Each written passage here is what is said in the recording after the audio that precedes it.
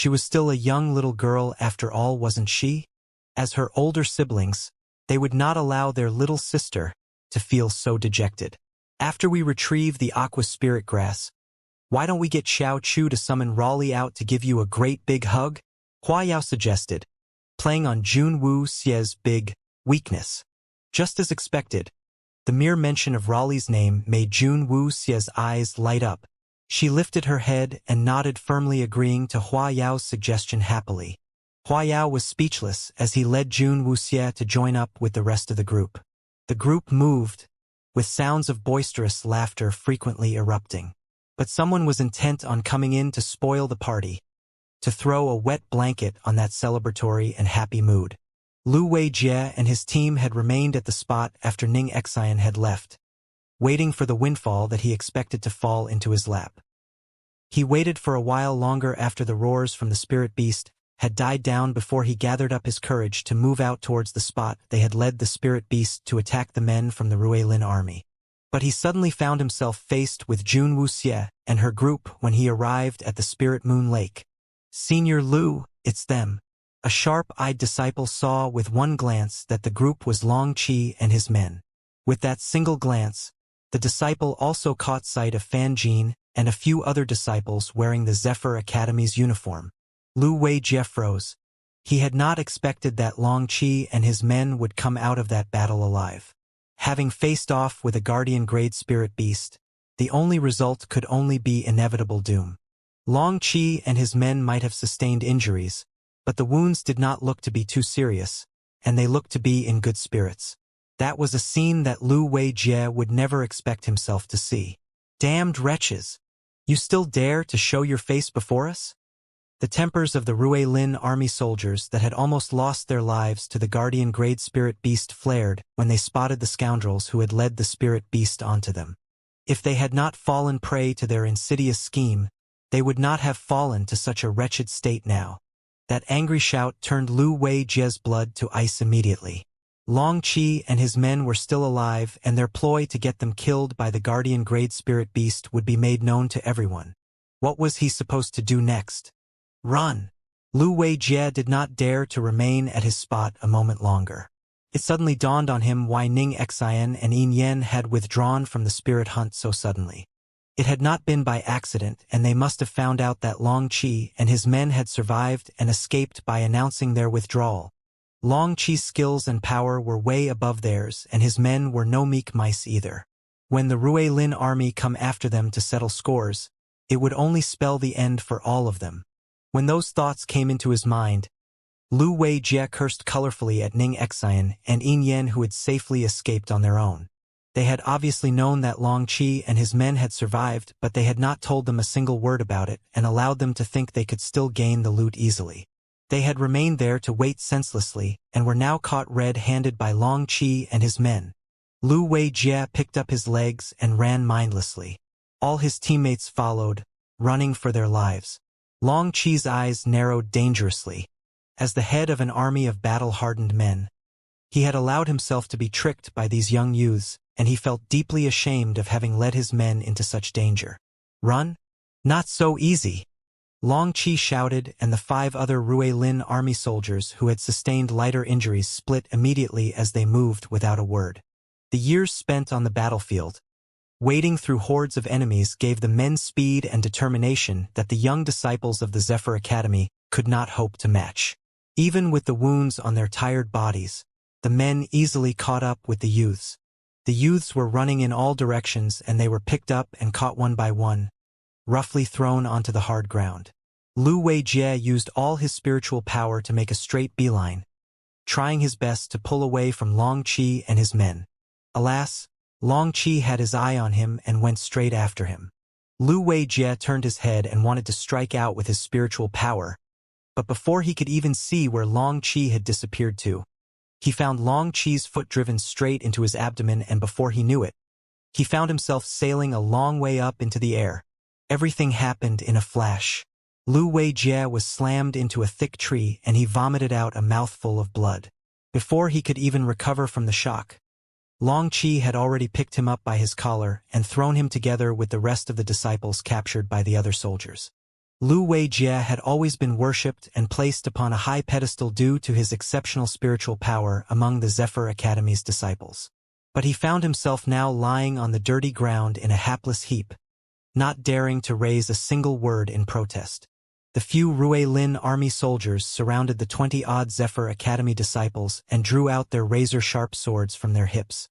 Light glinted off the cold steel, and suddenly, the disciples all started wailing pitifully. "No! Please! Don't kill us! We did not mean it! We've realized our mistake." They had been anxiously waiting to loot the Rui Lin army soldiers' dead bodies just mere moments before, and now they suddenly found themselves shoved to lie in the dirt on the cold hard ground. When they found themselves staring into the cold sharp swords pointed at them, the well-pampered and always protected youths immediately knelt and pleaded pitifully for their lives.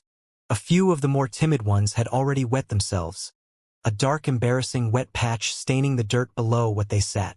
Fan Jin's eyes widened in flustered shock, and he immediately rushed over to stand before them. "General Long, hold your swords." Long Qi's raised sword hesitated at that moment. "I know that these scoundrels have committed an unforgivable crime, but they are after all still disciples of the Zephyr Academy. Please spare their lives on account of the Zephyr Academy, and the Academy promises to give you a satisfactory answer in return." Fan Jin hurried to intervene before the unthinkable happened. Long Qi and his men were men who had lived fighting, with their lives on the line. They were men who belonged to the most ferocious strike force, and taking the lives of those disciples could very well be easier for those men than eating a regular meal. Fan Jin knew very well if he had hesitated a moment more, all of the 20-odd lives of these disciples would have been extinguished there and then. Long Qi frowned deeply, his murderous rage still burning in his eyes as he said, "Having attempted to take the lives of others, they would naturally need to pay for it with their own lives." Fan Jin was sweating profusely, feeling heavily overwhelmed by Long Qi's oppressive aura. Although he knew a lot about the Rui Lin army, but he had never ever faced the blood-soaked murderous aura of a battle-hardened soldier up close, and the overpowering oppression was enough to almost make him lose his mind. I know, but all of you are at least still alive now, aren't you? I know they have gravely wronged you, but we are talking about more than 20 over lives here. Moreover, they aren't the real mastermind behind all this, or they would not have been moronic enough to have remained here in waiting. Their intentions might have been malicious, but they do not deserve to die for that. They are still very young, and I would implore General Long to show some mercy and spare them just this once. I can personally guarantee that the Zephyr Academy will definitely deal with them most severely." Fan Jin really felt like crying then. If he was not the son of the headmaster, he could jolly well let himself watch these idiots die. But as his father was the headmaster of the Zephyr Academy, and if he was to readily allow these 20-odd disciples to be killed here today, then the reputation of the Zephyr Academy would be utterly crushed henceforth. Although in every spirit hunt carried out, it was not deemed abnormal for a few of their disciples to die, but for this particularly star-studded team to be almost fully annihilated, it would be definitely raise countless eyebrows. For these disciples to have the ability to enroll into the Zephyr Academy, all the youths were either from fabulously rich families or from a strong tribe within one of the major powers throughout the lands.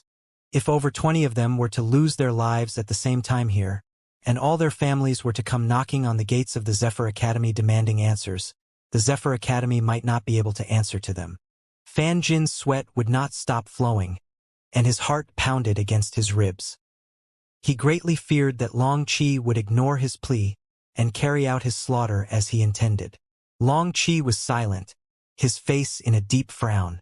If it had been anyone else, he would have kicked that person in the face and carried on with the deed. For a man who had lived his life that called for him to be merciless and unsympathetic as a military man, his will would not be changed that easily. But Fan Jin was however a comrade who was brought here by Jun Wuxie, and he could not totally disregard Jun Wuxie in this instance, and he turned to look at Jun Wuxie for her opinion. Jun Wuxie stared coldly at the visibly trembling Lu Weijie and his teammates. Her mind did not register any familiar faces among the disciples. It was just as Fan Jin had said, that the mastermind behind the devious plot was not among them, but Ning Xian and Yin Yen who had escaped, leaving this bunch behind. Those two had been quick in their escape and had left the rest of their team in the lurch. They must have intended to make these people their scapegoats and hoped that Long Chi's merciless blade's thirst for vengeance would be adequately quenched when it fell down on the heads of the rest of the team here and not pursue the matter any further. That was a rather smart move, to use others to take the blame while they escape the wrath of the Rui Lin army's men. But rather vicious, if one might say, to have abandoned a whole team of comrades so easily, to save their own necks. Jun Wuxie raised an eyebrow, and did not give any reaction at that moment. Jun Wuxie's silence made Fan Jin extremely nervous, and made the hearts of the disciples awaiting their fate stuck in their throats in fearful anticipation. When they heard Fan Jin address Long Chi as General Long, those youths knew they were in for it big time. They were not a merchant's convoy as they claimed, but were people who held extraordinary identities. General was the form of address reserved for the commander of an army.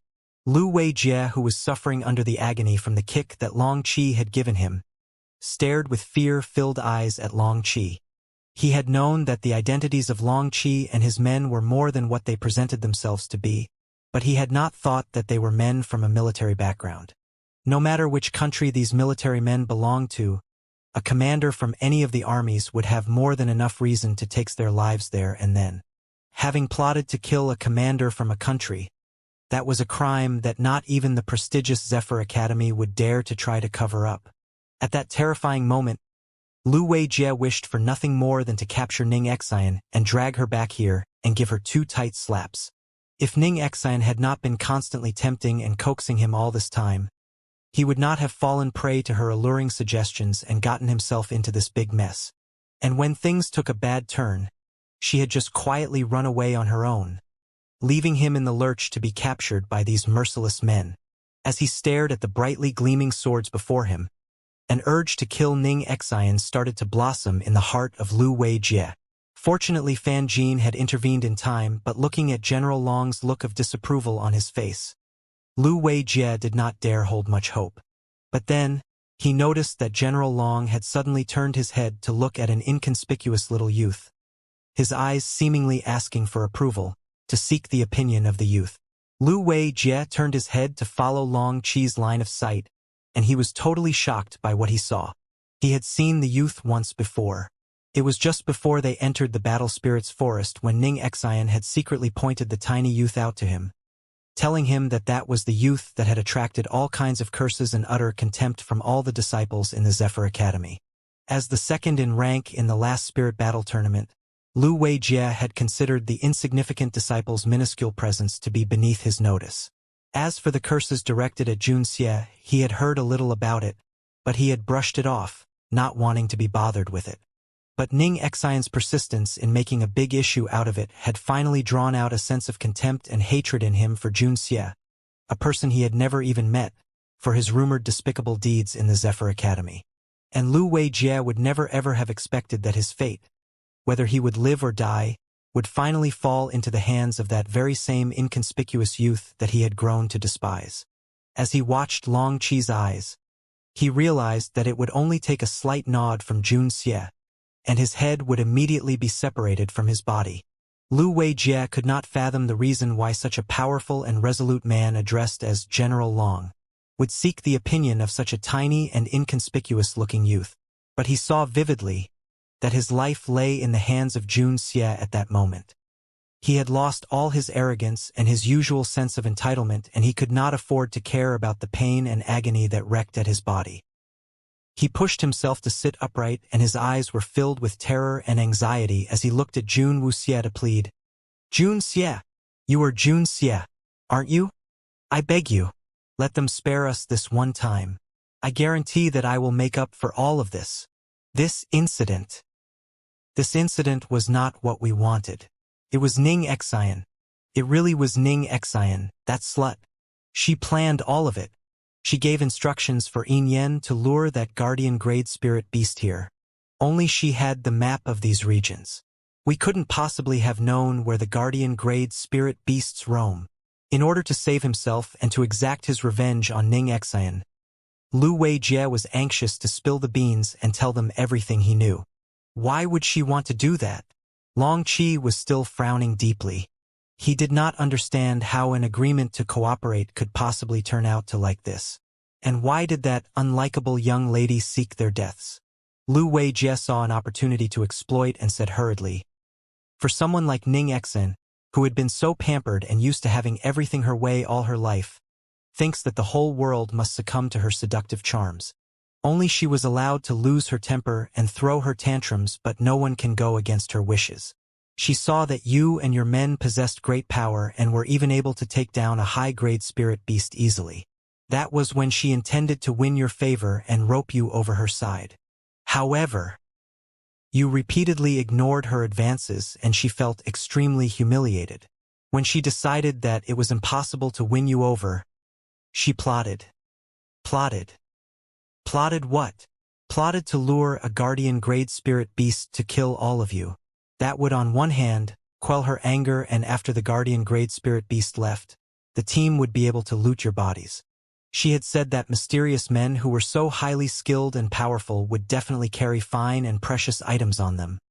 She knew that guardian-grade spirit beasts possesses a high level of consciousness and do not eat humans, and she pulled us into this malicious scheme of hers.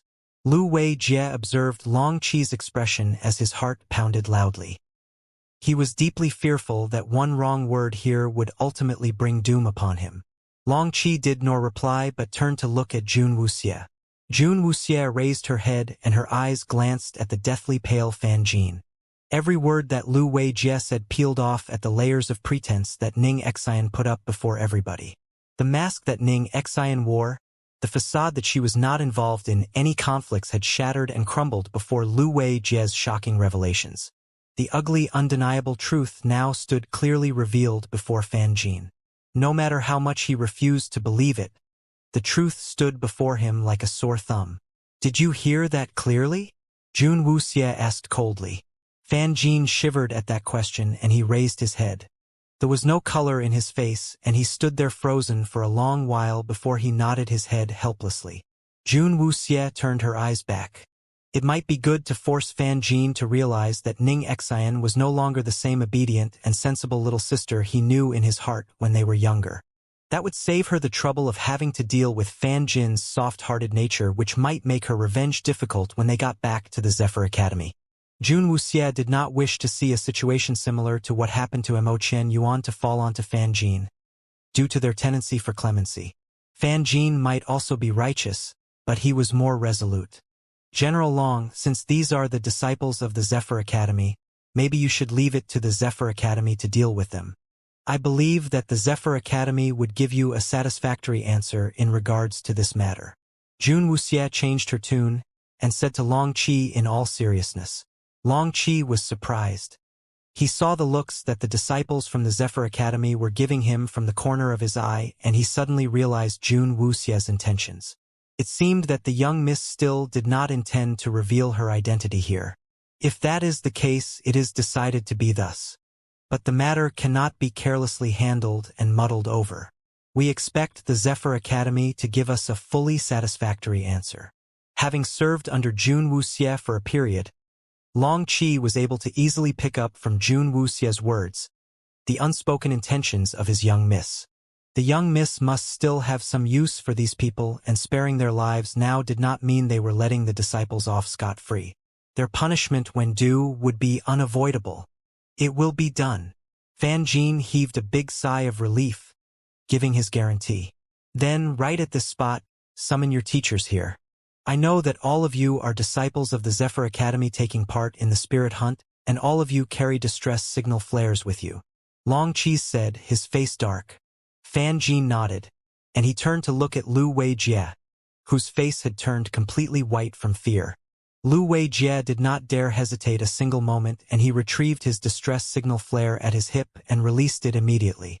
The bright flare lit up the skies at the moment it exploded, and it gave out a shrill screech that reverberated among the trees in the Battle Spirits forest. At the same moment that the distress signal flare exploded, all the Zephyr Academy disciples gave out a sigh of relief. The youths that had formed the team that had been acknowledged as the strongest team assembled for the spirit hunt were now all watching with anticipation as the signal flare that announced their withdrawal from the event lit up the skies in a bright glow. They thought no more of being number one, no more of being the strongest. Nothing was more important than keeping themselves alive. The few of you remain here and watch them. If any of them attempts to escape, kill them. Long Chi was not going to wait there without anything to do. He made the soldier who was more seriously injured and another two of his men to watch over Lu Weijie and the rest as he left with Jun Wuxie and the rest, making their way towards the Spirit Moon Lake, to pick the aqua spirit grass that they needed. Around the perimeter of the Spirit Moon Lake, everything seemed to be a picture of peace and tranquility. Within the dense forest that was highly fraught with untold dangers, a scene of perfect peace like this could very suddenly turn into one of blood and carnage right out from the depths of hell. Fan Jin and the rest watched and surveyed the surroundings on one side to prevent any sudden attacks from spirit beasts, while Jun Wuxie led the three disciples from the cloud-treading peak to go find and pick aqua spirit grass. Mu Chen's memory had served him right. Around the edges of the Spirit Moon Lake, the grounds were covered with wide swaths of light green aqua spirit grass. Budding on the small leafed blades of the aqua spirit grass, pristinely clear water droplet like crystals hung from on the ends of their leaves. While they picked the grass, they must be very careful not to squash and break those crystalline droplets. In matters such as this, the others did not dare to recklessly offer to help as they feared damaging these highly fragile and precious herbs. Xiao Chu turned his head everywhere for a while, but finally grew slightly impatient and strode to come closer to Jun Wuxie to ask in a whisper, "Little Xie, hurry up and tell me, why would you want to leave those people alive?" Anybody would have realized even when they thought through their toes. After those useless bums plotted against the men from the Rue Lin army, they were as good as dead. But Jun Wuxie had surprisingly spared their lives. Jun Wuxie looked up at Xiao Chu. She had not intended to waste extra effort in explaining herself, but when she recalled what Hua Yao had just said to her earlier, her heart softened a little and she said patiently, "With them around, Ning Xian would not have an easy life. Lu Weijie and the others more than deserved to die, but she had her eye on the two people, Ning Xian and Yin Yen, that this vicious scheme had originated from. Ning Xian was an only child, the daughter of the vice-headmaster. The fact that she had escaped back to the Zephyr Academy showed that she went back to seek shelter and asylum. All this while, Ning Xian had enjoyed an impeccable reputation in the Zephyr Academy, and she had always been consciously trying to maintain an outstanding image. And Jun Wuxie did not have much hobbies, but she liked nothing more than to crush and utter crumble the one thing that her enemies held most dear, right before their eyes. This wicked streak had somehow wormed itself into her, and it was not known when it had started. Xiao Chu blinked his eyes. Jun Wuxie's extremely short and concise explanation had not given Xiao Chu much information, but based on Xiao Chu's understanding on Jun Wuxie's way of doing things, he gained in sudden insight into her underlying intentions. You intend to use the mouths of Lu Weijie and his gang to attack and completely destroy Ning Xian's flawless reputation she had so painstakingly built up all these years? As the daughter of the vice-headmaster, who committed the nefarious crime of setting up a scheme to rob by murder, and framing her own fellow disciples for the deed. If news of the deed were to get out, Jun Wuxie would not need to lift a finger and Ning Xian's impeccable reputation in the Zephyr Academy would ultimately be destroyed. I'm only giving her a taste of her own medicine. Jun Wuxie's lips curled up at the corners. Whatever Ning Xian had done to her then, Jun Wuxie wanted to be sure that she returned Ning Xian everything, in its entirety. She still had time, and she would slowly savor the sweet taste of revenge in the days to come. Ning Xian had better not die on her too quickly. The teachers of the Zephyr Academy had, upon seeing the flare from the released distress signal, hurried over to its location. The team in charge of safety for this spirit hunt was formed by the elite personnel in the Zephyr Academy. The leader of this team was the highly revered Indigo Spirit exponent in the Zephyr Academy, Nan Gongsu. The team comprised of 5 other highly skilled blue-leveled spirit users in an attempt to fully protect their disciples in case of any accidents that might occur within the Battle Spirits Forest. Nan Gongsu's age was way past a sexagenarian, and his grayish-white beard made him look 70 or 80 years old. However, his actual age had already gone past a century and he was an esteemed and well-known figure. His name spread far and wide across the lands, as one of the most highly skilled exponents in existence. All this while, when distress signal flares were spotted, the job of the rescue usually fell onto those teachers who held blue-leveled spiritual powers. But this time, even Nangong Su moved out together with them. The reason being that the location where the distress signal flare was released fell in a region beyond the area the Zephyr Academy marked out for the spirit hunt. No one knew what kind of unimaginable danger the disciples might have encountered in that unfamiliar territories, and they had no choice but to activate the strongest Nangong Su among them. Nangong Su led the team to weave speedily through the dense forest towards the spot where the distress signal had been spotted, feeling mightily displeased. Before the spirit hunt had commenced, they had repeatedly emphasized that none of the disciples were to step beyond the boundaries marked out on their maps. But the location that the distress signal had been fired from this time had come from deep within the battle spirit's forest, which obviously showed that disciples had breached their given instructions.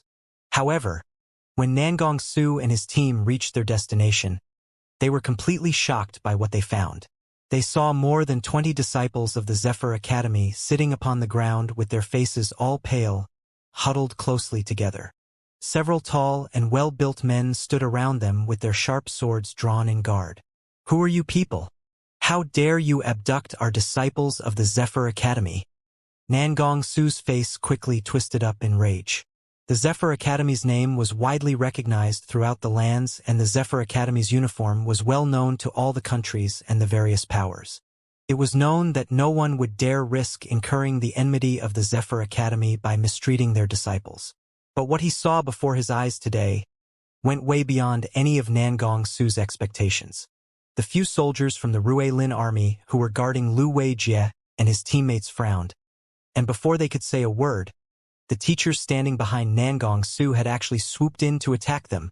The Rue Lin army soldiers could only hastily put up their hands in defense. In a blink of an eye, the two groups were already caught up in battle. The soldiers from the Rue Lin army were already carrying injuries, and their skills or power were inferior to the highly skilled exponents with their blue-leveled spirits. The Rue Lin army soldiers were quickly thrown into a disadvantageous position. The prior wounds on their bodies that had only just closed split open again successively, and blood splattered all over, presenting a garish sight to the others once again. The gravely injured Rue Lin army soldier was also attacked by the teachers from the Zephyr Academy. One of his arm was immobilized by a splint, and he could only lift his sword with his other arm to fend off the attack.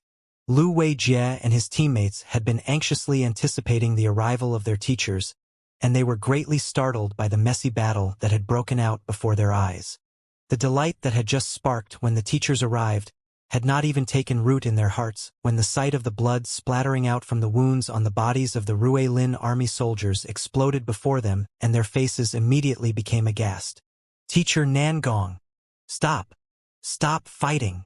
Lu Weijie stood forward hurriedly, his face still pale, his entire body trembling visibly. Nangong Su raised an eyebrow and was about to speak when a heavy and robust voice sounded behind him. "This is the way the Zephyr Academy does things? Their disciples fails at their attempt to murder, and their teachers come to silence the target." A chilling voice filled with rage suddenly rang out. Nangong Su turned his head quickly and saw a towering figure leading a group of people towards him. He peered closely at the group and noticed that there were several other youths dressed in the Zephyr Academy's uniform behind the tall man in the lead, and recognized one of them to be the son of Fan Qi, the headmaster of the Zephyr Academy, Fan Jin. Fan Jin was following Long Qi and the rest as they returned, and when they got back, he saw that the teachers from the Zephyr Academy were engaged in battle with the soldiers from the Rue Lin army. The high-strung nerves that had plagued him endlessly, which he had just managed to relax a little, immediately tensed up once again at that moment. "Grandpa Su, make them stop. You must not fight them. They have to stop." Fan Jin was on the verge of tears as he pleaded with Nangong Su. What was really happening here? "Stop," Nangong Su said suddenly. The teachers from the Zephyr Academy stopped their attacks and withdrew immediately. Ronghang and the other two disciples of the cloud-treading peak immediately rushed over to treat the wounds of the injured Rue Lin army soldiers. "What is going on here?" Fanjin, where do those people behind you come from? Why are they holding the disciples from my Zephyr Academy hostage? Do they really think that people from our Zephyr Academy can be bullied so easily? If I do not get a good explanation here today, even if you are here, I will not let the matter rest that easily. Nan Gongsu's face was creased in a deep frown. He had always been in charge of safety during the Zephyr Academy spirit hunts, and today, he had suddenly found that the disciples of the Zephyr Academy were actually captured and held hostage by external forces. He had deemed it to be an undeniable affront to the Zephyr Academy's prestigious name. Fanjin hurriedly tried to explain, "This is not what it seems, Grandpa Su. You are misunderstanding." Misunderstanding? The facts are before my eyes. Do you think I am blind? Nan Gongsu said coldly.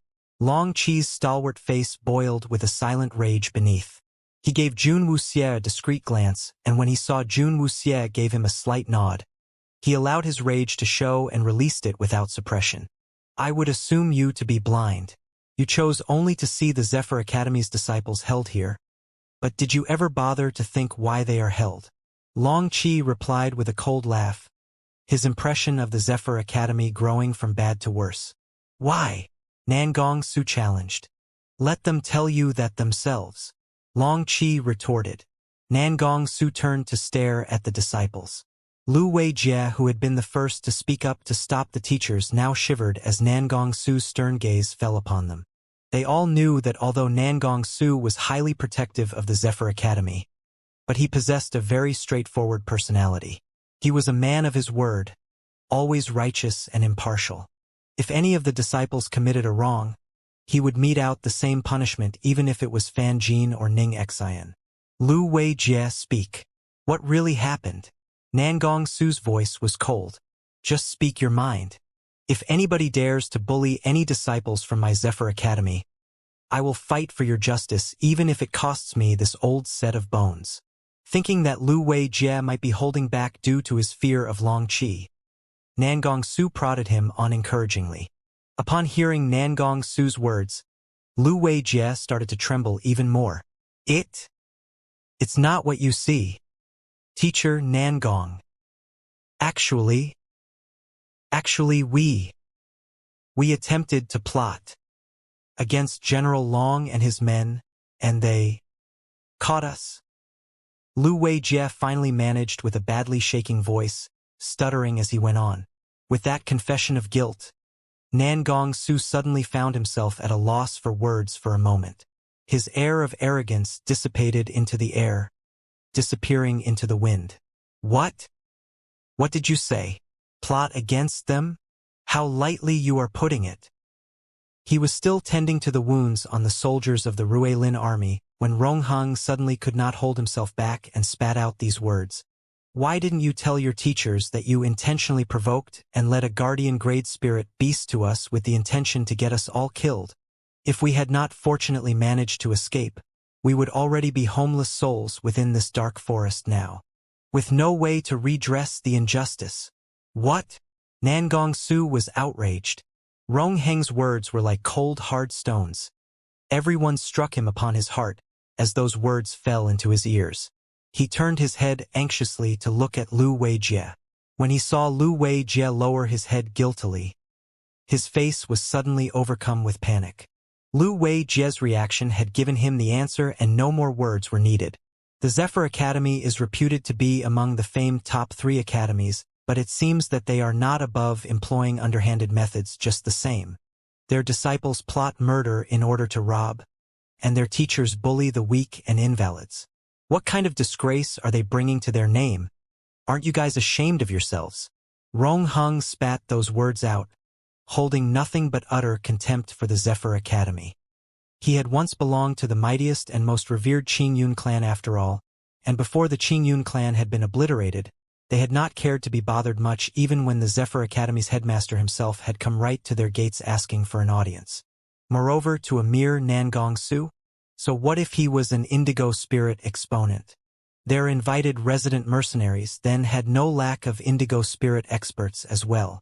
Although the Qingyun clan no longer existed, his master Muchan was the only remaining elder of the Qingyun clan still alive. With a single word from Mu Chun, countless highly skilled exponents would move mountains just to gain his favor. When the soldiers of the Rui Lin army had gotten themselves injured trying to protect him and his fellow disciples from harm, Rong Hong had already been boiling with anger. And now, when even the teachers were exhibiting such tyranny without even listening to reason made him absolutely seethe in rage. Nangong Su's flushed red. Hearing the Zephyr Academy's prestigious name so thoroughly insulted and put down, he could not help but feel indignant. Who are you? How dare you smear the name of my Zephyr Academy so lightly?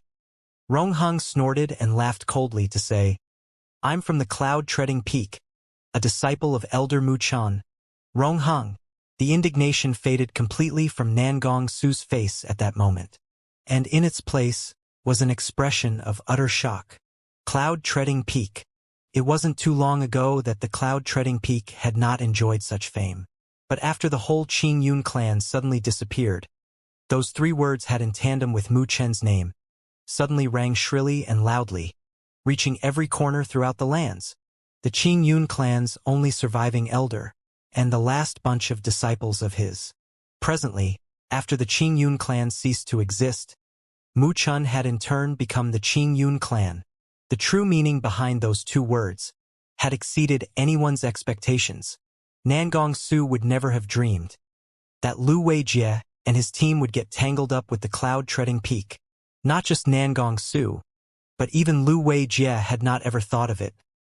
He had thought that Long Qi and his men were the most important people within the group of people. Little did he know, it would be the unremarkable Rong Hong and his fellow disciples. It's the cloud-treading peak. After the Qing Yun clan vanished, they were replaced by Mu Chun and his disciples. Lu Weijie wished he would just die at that moment. He finally realized that he had provoked a group of people whom he must never ever provoke. With Mu Chun's current exalted status and prestigious position, a single word from him would draw countless exponents to him. Whoever harmed his disciples, needless to mention Lu Weijie, as even the headmaster of the Zephyr Academy himself would not be able to stop Mu Chen's might. Lu Weijie's trembling grew even worse at that moment. Even Nangong Su's countenance was showing a tinge of green. My fellow disciples and I came to the Battle Spirits Forest with General Long and his men from the Rui Lin army, and we chanced upon these disciples of the Zephyr Academy. They claimed to possess a map of the Battle Spirits Forest and made a deal with us for leading us here. But they had finally schemed to rob and murder us all. They had attempted to get us killed here in the forest, and steal the loot from our bodies thereafter. Rong Hong said with disdain. Upon hearing that, Nangong Su's body swayed heavily. Rui Lin army. That was the widely known and reputed to be the most ferocious strike force. He had not truly believed Rong Heng's words in the beginning, but after hearing of the Rui Lin army, Nangong Su was completely convinced. The Rui Lin army were famed not for their battle strength and power, but they earned their reputation due to the fearlessness and ferocity on the battlefield. Determined and impartial, righteous and unyielding, they were a force that everyone held a deep respect for. Soldiers from a force like that would never spout any accusations with intentional inaccuracies. Nangong Su was losing his mind, just what had given Lu Weijie and his teammates the guts to scheme against such a group of people. Disciples from the cloud-treading peak, and a general from the Rui Lin army. They must have been seeking their own deaths. Did all of you really commit such atrocities? Nangong Su was trembling with rage. Those kids had tangled with the cloud-treading peak and even gotten themselves entangled with the Rui Lin army. These little bastards had really stirred up a big pot of trouble. Did they know how much effort the Zephyr Academy's headmaster had put in trying to locate Mu Chun, and these scoundrels had dared to attempt to kill Mu Chen's disciples? Wouldn't this incident turn Mu Chun against them? Lu Weijie was so terrified that his face had not a single bit of color. When he came to realize that Long Qi was from the Rui Lin army, he had fallen over backwards, his buttocks hitting hard onto the ground, wanting to cry, but no tears came out. Teacher Nangong. I wasn't the one who started all this, it was Ning Xian. Ning Xian was the one who wanted the guardian grade spirit beast to kill all of them. I was merely baited by her alluring words to carry it out. Lu Weijie was almost screaming in plea, in desperation. The matter was becoming too big to handle, and there was no way he could shoulder it alone. When he heard Ning Xian's name being mentioned, Nangong Su's face paled once again. It was all her. She knew that General Long and his men possessed extraordinary skills, and she had initially wanted to use the map she possessed to exchange for high-grade spirit stones from General Long and his men. She later decided to try to win them over, but General Long refused to play along with her. She felt humiliated, and it quickly turned to rage. She then schemed up this plan to get General Long and his men killed. All of it was Ning Xian's doing. All her. Lu Weijie was so terrified he couldn't think straight anymore, and he just heaped all the blame onto Ning Xian. She was heartless first, so don't blame him for being disloyal. Nangong Su was deeply traumatized by the revealed truth, and was about to refute in Ning Xian's defense when he suddenly remembered. Just earlier, the teachers had spotted Ning Xian's distress signal flare, and the location was not too far from here. When Ning Xian and Yin Yen had announced their voluntary withdrawal from the spirit hunt, it had greatly puzzled the teachers, and Nangong Su himself had felt a little pity for their loss then. Now that he had heard Lu Weijie's accusations, he found that he was beginning to understand why those two had voluntarily withdrawn when they were practically unscathed. Is it clear to you now? Long Qi asked, his voice dripped with derision. Allowing their disciples to commit murder and robbery, and their teachers played accomplice to those evil deeds by injuring the soldiers of our Rui Lin army. In regards to this debt, the Rui Lin army will most definitely be coming to the Zephyr Academy to seek an answer for it.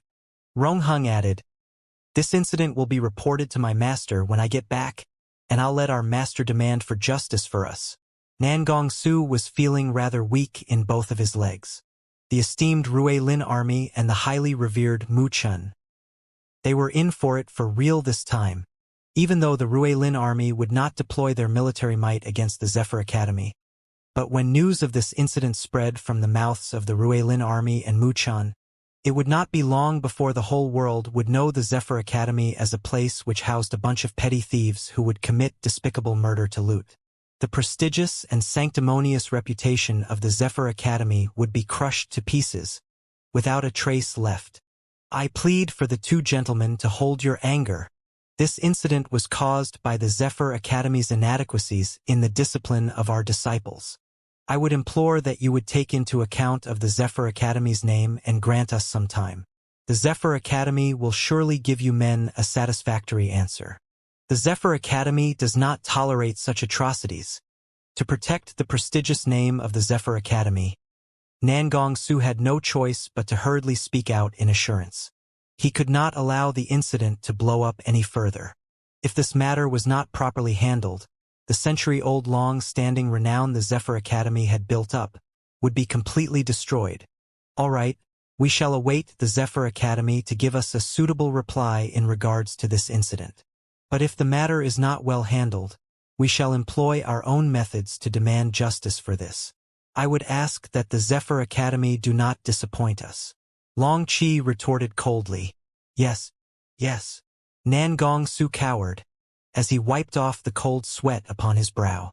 The stakes involved in this incident was too big for him to handle, and he could only wait till he returned back to the Zephyr Academy, to have the headmaster, Fan Qi, decide on it.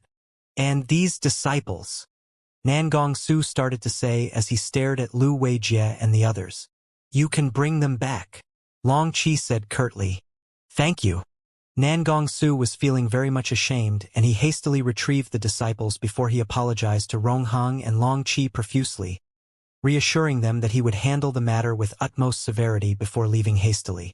After waiting till Nangong Su and the rest had left, Fan Jin finally sighed in relief. He was still feeling a little awkward, but he put up a brave front and said, Nangong Su has always been straightforward and candid. He will definitely report the whole matter to my father, and the incident will be handled appropriately. Fan Jin was feeling most unfortunate at that moment. Why did such stupid disciples choose to enroll into the Zephyr Academy? They only dragged the Zephyr Academy's name down. Long Qi did not speak any more about the matter, but turned to look at Jun Wuxie. Does young miss have any other instructions for your subordinate? Jun Wuxie nodded slightly and said, After some time, bring some men to come to the Zephyr Academy. Yes. Long Qi hesitated a moment before he said, "Has our young miss considered changing into another academy? The Zephyr Academy might not be the best choice." Fan Jin, who was standing just beside them, seriously thought about burying his head into the ground at that moment. "No need," Jun Wuxie replied simply. The real reason she went to the Zephyr Academy was not to pursue knowledge anyway. The matter had come to a rest for the time being. The injuries sustained by the Rue Lin army soldiers were not mortal, and with a little more treatment, they would be able to move freely. They have acquired the aqua spirit grass they came for, and as the herbs have not been processed and treated, they would not keep for extended periods. Long Qi and his group could not afford to remain in the Battle Spirits Forest much longer, and they embarked on their return hastily. After reluctantly bidding Jun Wuxie farewell, Long Qi led the group back to the Qi Kingdom. When he left, he promised to come see Jun Wuxie again when the men from the Rue Lin army come pay their visit to the Zephyr Academy.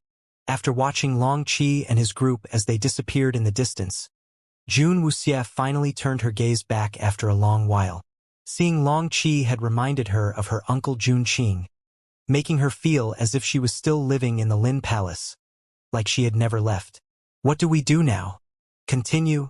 Chao Chu asked, his hands clasped behind his head. "Yes." Jun Wuxie forced herself to regain her composure.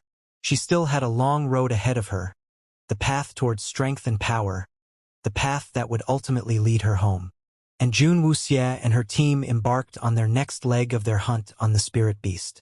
With these characters present, the spirit beasts in the Battle Spirits Forest were in for quite a bashing. With the spirit hunt nearing its close, they did not have much time left as they continued to hunt for spirit beasts they could take down. It was dusk when the youths returned from their bountiful hunt and sat down in a circle beside the spirit moon lake. Jun Wuxie bit at the dried meat slowly and watched the sunset, and no one knew what she was thinking. Suddenly, she felt a gaze on her. She turned her head to look into the direction she had felt the gaze and caught a fleeting glance of a tiny figure flash past, in between the trees not too far away from them. That fleeting shadow had been too fast, and with the low light of dusk, she had not been able to see it clearly. "What is it?" Chao Chu stretched out his head to ask. Jun Wuxie narrowed her eyes, but she did not sense any danger.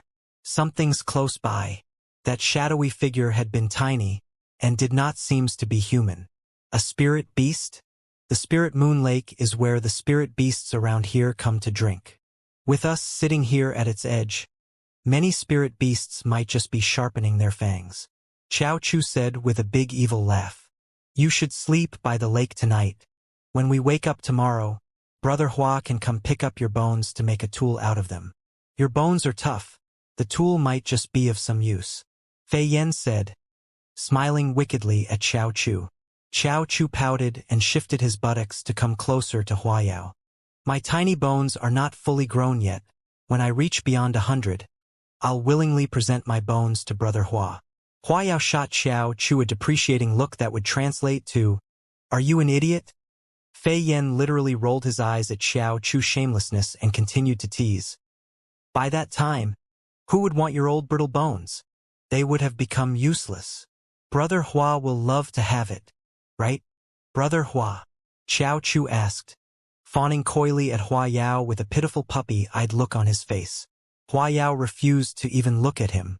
Rong Rua watched them banter with a light laugh and reached out her hand to offer some rations to Fan Jin, who had been silent all this while. Fan Jin gave Rong Rua a bitter smile and nodded in appreciation, secretly envious of the close ties that Chao Chu enjoyed with his comrades. He knew he treaded a different path from these guys, especially after all the recent incidents that had rocked the Zephyr Academy, and Fan Jin only felt deeply ashamed and a sense of guilt towards Jun Wuxie. Jun Wuxie was still dogged by a strange feeling that something was not right. The feeling that she was being watched had appeared once again, but she had not seen any fleeting shadows this time. And that same situation surfaced once again the next day. Jun Wuxie and the team had just hunted down a high-grade spirit beast when that feeling struck her once more. This time, she did not try to search for it, but to secretly summon Yisha. However, when Yisha came back to them, Jun Wuxie was greatly shocked. She only saw a rotund, woolly little sheep gripped in Yisha's hand. Its rounded spherical-shaped body looked very much like a woolly snowball. Two tiny horns curled on the top of the little sheep's head, and its round eyes were brimming over with tears as it looked straight at Jun Wuxie. This is a spirit beast. Xiao Chu was staring in wide-eyed wonder. He looked at the tiny spirit beast who was not much bigger than the little black cat and thought what a wonderful world he was living in. Xiao Chu stretched out his finger to poke at the tiny sheep's little body, and the little fella trembled a little. Meh. Jun Wuxie's eyes flashed, but she made no action. This spirit beast has been tailing our young Mississippi, Yisha stated. Huh? That's strange. It's such a tiny spirit beast. It must belong to the lower grades. First grade? Why was it following little Xie for? The soft, fluffy feel made Xiao Chu enjoy himself tremendously, and he ravaged the tiny sheep's soft wool, rubbing it vigorously. Gripped in Yisha's hand, the tiny sheep's four little hooves kicked and struggled endlessly, but it was unable to escape from Xiao Chu's violation, and could only bleat helplessly going meh, meh. Ha ha ha. Xiao Chu was getting carried away, and was beginning to get a glimpse into the reason why Jun Wuxie loved Raleigh so much. Thud! One of the tiny sheep's front hoof suddenly hit Xiao Chu right on the bridge of his nose. The little but hard hoof had left a red glowing imprint right on the bridge of Xiao Chu's nose. Xiao Chu was suddenly still. Young miss, how do you want me to deal with this? Yisha asked. Give me. Jun Wuxie stretched out her hand. The little black cat on her shoulder silently swept its tail over its eyes.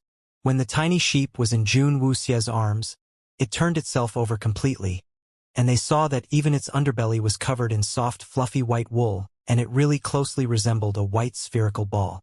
Meh. Jun Wuxie's eyes narrowed, as she looked at the tiny wool ball in her arms, and drew in a slight breath. She hugged it tight, rubbed its fluffy wool. Meh. Meh. Xiao Chu had the others fell speechless, and laughter soon erupted among the teammates. Seeing the tiny sheep cuddled, stroked and rubbed all over by Jun Wuxie, made them all roar out in laughter. Outraging a spirit beast's modesty, only Jun Wuxie would be capable of such a thing.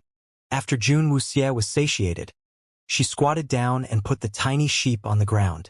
The tiny sheep was still dizzy from Jun Wuxie's ravaging and was slightly swaying as it stood. It shook its head vigorously to clear the dizziness.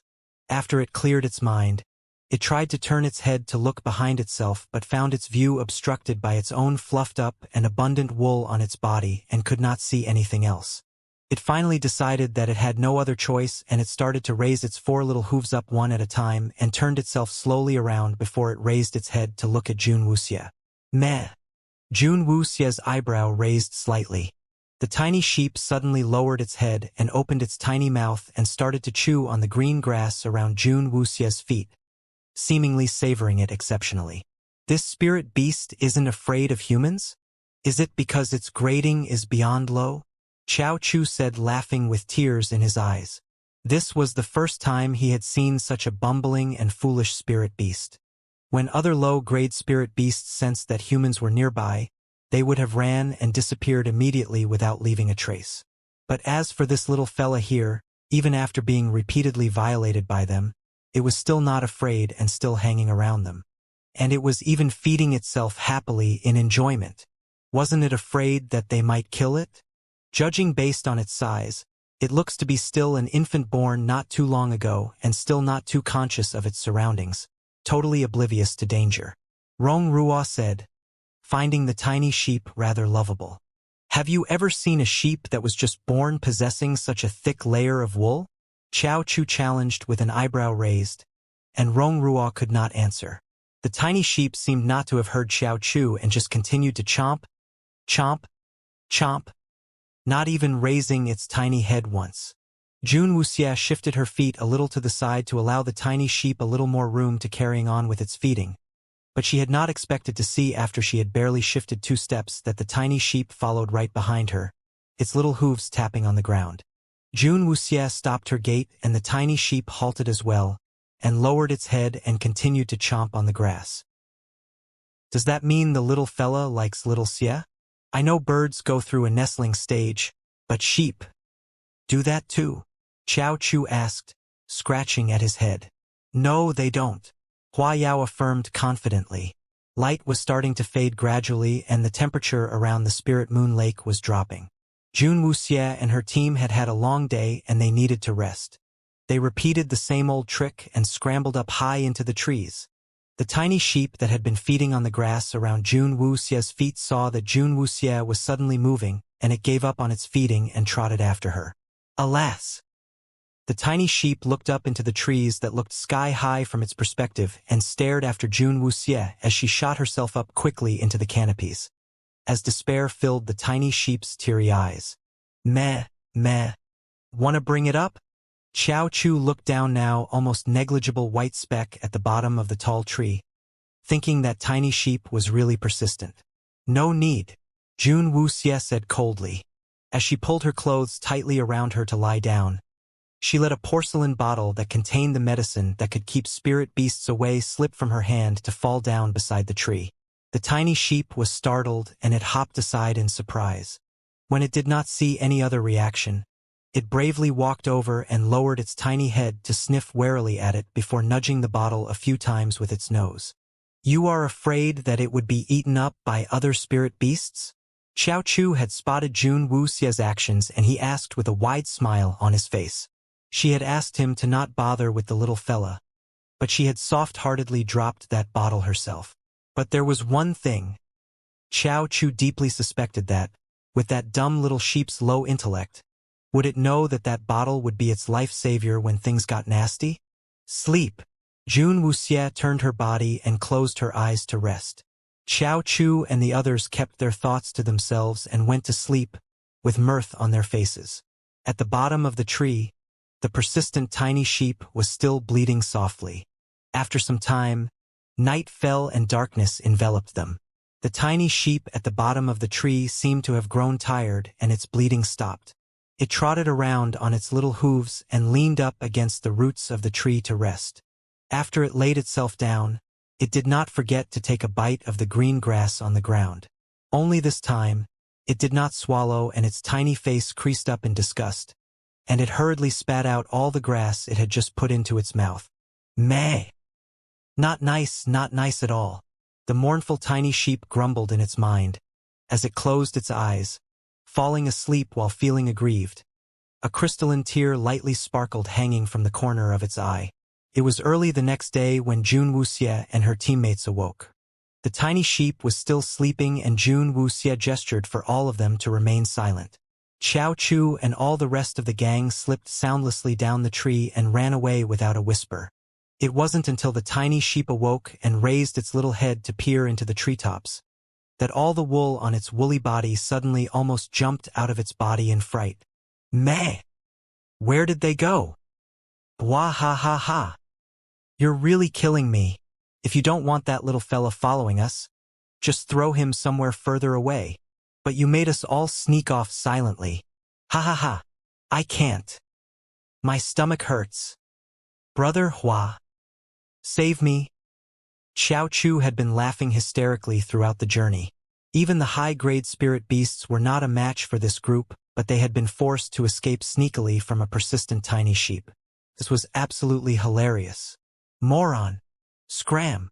Fei Yen kicked away Xiao Chu who was about to taint Hua Yao with his dirty paws. His face creased up in disgust. But I am rather curious though, little Xie. Why are you not willing to keep that little fella? It is rather cute, isn't it? Rong Ruo was rather puzzled by Jun Wuxie's reaction. She could see how much Jun Wuxie loved furry little animals, and logically, wouldn't Jun Wuxie be happy to have the moronic little sheep follow her? We'll die, Jun Wuxie said, frowning slightly. Rong Ruo was taken aback, but knew what she meant. Although the lifespans of spirit beasts were longer than ordinary livestock, but still shorter when compared to a human's lifespan. A spirit beast that belonged to such a low grade might just live a little more than a decade, and Jun Wuxie did not want to keep it as she was afraid the little beast would die on her one day, and she did not want to deal with the heartbreak that would be sure to come. If it stayed by her for a long period, feelings were bound to develop, and it was the same even for the usually cold Jun Wuxie. Hence, no matter how much she loved it, She would not allow herself to grow attached to the little fella with its short lifespan. She hated to see anything that she truly loved die before her eyes. She might always seem cold and distant, but once she developed an attachment, it was difficult for her to cut ties. Although she absolutely adored those cute and furry animals, but she allowed herself to only interact with them occasionally, and would never grow too close to any particular one. The little black cat was an exception, due to the fact that as long as she lived, it would be able to accompany her till the end. Raleigh was another exception as it was a powerful ring spirit and it would not die under normal circumstances. When they would not be parted by life and death, she would not have any misgivings about it. Cough. Raleigh will live a longer life than me. Do you want me to summon Raleigh to cuddle? Xiao Chu asked, suddenly coming beside Jun Wuxie. He had always felt, despite Jun Wuxie's cold and icy personality, the words she says sometimes made one's heart cringe in bitter sympathy. It might be her extraordinary intelligence that made her much too aware of the potential heartbreaks that caused her to restrain herself so pitifully. At such a young age, but bogged down with so much misgivings causing her to restrain herself from the things she loved. Wouldn't that be very tiring? Jun Wuxie shook her head, and when she looked up and saw Xiao Chu and the others looking at her with a "You're so pitiful, so heart-wrenching" expression on their faces, she was rather surprised. Had she just said anything wrong? Why are all their expressions so weird? Meow. The little black cat swished its tail as it rested on Jun Wuxie's shoulder. Do not use your own logic to assess the average person. Your words will always make them think that you are just a pitiful person with a tragic past, and you are just silently repressing your real self. Jun Wuxie felt a slight twitch at one corner of her mouth. She did not think she was pitiful in any way, not even once. After she was reborn, she had felt the bliss that she had never felt before. The noisy banter continued as they went along on their way as they set their sights on the next target. They easily overcame the spirit beast who actually had a tear in its eye when it died. Then, a small tiny white figure was once again hidden behind a line of trees not too far away. The round eyes sparkled as it stared at Jun Wuxie standing just beside Fan Jin. Found them. Meh. A snow-white spherical ball of wool dashed forward, its short tiny little hooves fully extended. Jun Wuxie could spot the ball of white unidentifiable object from afar, dashing madly all the way straight at her. Meh. Oh no. I will be discovered. Just before it got to the spot right before Jun Wuxie, the tiny sheep jammed its short little hooves to a sudden halt. But the built-up momentum continued to carry it forward, and the tiny round woolly ball fell onto the soft green grass. The tiny sheep panicked. It hurriedly raised up its two short front hooves to quickly cover its eyes completely. You cannot see me, you cannot see me. Jun Wuxie stared at the tiny sheep right in front of her. She was speechless. Xiao Chu erupted into another bout of hysterical laughter. You've tumbled, rolled, and stopped right by our feet, for goodness sake. Covering your eyes does not mean no one can see you. Can you come to your sheep senses? Go. Jun Wuxie turned resolutely and walked away, not wanting to give the tiny white ball another glance. Xiao Chu could not stop guffawing as turned and followed behind Jun Wuxie and the others. The tiny sheep finally peeked out under its hoof, and when it saw the departing back of Jun Wuxie, it hopped up onto its four little hooves and followed behind, its hard hooves tapping on the ground. Throughout the rest of the journey, whenever Jun Wuxie stopped her feet, Xiao Chu would always find a dumb tiny sheep whenever he turned his head behind to look, lying flat on the ground, its tiny front hooves covering its eyes. And once Jun Wuxie resumed walking, that dumb tiny sheep would follow, its hooves tapping on the ground once again. That tiny sheep was sure, exceptionally determined. Till the moon was almost dipping behind the mountains in the west, the tiny sheep was still keeping at it, following behind Jun Wuxie all the way, maintaining a fixed distance away from each other. Finally, Jun Wuxie was feeling rather helpless. Little black. Meow. Drive it away. Meow. Understood. Scare it away. It will be done. The little black cat jumped to the ground from Jun Wuxie's shoulders and walked with poise and grace, as it approached the dumb, tiny sheep that was still hiding behind its hooves.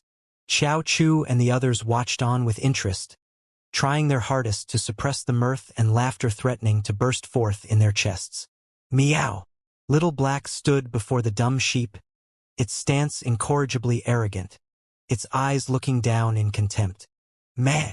The tiny dumb sheep slowly lowered its hooves very slightly, and peeked over them a little to see the little black cat standing before it. I've been discovered. I've been discovered. Meh! At that moment, the tiny sheep was in a panic and every single strand of wool on its body almost stood out on their ends. The little black cat stared at the tiny dumb sheep as it weaved about in circles in a state of panic, and found itself speechless. It licked on its paws and suddenly morphed into its black beast form. It opened its jaws wide, exposing its sharp-pointed fangs, and gave out a full-bodied ear-shattering roar directed right at the tiny dumb sheep that was merely at size of its head. Roar! The sound reverberated, and the soft wool on the tiny sheep's body was pushed back from the mighty roar. The tiny dumb sheep stared wide-eyed at the ferocious and majestic black beast, and it froze, like a little sheep statue on the ground. The black beast tipped up its nose and snorted contemptuously, feeling very pleased at the expression of utter shock on the tiny dumb sheep, its tail swishing happily behind. Little sheep! Run before I eat you up! The tiny dumb sheep had not moved and its 4 hooves finally started to take a few steps backwards then. Just as everyone had thought that they were about to lose the persistent little sheep from the fright the black beast had given it, an astounding sight materialized right before their very eyes. The tiny dumb sheep, after having taken a few steps backwards, all the wool on its tiny body started to give out a brilliant and blinding light. The grass beneath its hooves started to rustle, though there was no wind. A whirlwind suddenly kicked up, swirling fiercely around the tiny body, enveloping it completely. The blinding brilliance exploded, and everyone had to avert their eyes. The brilliant light intensified and grew into a humongous glowing body. The rays of light then started to gradually disappear as they dispersed into the air. A gigantic and unbelievably massive spirit beast suddenly stood before their astounded eyes. The gigantic spirit beast was no stranger to all of them there. It was the exact same guardian-grade spirit beast that had attacked the men from the Ruelin army just days before. Before the sudden appearance of the gargantuan guardian-grade spirit beast, the massive black beast suddenly looked to be so tiny. The guardian-grade spirit beast opened its humongous jaws and gave the black beast a mighty roar that sounded like it would split the skies. Roar! We're dead. We're so dead. We're so damn dead. Everyone's mind was in suddenly disarray. Nothing in the world would have made them thought that the tiny dumb sheep that had so doggedly shadowed Jun Wuxie would turn out to be a guardian-grade spirit beast. And it was the same one that they had fought. Tell me, please. This is not real. Xiao Chu's legs were suddenly feeling weak and he was holding on to Hua Yao's shoulder for support in order to remain standing. That dumb sheep was really the same guardian-grade spirit beast? Were the heavens making fools out of them? Had he really, just some time earlier, violated a guardian-grade spirit beast? And he had remained in one whole piece. It was really great. To be alive. The one that was most shocked was actually Jun Wuxie, however, not much of it actually showed on her face. She only stared wordlessly at the gigantic-sized spirit beast, and no one knew what she was thinking. The most miserable one among them was the black beast. As it had shouldered the responsibility of driving the sheep off, its entire body was now fully peppered with spit from the guardian-grade spirit beast. As it stared at the exposed fang, that was as big as its entire body, reflecting its own image on its smooth white surface, the black beast almost lost its mind. It was thinking that its mistress had really done it this time. Meow. The black beast turned tail, and tactfully slipped with a swoosh to jump up onto Jun Wuxie's shoulder in hiding, quickly reverting back to its little cat form as it sprinted and leapt. Meow! I almost died there. Jun Wuxie patted the little black cat's head reassuringly. The guardian-grade spirit beast smirked as it saw the black beast revert to its black cat form, and it raised its head smugly and snorted indignantly. After that, The spirit beast lowered its enormous body flat upon the ground and stared with its massive eyes at Jun Wuxie.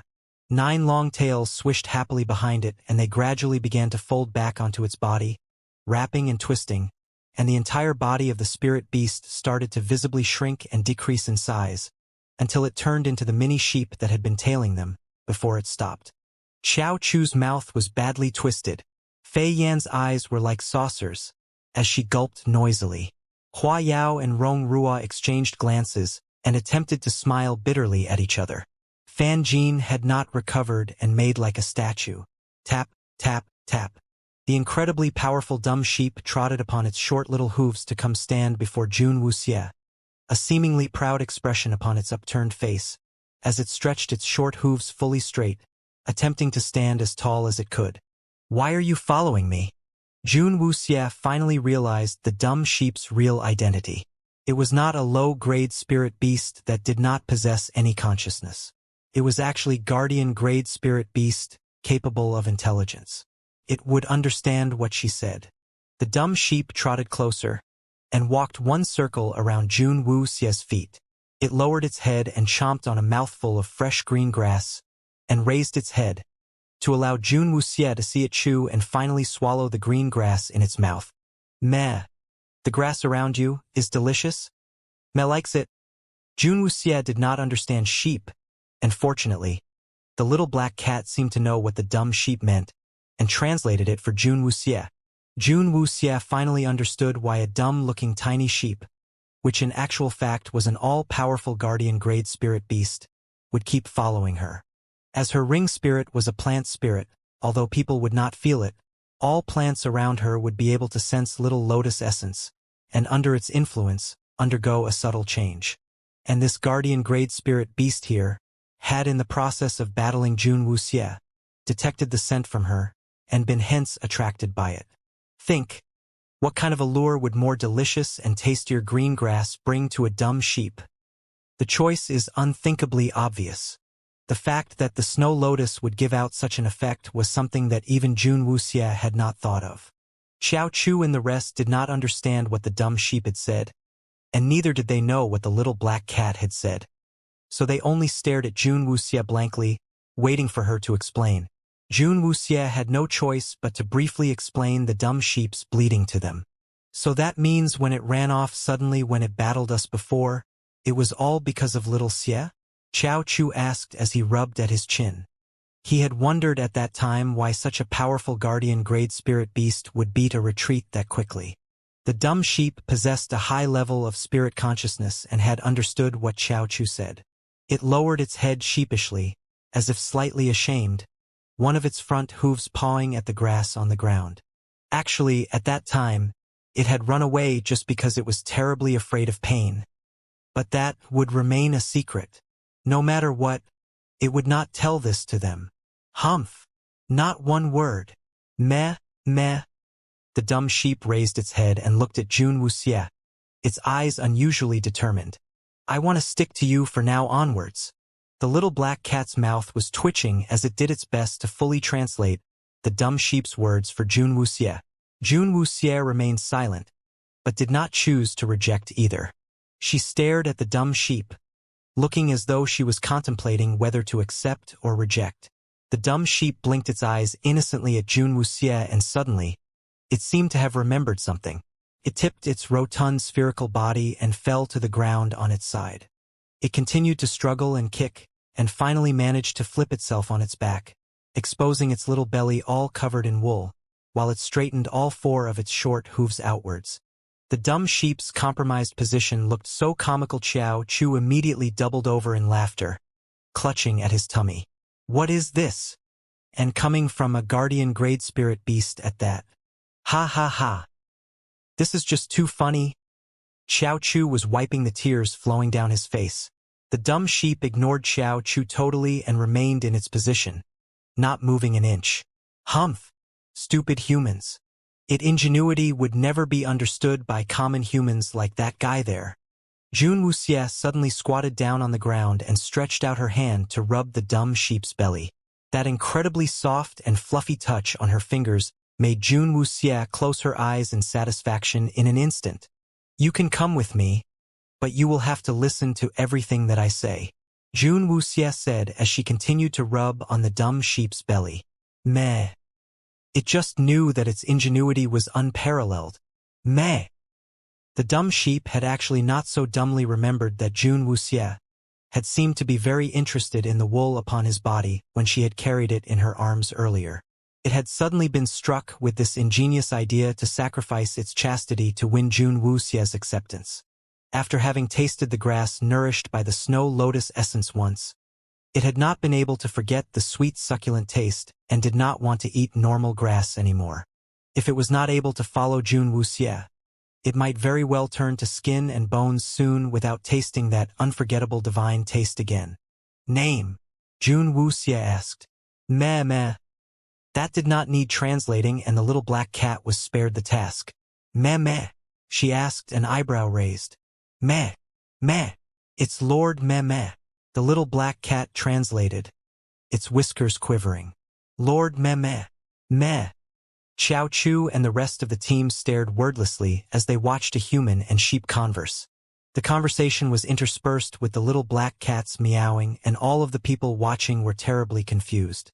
After setting the conditions with Lord Meh meh, Jun Wuxie no longer stopped it from following them. And having acknowledged its new featress, Lord Meh meh was hopping happily along, chomping up a circle of grass around Jun Wuxie's feet. The look of absolute satisfaction showed just how pleased it was with the feed. You really want to keep it? Xiao Chu was still unable to come to terms with this sudden new development. People came to the Battle Spirits Forest to hunt spirit beasts and retrieve spirit stones. Jun Wuxie outshone everyone in this aspect. Besides killing spirit beasts, she was bringing one back with her, and a guardian grade one at that. What kind of heaven-defying luck was that? Jun Wuxie nodded. If the concern regarding its lifespan is addressed, she couldn't have been more pleased to keep a cute, furry live pet. Lord Meh meh might not be overly smart, but its battle power was rather impressive. It made for an excruciatingly adorable pet and could efficiently double up as a strong melee force. It was an extremely welcome addition to Jun Wuxie in her relentless pursuit of power and strength. Moreover, she did not even have to fork out anything to feed it. As long as grass grew wherever they went, Lord Meh meh would be well satisfied. Its name is Lord Meh meh? You named it? Xiao Chu asked, his face incredulous. It told me, Jun Wuxie said stoically. What an unbelievable spirit beast this was. It not could transform, it was able to give itself a name. But what kind of a wacky name was that? Although I'm a little overwhelmed right now, but it's not too bad. With Lord Meh meh here with us, we wouldn't need to worry about spirit stones anymore. Xiao Chu said, rather optimistically. For a guardian-grade spirit beast to take on other spirit beasts, it would be just like slicing through radishes. It would be so easy. However, Xiao Chu quickly realized that he might have been a little too naive. The possibility that ordinary spirit beasts would confront a guardian-grade spirit beast was equivalent to a big fat zero. Lord Meh meh would unquestionably be able to kill the other spirit beasts within a second. But there was a prerequisite before that. They had to find Lord Meh meh a target first. The guardian-grade spirit beast following behind them doggedly, like a tail on Jun Wuxie's back, its hard hooves tapping incessantly upon the ground, and it would take a chomp of the grass, as it followed closely behind Jun Wuxie. Although by all looks, it looked every inch to be just a dumb sheep in its current form, it was nevertheless a genuine and fully authentic guardian-grade spirit beast, and the aura that emanated from its mere presence had well alerted all spirit beasts in a 100-meter radius, and all the spirit beasts had long scattered in all directions from the overwhelmingly powerful aura of Lord Meh meh before Xiao Chu and the others could even approach their targets. Killed in a blink? Ha ha ha. Blink all you want. Find it a spirit beast in the first place. Xiao Chu could not even find the tears, although he really wanted to cry at that moment. Till the last night before the spirit hunt was scheduled to end, Xiao Chu and the others had not even seen the shadow of a single spirit beast within the vast Battle Spirits Forest. The dark, dangerous forest which had crawled with spirit beasts before suddenly seemed that they had all become extinct, where they were not able to find a single trace of them. Sitting beside a fire, Xiao Chu looked crestfallen as he stared at Lord Meme, who was grazing the grass around the feet of Jun Wuxie, his eyes filled with resentment. "It's all your fault. We did not even smell a single spirit beast." Xiao Chu was indignant. He felt as though he had been conned. Lord Meme raised its head. It looked at Xiao Chu and tilted its head, its face looking rather puzzled. "You can't blame it for that. The aura of a guardian-grade spirit beast is too strong, and it had decreased quite a lot by taking its current miniature form. If Lord Meme had remained in its original form, not to mention 100-meter radius, you double the distance and you still wouldn't begin to dream of seeing a single spirit beast." Fan Jin said with a laugh, feeling extremely happy that Lord Meme had chosen to join the party. He had been feeling very guilty towards Jun Wuxie, and seeing Jun Wuxie gain such an exemplary spirit beast as her protector, he was really happy for her. "Spirit stones. Spirit stones." Xiao Chu moaned, his hands covering his face, having no appetite to even eat. "We had quite a haul of spirit stones from before. The last few days would not have made that big a difference, right?" Fan Jin saw Xiao Chu's mournful look and could not help but feel a little curious. The team had successfully hunted down a good number of spirit beasts throughout the spirit hunt, and that had included quite a few high-grade spirit beasts. With this result, they would most definitely stir up quite a storm after the spirit hunt ended. So why was Xiao Chu still feeling so miserable? "You wouldn't understand," Xiao Chu said with a heavy sigh. The few of them in the gang had intended right from the start to not hand their spirit stones over to the Zephyr Academy. To these poor youths who had lived in abject poverty for years, these spirit stones were precious money, rarely available to them. They had not enrolled into the Zephyr Academy aspiring to become diligent and studious disciples, and the spirit hunt had just been a bonus activity for them. They were not about to give up such a large amount of treasured spirit stones in exchange for mere scores. They would naturally keep it and exchange them for money. Without a doubt, Fan Jin was not aware of their intentions and had taken out his own share of spirit stones for the others to distribute, but was rejected by Hua Yao. After filling up its tummy, Lord Meme was finally willing to bother itself with these ignorant humans. In his eyes, only its featress was worth its attention. But, after having heard Xiao Chu's incessant grumblings, Lord Meme raised its head and stared at its feedstress, a look of worry on its face. Under the warm glow from the fire, Jun Wuxie's face did not show much of an expression but only had her head and eyes lowered, and was only nibbling at the rations held in her hand. But what if its feedstress were to think that it was trying to interfere with the human's affairs? What should it do then? Worried that it would be despised by the irreplaceable feedstress it had just found, Lord Meme trotted over to stand right before Jun Wuxie. Jun Wuxie raised her head a little and looked at the dumb sheep before her eyes. She then reached out and ruffled the soft wool on the fluffy little sheep. "Meh, my feedstress.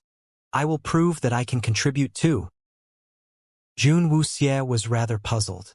Anxious to gain Jun Wuxie's approval, Lord Meme turned its tiny little head and stuck its mouth into its thick covering of wool and rummaged through it vigorously. After a while, it turned its head back with its mouth full. It then lowered its head and opened its mouth. Clink, clatter, clunk. A heap of myriad-colored, in assorted sizes, spirit stones poured out and scattered around Jun Wuxie's feet. Jun Wuxie's eyes widened at the sight. The moaning Xiao Chu at the side suddenly found his jaw dropped to the ground. "These are spirit stones?" Fei Yen stretched out his hand, intending to pick up a piece to take a closer look at it. But before he could pick it up, a tiny hoof had suddenly stepped onto it possessively, refusing to let it budge. "Meh! This is for my feedstress." Fei Yan's mouth twitched in annoyance. Although he did not understand what Lord Meme was bleating about, but judging from the expression and Lord Meme's actions, its meaning couldn't be any clearer. So Fei Yan had no choice but to release the spirit stone. After Lord Meme was satisfied, it finally lifted its little hoof off. It then went to those spirit stones that had rolled a little further and pushed them with its tiny hooves to gather them all closer around Jun Wuxie. "Meh!" And Lord Meme raised its head proudly. Lord Meme is the absolute best. Jun Wuxie stared at the dumb sheep that was looking mighty proud of itself and remaining in that position trying so hard to win her praise. She relented and stretched out her hand to rub the sheep on its head. Meh. The dumb sheep was extremely pleased and it trotted over to lie down beside Jun Wuxie's feet. Even though it had already eaten its fill, it found out that it was rather invigorating to lie down on the extra sweet-smelling grass beside Jun Wuxie. If it had known that its feed stress liked these sparkling stones so much, it would have kept all those sparkling stones from the spirit beasts it had killed in the past. The little black cat could not make itself look on and raised its paws over its eyes. The little cat could not come to terms with the fact that it had been scared off by this totally brainless and moronic example of a dumb sheep just yesterday. That was a catastrophe. How humiliating! Xiao Chu stared at the heap of spirit stones, and his eyes were totally sparkling with greed. But with Fei Yen having set as a prime example, he did not dare lay his hands of them.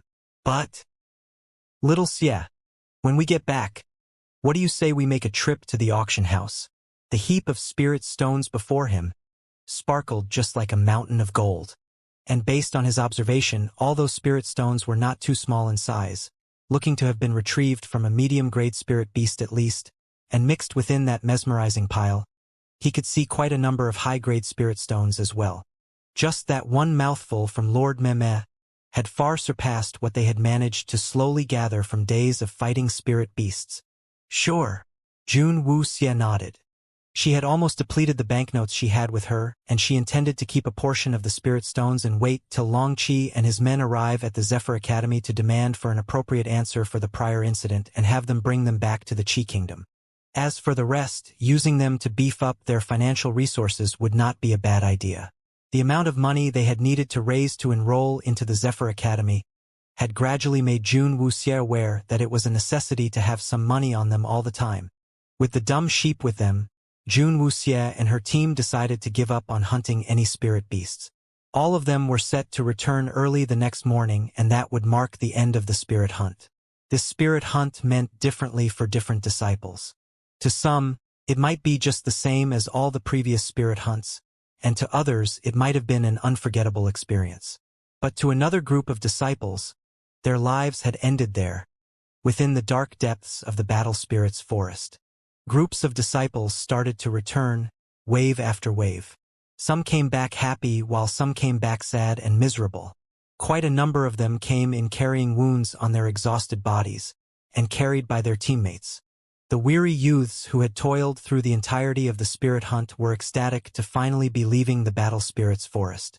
The strong ones had the opportunity to prove their strength and power by killing various spirit beasts, while the weak, who would have been a constant target and mercilessly hunted by spirit beasts and other disciples, had to survive every single day by running and hiding, making it a miserable experience for them. The teachers counted and totaled the returning disciples one by one and recorded the quantity of spirit stones they had in their possession. Some displayed their impressive hauls and some presented empty hands, and all kinds of emotions were witnessed.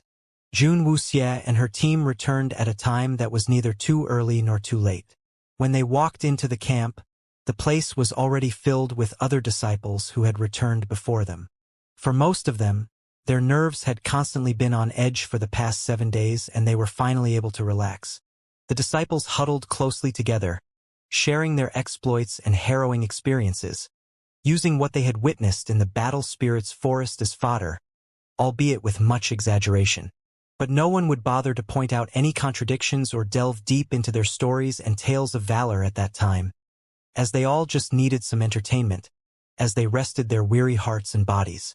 When Jun Wuxie and her group returned, the teacher that tallied their scores was one that they had never met before. The few of them just handed over a few low-grade spirit stones to just brush the issue aside, and totally ignored the upraised eyebrow of the teacher before them. Fan Jin had initially intended to hand over all the spirit stones he had on him. But when he saw what Jun Wuxie and the others did, he retained a large part of his spirit stones with him and only handed over a few pieces. Fan Jin, when you take part in the spirit hunts in future, do not pair yourself up with useless disciples again. The teacher who was in charge of tallying their scores had, upon seeing Fan Jin's results, frowned deeply. Fan Jin had always enjoyed a stellar reputation in the Zephyr Academy, and his righteous and upright character had made him popular with the teachers. Although he was the strongest or most powerful, they still expected much from him. When Fan Jin had taken part in the previous spirit hunts, he might not have hauled in the most spirit stones, but his results had still well surpassed most of the others. But this time, the quantity that Fan Jin had handed in was significantly less than what he had acquired before, and they were all just low-grade spirit stones, without a single medium-grade stone among them. That teacher had naturally blamed Fan Jin's less-than-stellar result onto the ragtag bunch of Jun Wuxie and the disciples from the branch division. Fan Jin gave the teacher a sheepish smile and did not say anything. Throughout the whole spirit hunt in the last 7 days, he had not had to even exert much of an effort at all. With Chao Chu and company in his team, there were not many opportunities that gave him any chance to make himself useful at all. After tallying their results, Chao Chu and the other 3 of them were to go to the camp set up for disciples from the branch division. Jun Wuxie bade their farewell and they were going to leave when Fan Jin rushed over to them at that moment. Chao Chu. Guys, wait a moment. Chao Chu turned his head, puzzled as he saw Fan Jin running over to them, panting heavily, but with a big smile on his face. Big brother Fan, what is it? Chao Chu had a good impression of Fan Jin. These spirit stones are for all of you. Fan Jin took out all the spirit stones he had hidden earlier and pressed them into Chao Chu's hand. Why didn't you hand them in? Chao Chu was surprised. The weight of the spirit stones in his hand was very close to what they had given to Fan Jin in their even distribution. Fan Jin replied, a little embarrassed, for this spirit hunt, I did not contribute much. All these should rightfully belong to all of you as I cannot take credit for all the efforts that you guys had put in. I still have matters I need to look into back there, so I'll make a move. Let's talk again. With that, Fan Jin turned without waiting for Chao Chu to reply and ran off. Chao Chu scratched the back of his head, and Rong Ruo laughed. That Fan Jin might be a little too inflexible at times, but he has an absolutely honest and upright nature.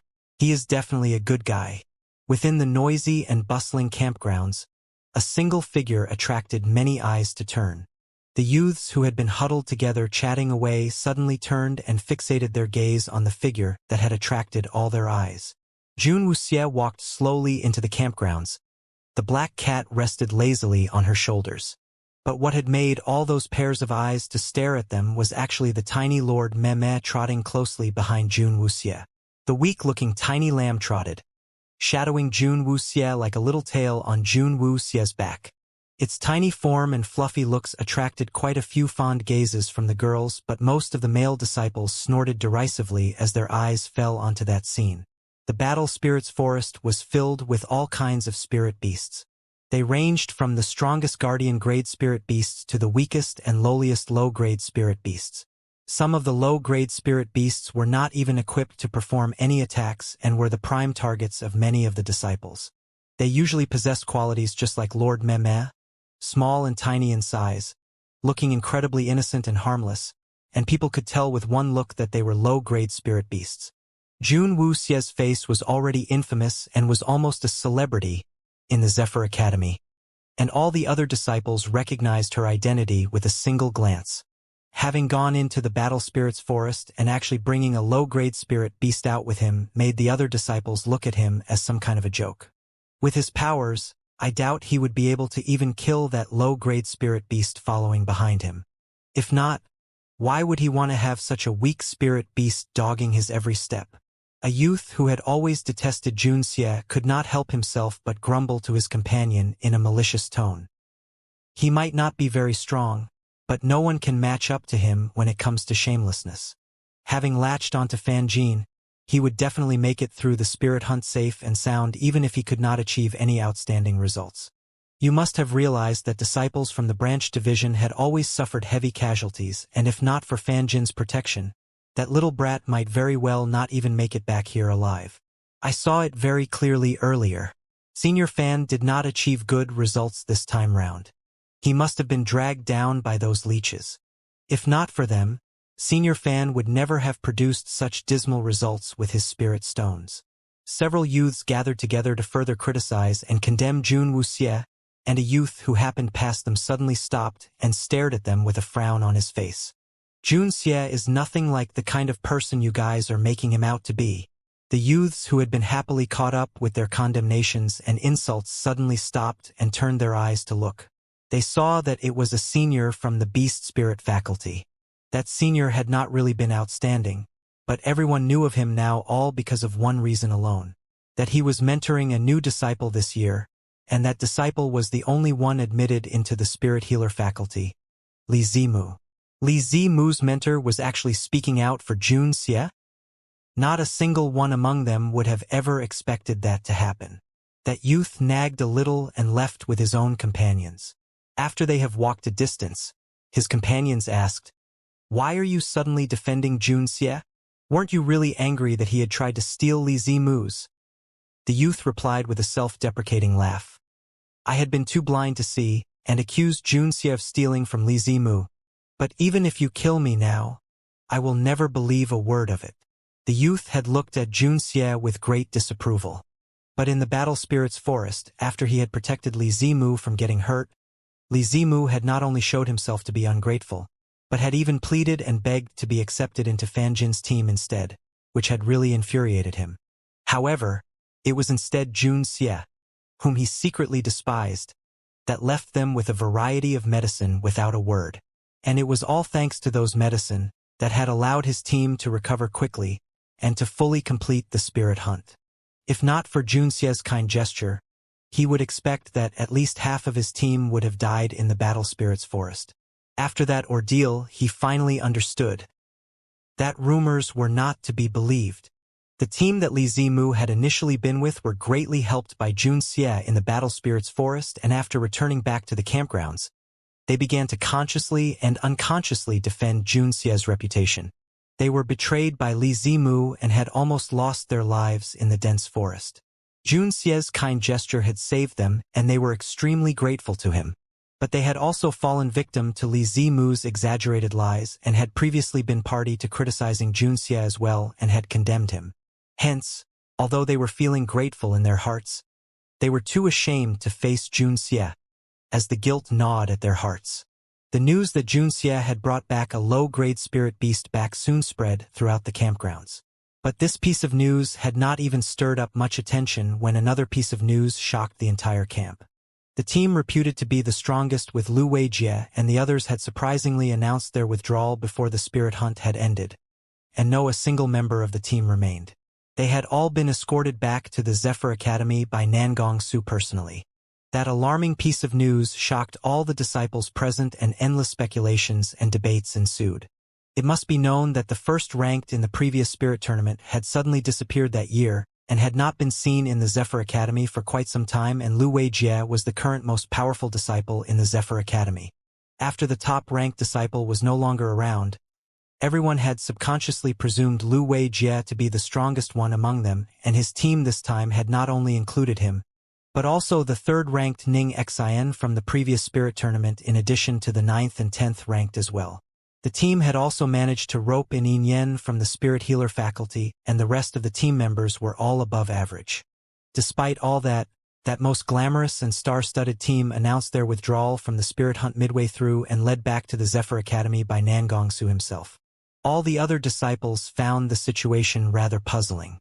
Many of them were guessing if they might have encountered a most powerful spirit beast, an extraordinary high-grade one, or even a guardian grade that had severely injured them all and they had to be sent back to the Zephyr Academy. If not, any other reason that would make them suddenly withdraw would make things rather suspicious. All kind of guesses and theories mushroomed and sprouted, while Jun Wuxie and Lord Meme found themselves suddenly overlooked. The first position for this time's spirit hunt had suddenly been opened up to any of the teams there, and the disciples were all brimming with renewed hope. The spirit hunt had finally come to a close, and the mentally and physically exhausted disciples were given one day to rest and recover before they set forth towards the Zephyr Academy. But none of them were aware of the fact that the death toll among the disciples for this spirit hunt had surpassed the numbers for any of the previous spirit hunts. Neither did all the disciples know. In the very near future, a vicious storm was about to hit the Zephyr Academy, throwing everyone into chaotic turmoil. For the journey back, Jun Wuxie brought the little black cat and Lord Meme to share the same carriage with Fan Jin. Throughout the whole journey, Fan Jin felt as though he was sitting on pins as Lord Meme, who was carried in Jun Wuxie's arms, stared at Fan Jin with a look filled with enmity endlessly. Fan Jin wanted to cry. He did not know when and how he had offended this horrifyingly powerful guardian-grade spirit beast disguised as a tame harmless sheep, and could only smile bitterly at the sheep, in an attempt to diffuse the enmity Lord Meme had towards him. It was in futility. Lord Meme still stared him with those hate-filled eyes. This guy deserved to be smacked. He made my feed stress come into this rumbling and tumbling small box, depriving the Vime, rabble Lord Meme of tasty green grass to chomp on. Evildoer. Lord Meme should just eat you instead. If Fan Jin only knew what Lord Meme was really thinking, he would have scrambled and fought to get out of the carriage at that very moment. Poor innocent Fan Jin. He wasn't the one responsible for making Jun Wuxie get into the box. Do not eat. The Zephyr Academy was still the same as before, quiet and tranquil, looking as if nothing had happened. The spirit hunt had ended and the disciples returned, all of them comfortably settled back into familiar surroundings, as they recounted all that they had experienced back in the Battle Spirits Forest. But it was right within this tranquility that a storm was about to rage. All the disciples had still not fully recovered from the trials they had undergone from the spirit hunt, and it had barely been 2 days since they had returned back to the academy that an astonishing piece of news reached their ears. Lu Weijie and the others in his team who had withdrawn themselves prematurely from the recently ended spirit hunt had been expelled from the Zephyr Academy in punishment. Although they had not revealed the reason, but the marching orders had been given. More than 20 disciples were suddenly struck off from the Zephyr Academy's roster. The list had even included the last Spirit Tournament's second-ranked Lu Weijie. All the disciples driven out of the Zephyr Academy were disciples who had been in the same team with Lu Weijie, and with the exceptions of Ning Xian and Yin Yen, none was spared. Caused a big commotion.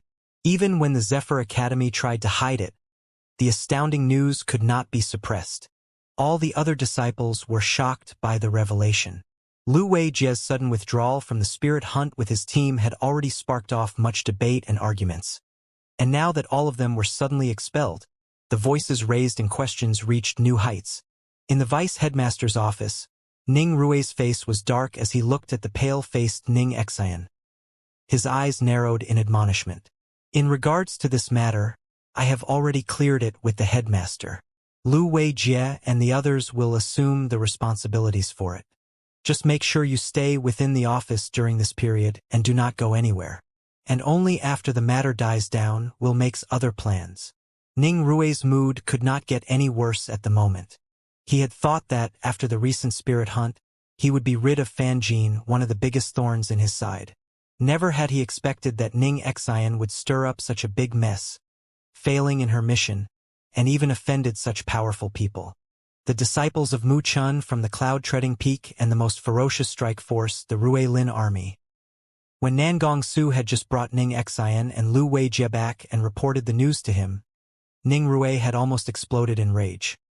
He knew better than anyone what kind of a temperament his own daughter possessed. Ning Rui had privately approved of Ning Xian's power and her deviously scheming mind privately.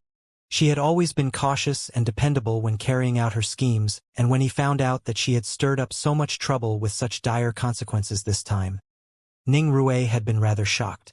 Although he knew that the severity of the matter would even implicate the reputation of the Zephyr Academy. But Ning Rui could not leave his own daughter in the lurch. If Ning Xian's misdeeds were made known and spread, not only she would lose her standing in the academy, even his position as the vice headmaster would be put at risk.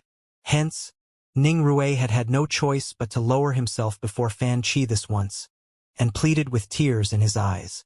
Fan Chi had relented when he was reminded of the fact that they were fellow disciples under the same master and had allowed them to secretly remove Lu Weijie and the others, to hide the truth of the matter. Expelling more than 20 disciples all at once was also deemed to be a form of answer to Rong Heng and Long Qi. Yes, I have committed a big mistake in this matter and I plead for my father's forgiveness. I promise to be extra careful in future. Ning Xian nodded obediently, but her heart was still in a state of panic. I will leave Yin Yen in your hands for the time being. You should know very well how he should be used. Ning Rui said, his eyes staring at Ning Xian. Ning Xian acknowledged, submissively docile. Ning Rui sighed and asked again, you are sure you saw them clearly? Jun Xie and those boys from the branch division are really that powerful. What really made Ning Rui uneasy besides the fact that their attempt at murder had failed, was Jun Xie's, Chao Chu's and the others' overwhelming powers. Before this, Ning Rui had not perceived Jun Xie as a threat at all and seen the boy only as a pawn to be used to attack Fan Jin. He had not seen the need for him to personally deal with such a petty and lowly disciple then. But this time, Ning Xian had brought back shocking news with her. Ning Rui had never even bothered to look Jun Xie in the eye, and he was astounded to suddenly be hearing that he possessed such overwhelming power, while those mysterious disciples from the branch division had possessed purple spirits. That was just too unbelievable. Purple spirits, they were the pinnacle of strength and power, and they have not been seen in the last century. Why would the amazing power suddenly show up on disciples of the branch division? All of those revelations had shocked Ning Rui beyond words, and he could not fully comprehend them. I'm sure I saw them clearly. It is all true. When she recalled all that she saw that day, Ning Xian could not help but tremble uncontrollably. Ning Rui's frown grew deeper. Have you ever faced off with Jun Xie before? Ning Xian shook her head immediately. Never did. All the deeds were carried out by Yin Yen. Ning Rui tapped his fingers on his table while deep in thought. After a Fan Jin wins over the youths and all their overwhelming strength, it would deal a big blow to the plans we had in place. Since you have never been in direct confrontation with Jun Xie before, you should use everything within your ability to win him over and convince him to switch sides.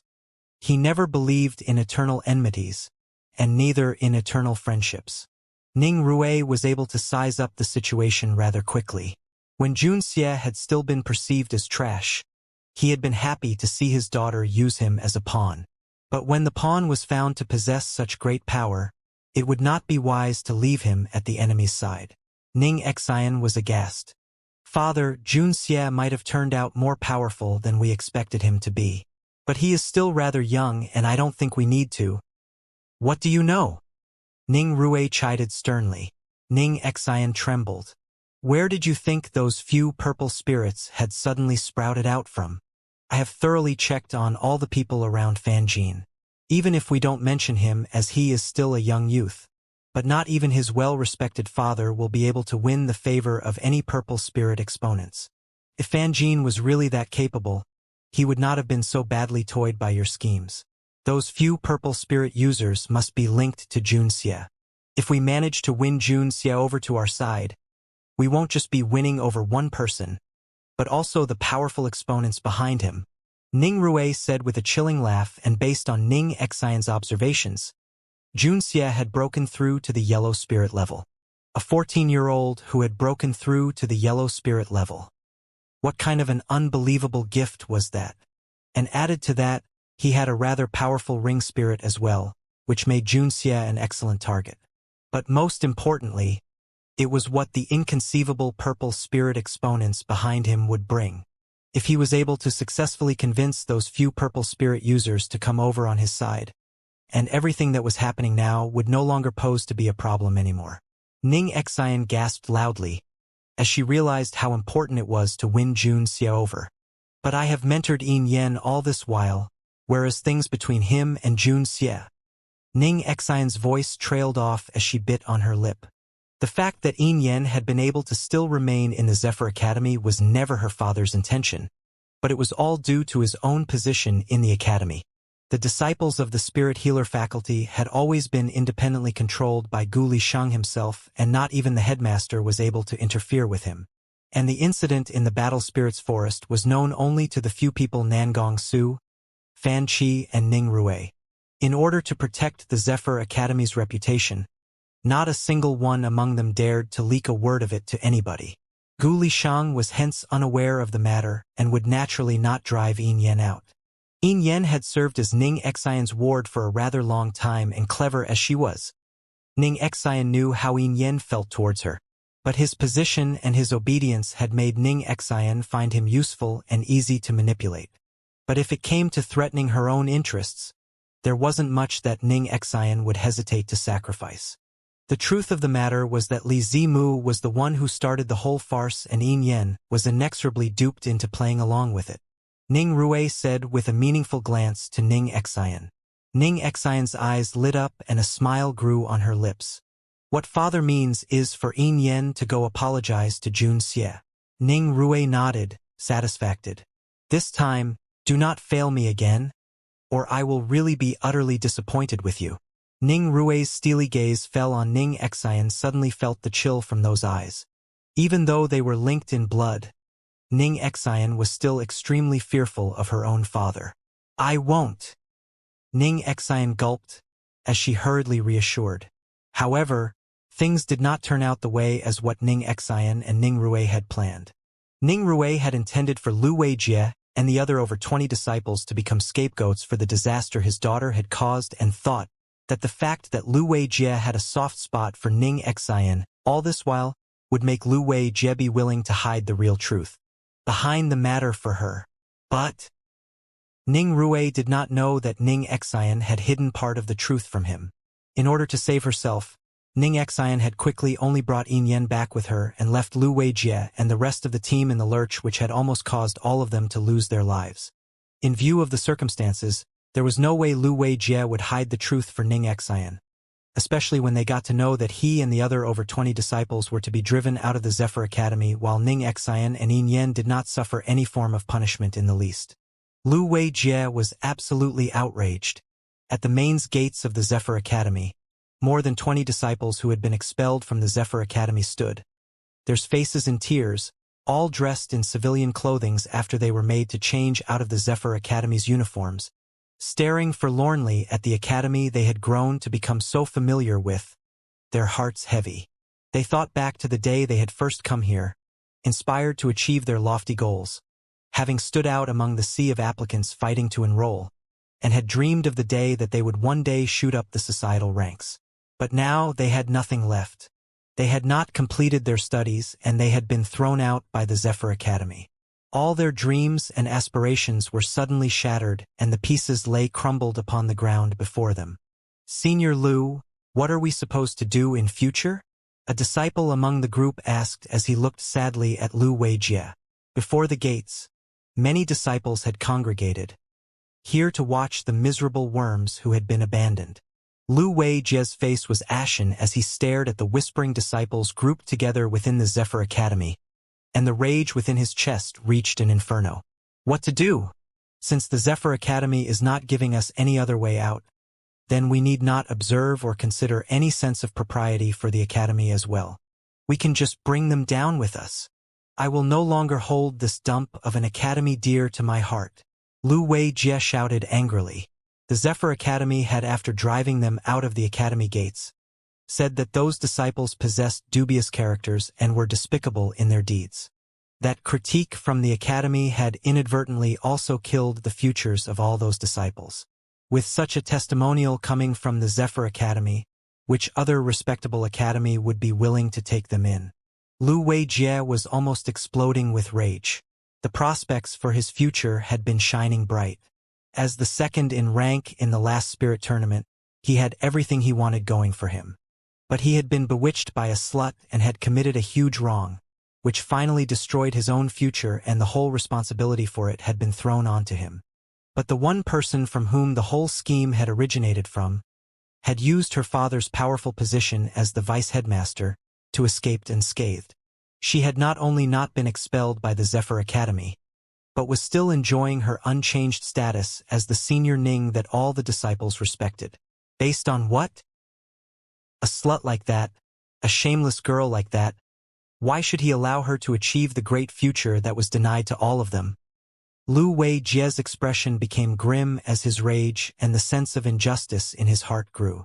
It gave him the courage and determination to finally step forward and stand before the gathered disciples behind the gates, and shouted out loudly, "The Zephyr Academy does not do its revered reputation justice and abuses its power for personal gain. We will not accept the injustice. Lu Weijie's loud proclamation made all the disciples within the Zephyr Academy prick up their ears. They did not know what had caused Lu Weijie and the others to be expelled from the Zephyr Academy, and when they heard what Lu Weijie had just said, they began to think that there was more than meets the eye in the matter. Among the crowd of disciples, a tiny figure stood right at the back of everyone, and a slight cold smile appeared on the delicate features on that face. Lu Weijie, I spared you your life back then. Today you must really put up a good show for me in return. Senior Lu. The other youths who had been thrown out with him stared worriedly at Lu Weijie. They were been accomplices to the crime, and had been similarly victimized in this matter, hence they naturally knew what Lu Weijie was about to say next. All of our futures have been ruined, and how much longer do you want to hide the truth for that person? All of you might be willing to be stepping stones for that person, but not me. She was the one behind all of this, so why should we bear all the consequences? She is still safe and sound within the academy, enjoying the love and respect from all the disciples who are ignorant of the truth. Lu Weijie scolded the others through tightly clenched teeth. He was not about to go down without a fight. The group of youths lowered their head. The sense of injustice in their hearts were suddenly sparked by Lu Weijie's fiery words. Ning Xian, if you still have any conscience left in you, come out here right this instant. You were overcome by your own greed and attempted to murder the disciples from the cloud-treading peak and the general of the Ruelin army. The attempt failed and you pushed all the blame onto us. In order for the Zephyr Academy to answer to the cloud-treading peak and the Ruelin army, they have dumped all responsibility for the matter on all of us here and thrown us out of the Zephyr Academy, making us bear all the blame. We have no other way out of this, while you are being absolved completely from the matter, just because your father is the vice-headmaster of the Zephyr Academy. Just because the headmaster and your father are fellow disciples. Lu Weijie was not going to hold back in the slightest. Since Ning Xian and Ning Rue were not giving them a way out of this, he didn't see any need to hide anything. Even if he would not be able to finish his academic studies, he was confident he would still succeed with his family's strong connections. Lu Weijie's words stirred the crowd of disciples gathered before them. What is this about the cloud-treading peak? What is this about the Ruelin army? The two names uttered endlessly thundered in the ears and stuck like lightning into the hearts of the disciples there. Ning Xian plotted against those two powers? What really happened? Fanned by Lu Weijie's inflammatory words, the other youths who had been prepared to forgive and move on were suddenly acutely made aware of the discrepancy in the punishment meted out to Ning Xian and them. They grew angry and joined with Lu Weijie, spilling every single detail they knew about the incident that happened in the Battle Spirits Forest. More than 20 youths chirped, one after another, as they explained in detail all that had gone on in their own words. The real truth, when revealed, had all the disciples tongue-tied and staring in disbelief, their faces in shock. Lu Weijie and Ning Xian were both well-known and leading figures among the disciples of the Zephyr Academy. Although Lu Weijie was not as worshipped and loved like Ning Xian was, but he possessed great power and was an individual who won everyone's praise as a prodigious youth. Both of them had enjoyed a rather good relationship with each other, and all the disciples knew that they had been in the same team during the spirit hunt. But now, everyone in that team had been thrown out together with Lu Weijie, but for the exception of Ning Xian and Yin Yen. The circumstances were already suspicious by itself, and with Lu Weijie and the other statements, a fiery debate suddenly erupted heatedly among all the disciples. Nobody could easily accept the picture of the usually gentle and graceful senior Ning they had in their minds could possibly be the very same person as the image of a greedy murderer who lusted for personal enrichment and was a despicable girl, who would betray her own fellow disciples, as described by Lu Weijie and the group of 20 over youths before them. Lu Weijie and the other youths grew angrier as they spoke, and they went on to blast at Ning Rue and Fan Chi for the unjust and unequal way the matter had been handled. You think that you can use us to appease the rage of the cloud-treading peak and the Ruelin army? I think you are making a very big mistake here. As brilliant as General Long is, he will never believe your one-sided response. You just wait till the Ruelin army comes knocking upon these very gates.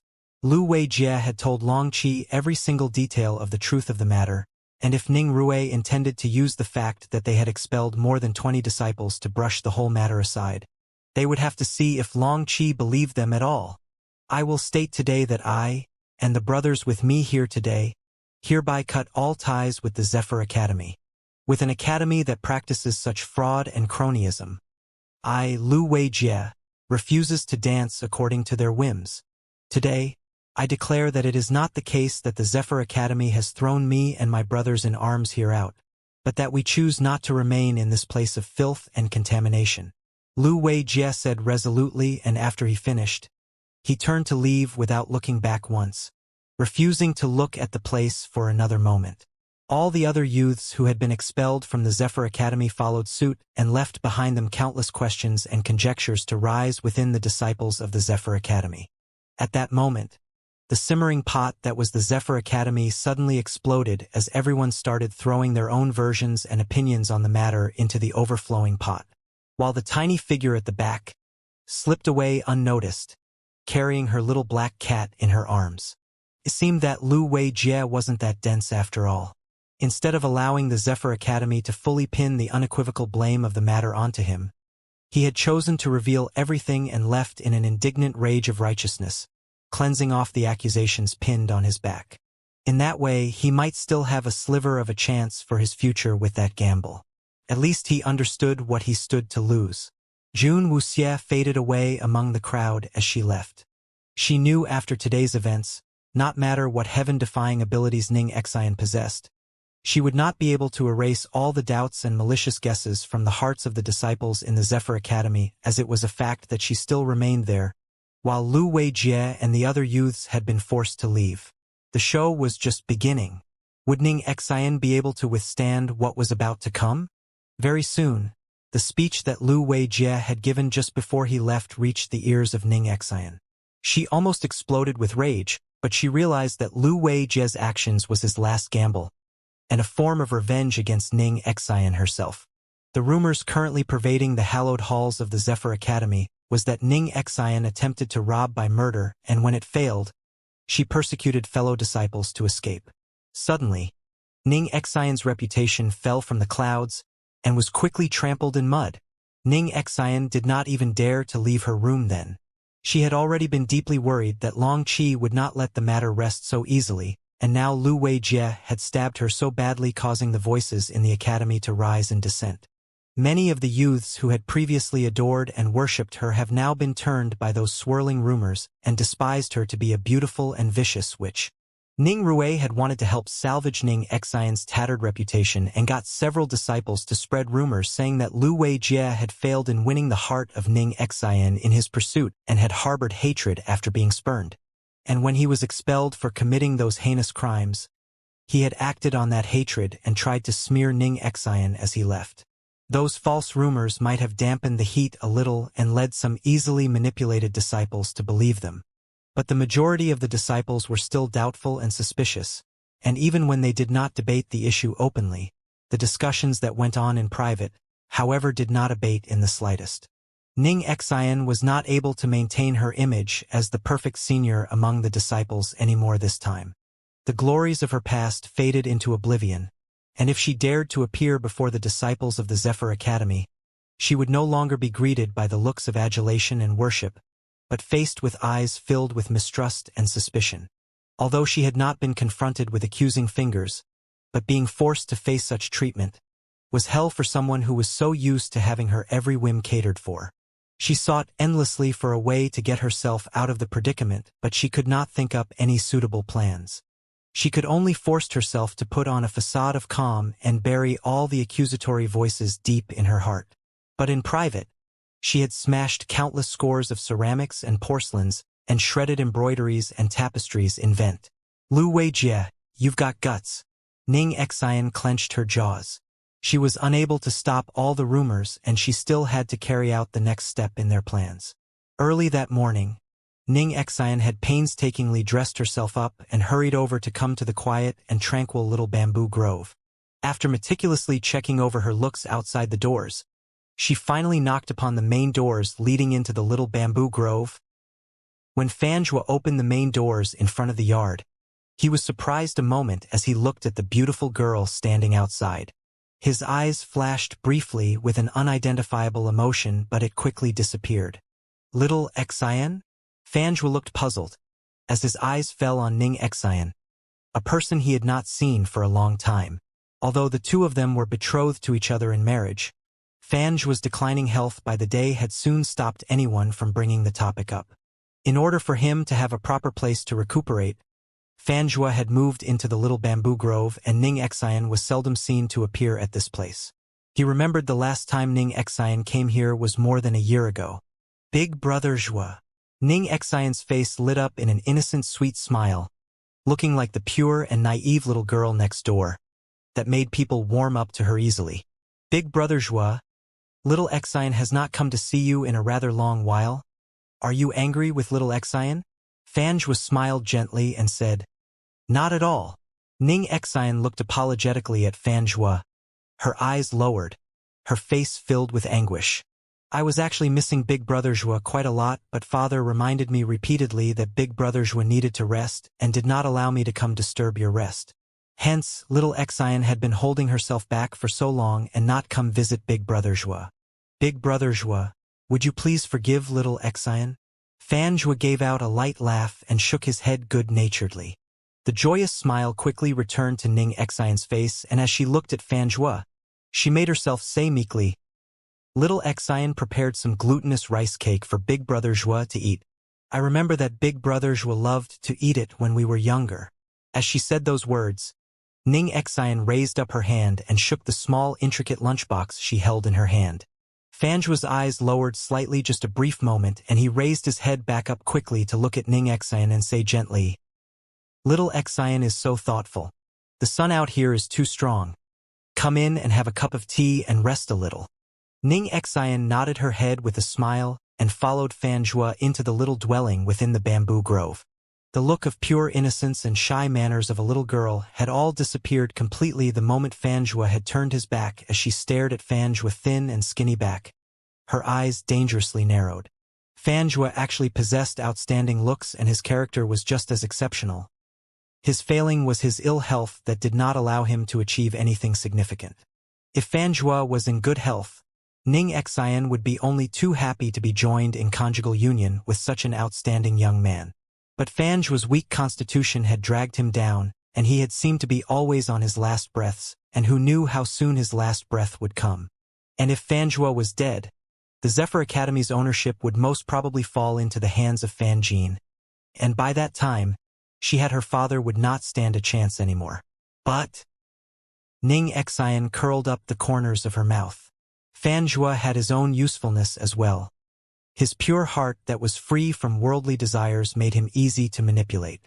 In his heart, he must be still looking at her as the naive and innocent little girl from young. Ning Xian recollected herself and composed her emotions as she contemplated the situation at hand within the little bamboo grove. After Ajing was driven out, the little bamboo grove was left with only Fanjua and Junxie in here, with Fanjin making frequent appearances during mealtimes. Fanjua was here before her eyes. Where was Junxie? Ning Xian squinted her eyes to peer around, trying to locate her real target. Just as she was deeply absorbed in her own thoughts, Fanjua suddenly stopped in his tracks. Ning Xian did not realize it and nearly walked into Fanjua. She muttered something apologetically and raised her head. Suddenly, she saw a tiny figure standing on the steps right before the bamboo huts, looking directly at her with those piercingly cold eyes. Ning Xian's heart jumped. Ever since the day she had witnessed the glorious battle where Junxie had fought the guardian grade spirit beast, she had developed a sudden wariness and fear for the tiny youth that was younger than she was. Those eyes on the youth made her tremble involuntarily whenever she saw them now. Big Brother Zhua. This is... Ning Xian tried to calm herself, trying to look puzzled as she looked at Junxie. Fanjua said simply, This is Junxie. And just that, seemingly having no intentions to introduce Junxie to Ning Xian. Nevertheless, Ning Xian had amicably stepped forward herself and pasted her most perfect smile on her face to say, So you are Junxie. I had heard that someone was staying here with Big Brother Zhua and was feeling rather curious. I had thought that whoever Big Brother Zhua chose to be friends with must undoubtedly be a nice person. And seeing you today has just confirmed my thoughts. Ning Xian's voice was gentle and moving, her smile warm and sincere. Jun Wuxie was however unmoved and retorted bluntly, Senior Ning must then be blind.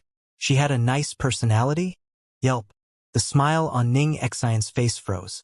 She had not expected Jun Xie to be so blunt with his first words to her. Fan Zhua did not seem to have noticed Ning Xian's awkward predicament and said smilingly, Little Xie's personality is a little cold and does not like to mix with people. I hope little Xian will not hold it against her. The way he put it might have sounded like he was helping Ning Xian to lift her out from embarrassment, but he had in reality taken the cue from Jun Xie and slapped Ning Xian across the face. She was able to tell that Jun Xie was nice just with one look. Jun Xie might be right when he had said Ning Xian must be blind. The corners of Ning Xian's mouth froze, but fortunately for her, she was used to putting up a false front before others, and she managed to hide her embarrassment rather well, as the smile on her face continued to shine. Nonsense. I still think little Xie is a rather warm person. Jun Wuxie raised an eyebrow slightly and said, It seems that Senior Ning is not aware of my reputation among the people in the academy? The infamy of her name within the Zephyr Academy had spread to cover every corner, and even Ah Jing, who had previously resided within the detached little bamboo grove, had heard about it. Moreover, for Ning Xian, who resides at the academy itself. Clumsy acting, a fail. Ning Xian had never spoken to Jun Xie before, and she had thought that Jun Xie kept to himself because he was ostracized by all the others. And she had not expected that barely 2 sentences into their first conversation with each other, Ning Xian was suddenly feeling a stinging burn forming on her cheeks. That little brat's words were all filled with thorns, and it pricked at her to no end. Ning Xian drew in a deep breath and quickly tried to recall if she had ever crossed paths with Jun Xie before, but after trying her hardest, she had no recollection of anything like that. She finally concluded that Jun Xie must have known of Yin Yan's undeniable link to her and was hence so openly hostile to her now. After she was able to ascertain the reason, Ning Xian was finally able to relax. Those unfounded rumors are not to be believed. Even now, hanging heavily over the Zephyr Academy are many vicious rumors about me. But the innocent knows they are innocent, and those rumors are spread only to vindicate the good. Big Brother Zhua must have known what kind of person you really are before he agreed to let you stay here, and he knows me, that I would never believe them. Why should we allow ourselves to get upset over nothing? In an attempt to draw Jun Xie closer to her, Ning Xian had even exposed her own predicament to him, hoping to win some sympathy from being in the same boat, to diffuse the hostility that Jun Xie held against her. At the same time, she was trying to exonerate herself, when in the future if Jun Xie or Fan Zhua were to hear anything about the vicious things being said about her in the academy, they would just treat them as baseless ramblings. Ning Xian had always prided herself on her ability to cover all bases when she carried out her schemes. But little did she realize that she was no match for the nimble-minded Jun Wuxie this time. Jun Wuxie watched on as Ning Xian played out her role in her act, her eyes chilly with frost. But what if they said were true? Ning Xian froze once more. I have never been a nice person. Jun Wuxie was taking great delight in taking repeated digs at Ning Xian. The game had only just started. She wanted to see how Ning Xian would squirm and writhe. Ning Xian heaved a sigh of relief when she realized that Jun Xie was not talking about her but Jun Xie himself. But even before she could exhale that breath, when she suddenly felt uncomfortably stifled and panicked. Who in the world debased themselves like that? She had already said so many nice things to smoothen the whole situation, yet Jun Xie was still unhesitatingly admitting that all that had been said about him was true. What did he expect her to say in reply to that? Ning Xian had always possessed the gift of the gab, but when faced with Jun Xie's unconventional way of speaking, she found herself at a loss and her mind suddenly went blank, not knowing what to say in reply. Ning Xian suddenly felt that if she was to continue carrying on the conversation with Jun Xie, it would only make things worse. Jun Xie's undisguised hostility must be due to him still holding grudges against Yin Yan. It seems that she would have to make Yin Yan come apologize to Jun Xie first. After having decided on her next course of action, Ning Xian no longer persisted on making Junxia talk and decided to turn her attention back to Fan Zhuo, putting forth a bashful manner, showing deep concern for his well-being, with a series of gentle words. And Fan Zhuo's well-mannered personality finally invited Ning Xian to stay longer for some tea. Ning Xian quickly but unhurriedly took out the snacks that she had prepared, and had seemingly unconsciously prepared some for Junxia as well, discreetly trying to close the distance between them. Jun Wuxia sat on one side stoically, carrying the little black cat in her arms. Ning Xian's sudden cordial and affable actions were seen to be a tad bit too obvious. She had stayed here at the little bamboo grove for quite a period but had never seen Ning Xian come anywhere close. And finally, just after the spirit hunt had ended, she had so eagerly come to their doors, and her words and actions had taken on a stance of familiarity and proximity between them. If Jun Wuxia still could not see Ning Xian's underlying intentions, she would have lived her 2 lives in vain. And since someone had been so eager to come and ask to be made to feel uncomfortable, she saw no need to reject such an open invitation, right?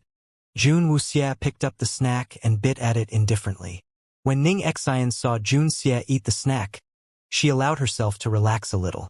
Fan Zhuo was the most natural one among the 3 people there, seemingly oblivious to what was going on, and was just chatting with his housemate and his betrothed over tea. Ning Xian patiently played along, while she secretly observed Junxia. If it wasn't for the several purple spirit exponents behind Junxia, just the attitude that Junxia was taking towards her would be enough to make her flip the table before her and fall out with him. But in that situation, Ning Xian could only clench her jaw tight and swallow the insult. Forced to maintain an amicable smile on her face, Ning Xian sat through the farce, having no other choice but to tolerate the intolerable tea session. Ning Xian managed to endure it for almost half a day and could not make herself stay a moment longer. She forced herself to keep up the waning smile on her lips as she bade Fan Zhuo and Junxia goodbye. She hurried to escape from the overly stifling bamboo grove, not even bothering to retrieve the intricate lunchbox. Although the rage was threatening to spill out within her as she left, she forced a smile on her face and promised to come visit again soon. After Ning Xian had left, Fan Zhuo suddenly put down the snack he held in his hand and raised his head to look at Junxia smilingly. "Little Xia, do you like these snacks?" Jun Wuxia replied, "Don't mind them. If you don't really like them, then don't eat it." Fan Zhuo stretched out his hand as he spoke and took the half-eaten piece of snack that Junxia held in his hand, to throw it into the lunchbox. He closed the lid tightly and brought it to the kitchen and threw it into a corner. He then brought out some chestnut cake and offered them to Junxia for them to share. Jun Wuxia observed Fan Zhuo's actions silently, and an odd idea came into her head. She looked at Fan Zhuo's gentle-featured face as the chestnut cake melted in her mouth to flow down her throat. "You do not like her?" Jun Wuxia asked suddenly. Fan Zhuo was rather taken aback, but he said with a laugh, "She's no good, little Xia. You should avoid having any contact with her." Jun Wuxia stared at the unlucky youth who had been born inherently weak and with a gentle disposition.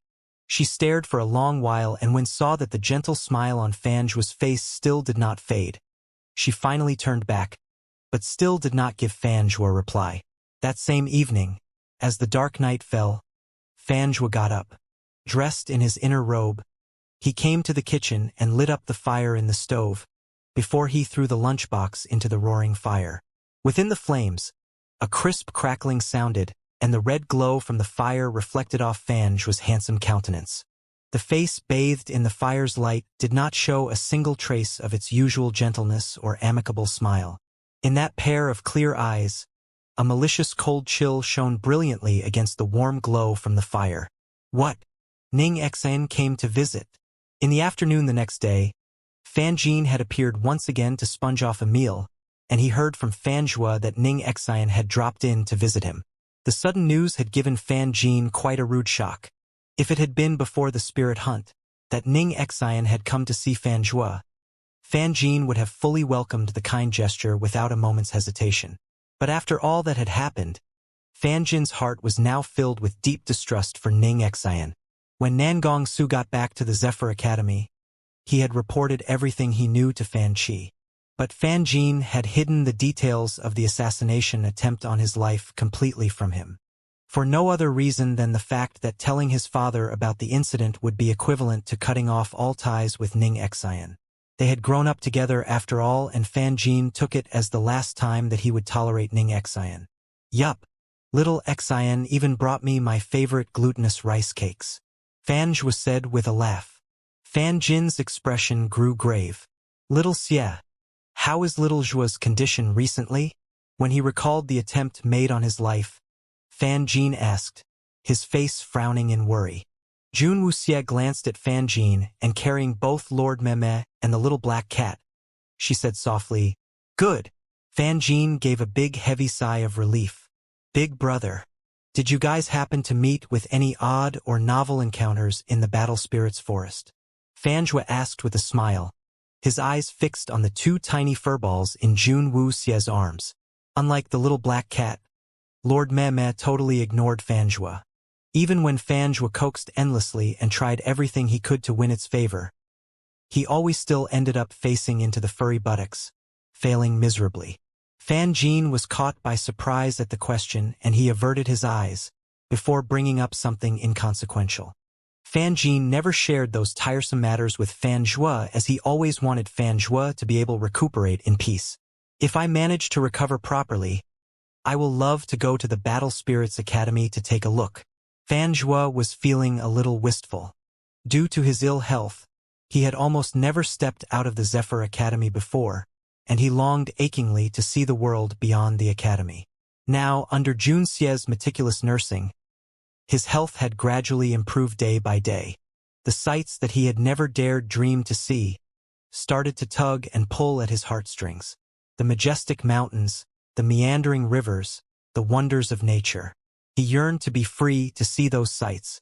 When he saw the longing in those eyes, Fan Jin could feel his heart wince in pain. He forced himself to put up a smile and joked a little, trying to cheer Fan Zhua up, and the whole meal was filled with laughter. Seeing Fan Zhua significantly cheered, Fan Jin finally got back his appetite. And he had just picked up his chopsticks when Jun Xie hit them out of his hand, and they clattered loudly on the floor. It's drugged. Jun Wuxie narrowed her eyes. Fan Jin's expression froze. The smile faded from Fan Zhua's face. They used the same things as before. Are they not capable of anything else? Jun Wuxie stood up and dropped the whole table of food outside. Ever since Jing had been driven out, all the 3 meals at the Bamboo Grove were prepared and delivered by Fan Qi's trusted aide. The meals for Fan Zhua were all medicinal cuisine prepared by Jun Wuxie, and the food sent here usually ended up in Fan Jin's tummy. How did that happen? After I came back, I paid attention to the food that was sent here and saw that they were all prepared in my father's personal kitchen before they were delivered here. Fan Jin said, his face dark. All the people working in Fan Qi's living quarters had all been with them for a long time and were absolutely loyal. So how did the fortification medicine get into the food? Who was the person behind it? Father would never harm me, so it has to be someone from father's personal staff. Fan Zhua said, his eyes narrowed. Little Zhua's meals are all prepared by Uncle Gong personally, and no one else would touch it. Fan Jin said as he pondered the facts repeatedly in his mind. Due to Fan Zhua's ill health, they were all very careful with whatever Fan Zhua ate. They had been fearful that the food for his meals would clash with the properties of the medicines, and had specially arranged for Fan Qi's trusted aide Gong Chunglei to take personal charge of it. From preparation to delivery, Gong Chunglei completed the whole process alone, and no one else would have a hand in it. Gong Chunglei was a man whom Fan Qi saved when he was out on one of his trips. They were both just youths then, and Fan Qi was still a disciple under his master's tutelage. Since then, Gong Chunglei had followed Fan Qi. Over the decades, Gong Chunglei had shown himself to be unwavering loyal and had never exhibited a single sign of betrayal. Fan Jin was most willing to begin to doubt the uncle who had watched him grow up. It might not be him if someone really wanted to. Even the seasonings used can be suspect. Jun Wuxie said. Fan Jin considered all the possibilities but could not come up with anyone else. Jun Wuxie continued to stare at Fan Jin, her eyes sparkling clear. She had a person in mind that she suspected to be the culprit, and Fan Jin should be able to identify this person as well, but he seemed still to be lost. Emotions always has a way of clouding a person's judgment. Jun Wuxie sipped at her tea, thinking whether she should reveal her suspicion to the blockhead in front of her. Big brother. Fan Jua suddenly opened his mouth to say, "What is it?" Over this period, has father been dining together with Uncle Ning? Fan Jua asked Fan Jin curiously. Fan Jin nodded and replied easily. Uncle Ning has not changed his habit of dining with father all these years.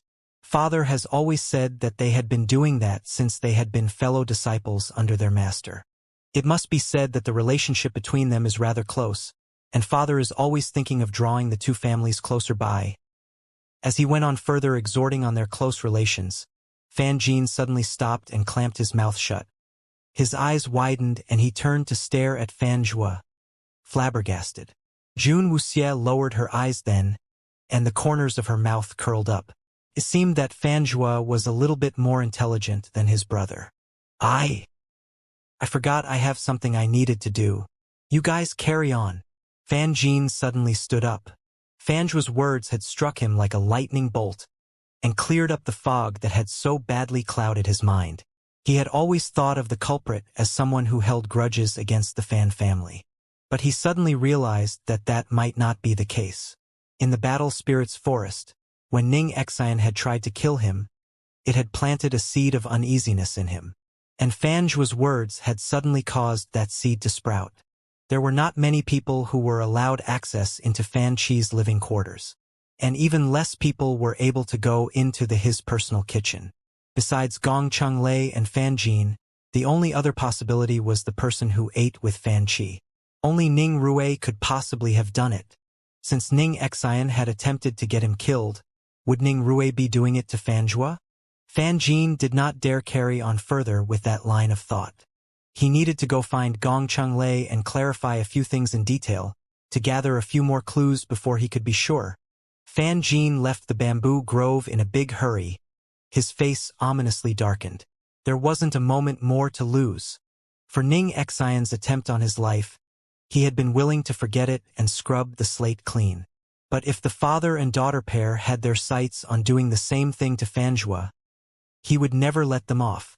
As he stared after Fan Jin's sudden and hurried departure, a slight tinge of a bitter smile appeared on Fan Jua's face as he lowered his head to continue to eat the medicinal cuisine in his bowl. Since you have known it all this time, why did you wait until now to say it? Jun Wuxie put Lord Meme and the little black cat on the table. Her chin rested in her palm, staring at the completely unaffected Fan Jua. Fan Jua's hand that was holding his spoon froze, and his frail body straightened. He did not lift up his head, but remained silent for a while before he said, his voice sounding a little choked up, "What can I do even if I said it to them? Without proof, my father and brother would never believe it.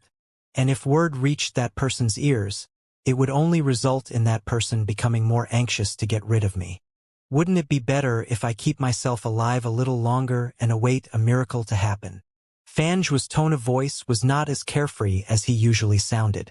The repressed and choked-up voice made one sad just to hear it. Fan Chi trusts that person so much? Jun Wuxie asked, an eyebrow raised.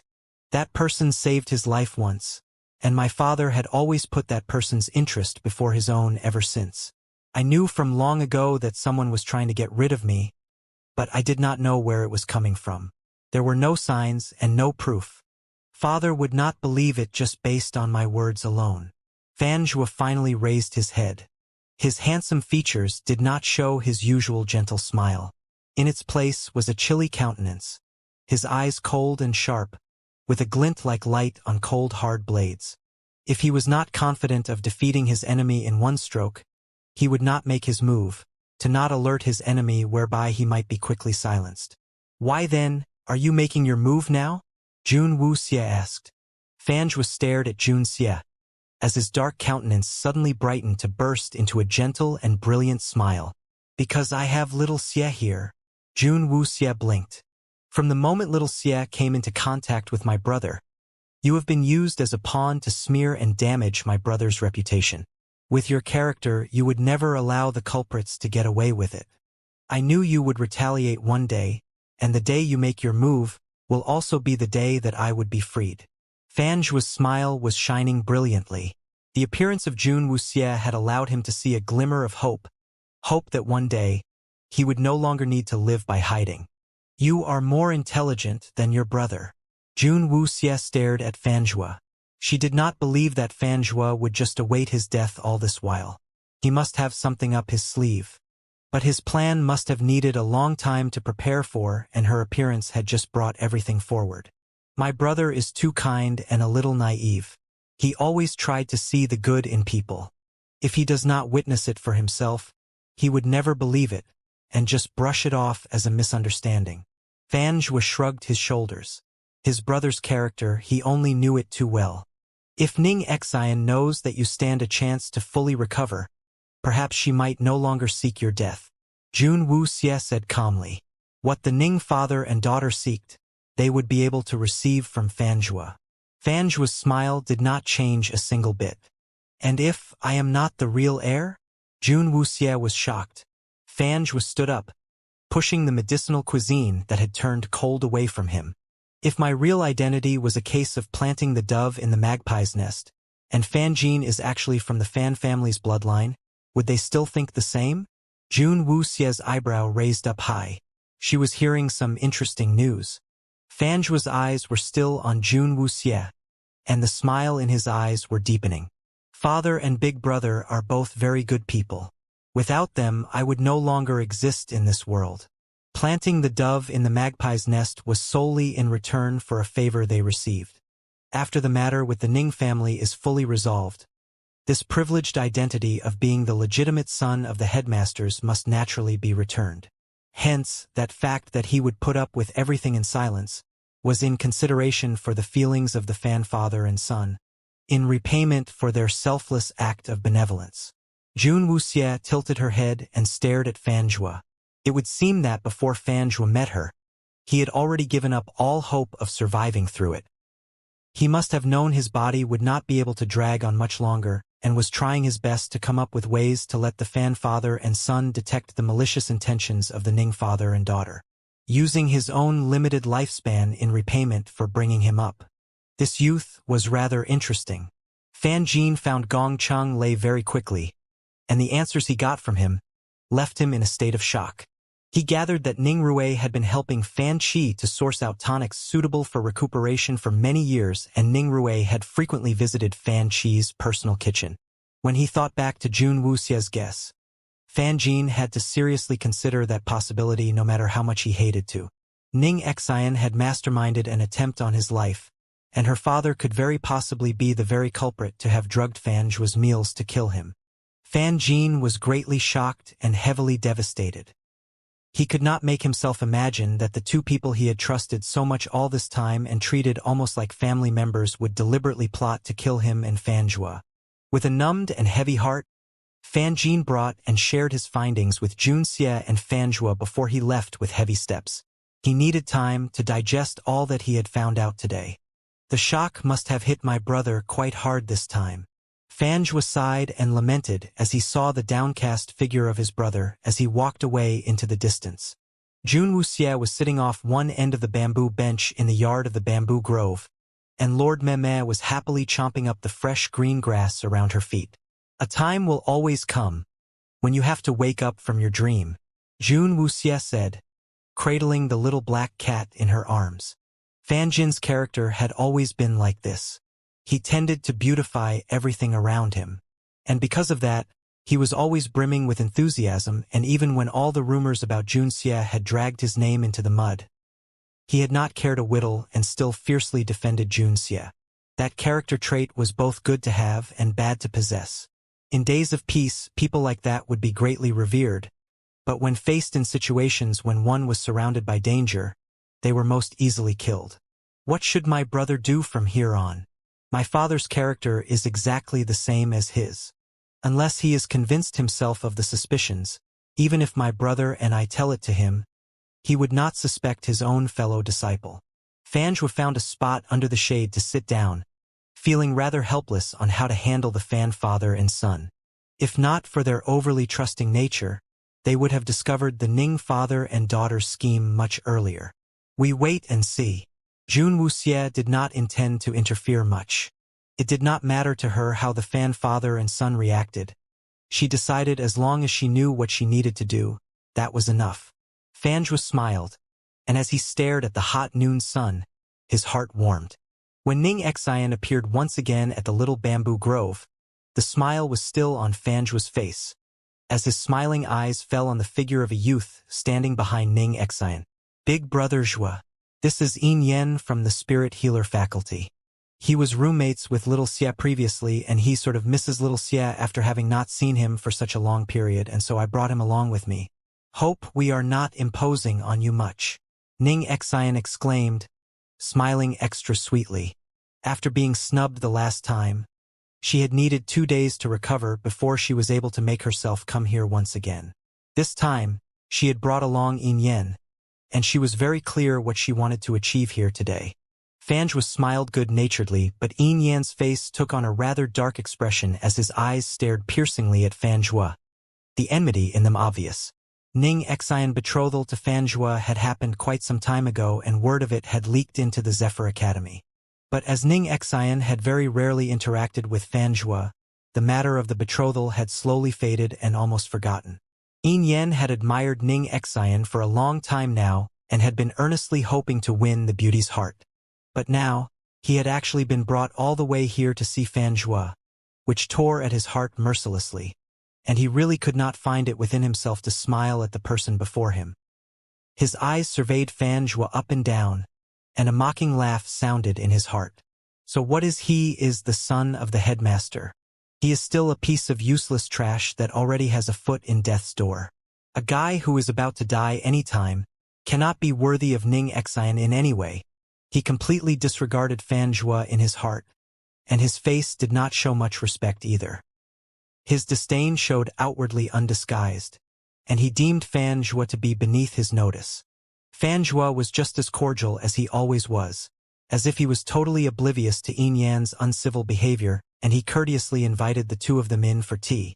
Ning Xian sat for a while, but when she saw no sign of Jun Xie, she began to grow anxious and said, "Why isn't little Xie here?" Fanjua replied easily, "I think he should be in his room. Little Xie seems to like peace and quiet. Little Yen stayed together with little Xie for a period before. He must have missed little Xie after so long." Ning Xian said smilingly as she looked at Yin Yan. Yin Yan's expression froze. He was extremely reluctant, but when he remembered Ning Xian's earlier orders, he had no choice but to mutter noncommittally, "MMM." He had never lived under the same roof with Jun Xie before.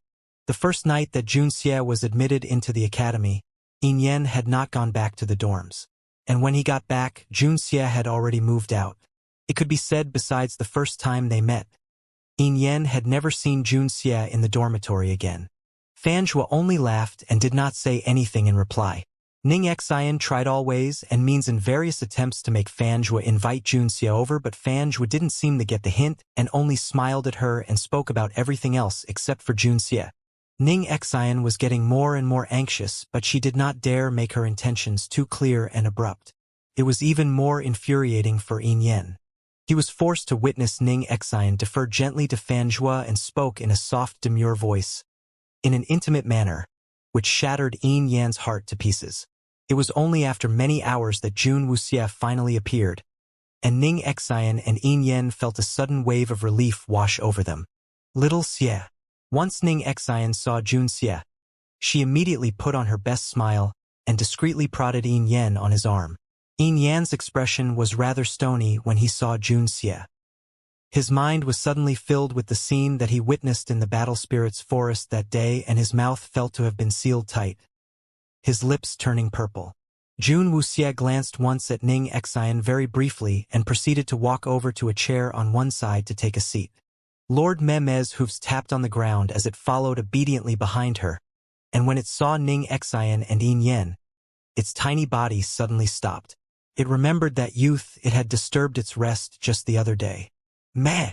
Featress! Bad people here.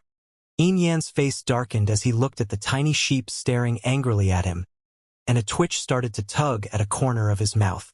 So this is the spirit beast that little Xie brought back from the battle spirit's forest? It's rather cute. As he could not find himself liking Jun Xie a single bit, Yin Yen grabbed at any topic at hand to attempt to strike up a conversation. Little Meh come. Jun Wu Xie did not even bother to look at Yin Yen and waved at Lord Meh. Lord Meh's hooves tapped on the ground once again and stopped beside Jun Wu Xie's feet. Jun Wu Xie reached down and carried the tiny sheep into her arms, and the sheep continued to stare angrily at Yin Yen. Bad egg. Eat you up. Ahem, little Xie. When do you intend to come back to the dormitories? Yin Yen was sitting on pins as he had been rather badly shocked by the scene in the battle spirit's forest. He no longer dared to act rashly before Jun Xie now. Jun Wu Xie lifted her eyes and watched Yin Yen squirm under her stare, but he was still trying to appear enthusiastic. After a while, Jun Wu Xie finally said, "Who are you?" Yin Yen's stony expression turned green upon hearing Jun Xie's words. Ning Xian was suddenly taken aback. She had not expected Jun Xie not to know Yin Yen. How was that possible? Hadn't Jun Xie been snubbing her because of Yin Yen all this while? Why was Jun Xie looking like he did not know Yin Yen at all?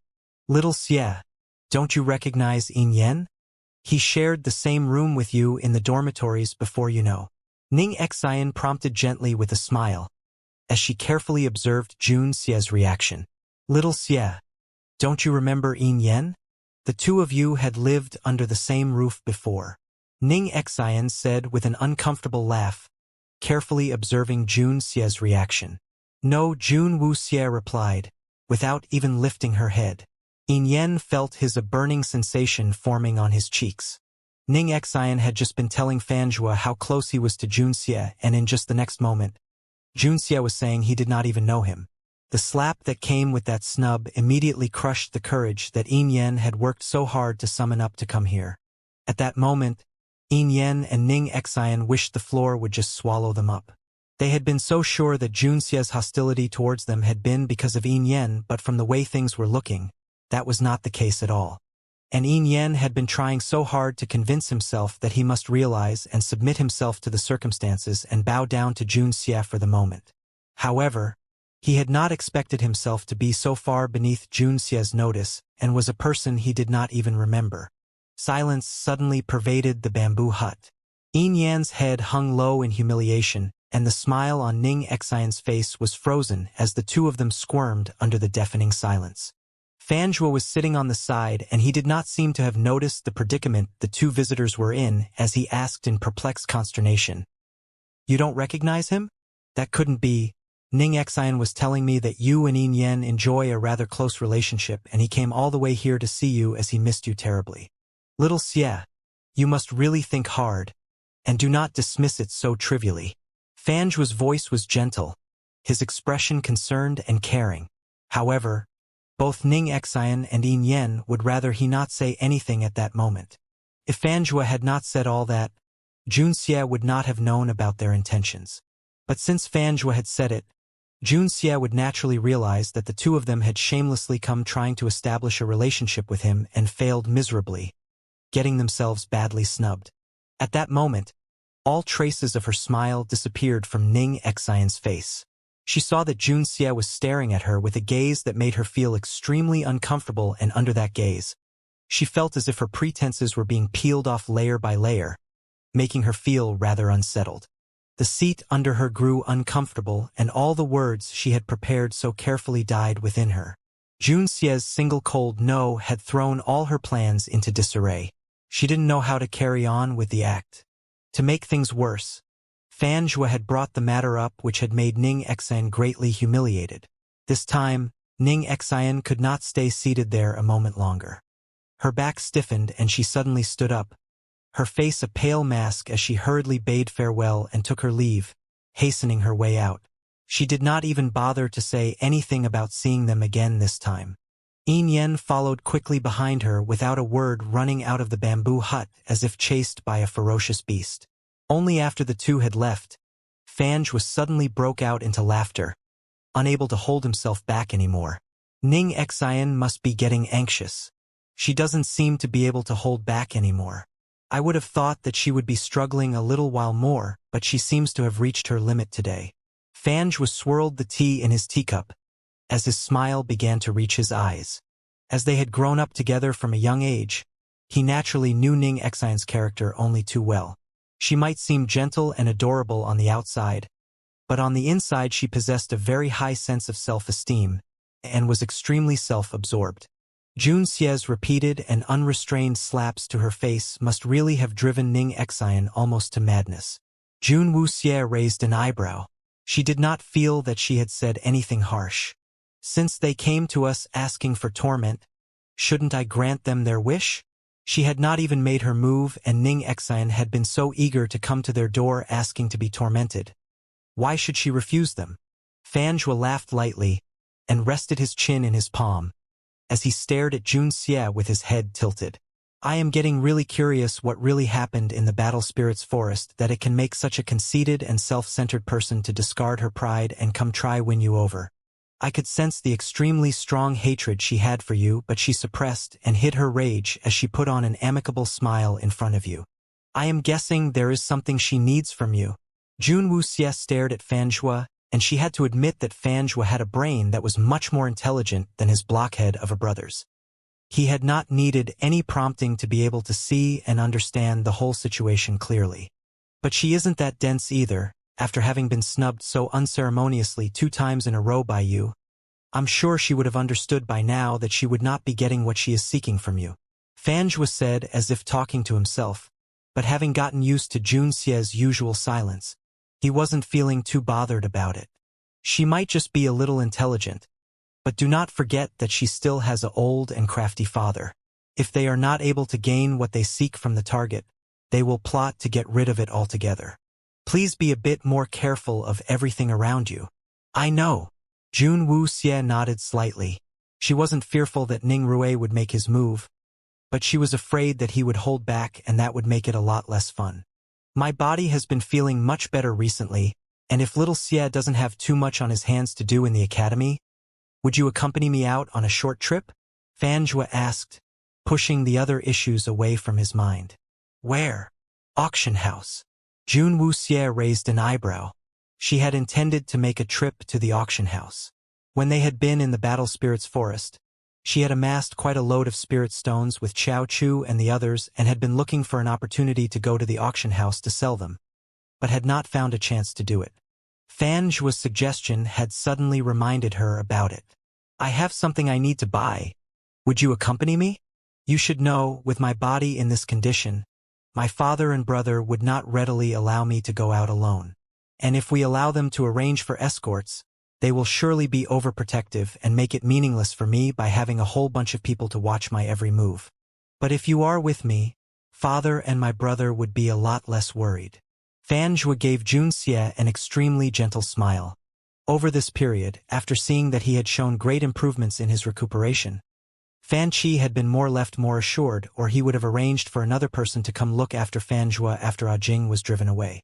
Because Fanjua's health had dramatically improved, Fan Qi had begun to trust in Jun Xie's skills in medicine a little, and even though the two of them had never met, Fan Qi was full of praise for Jun Xie.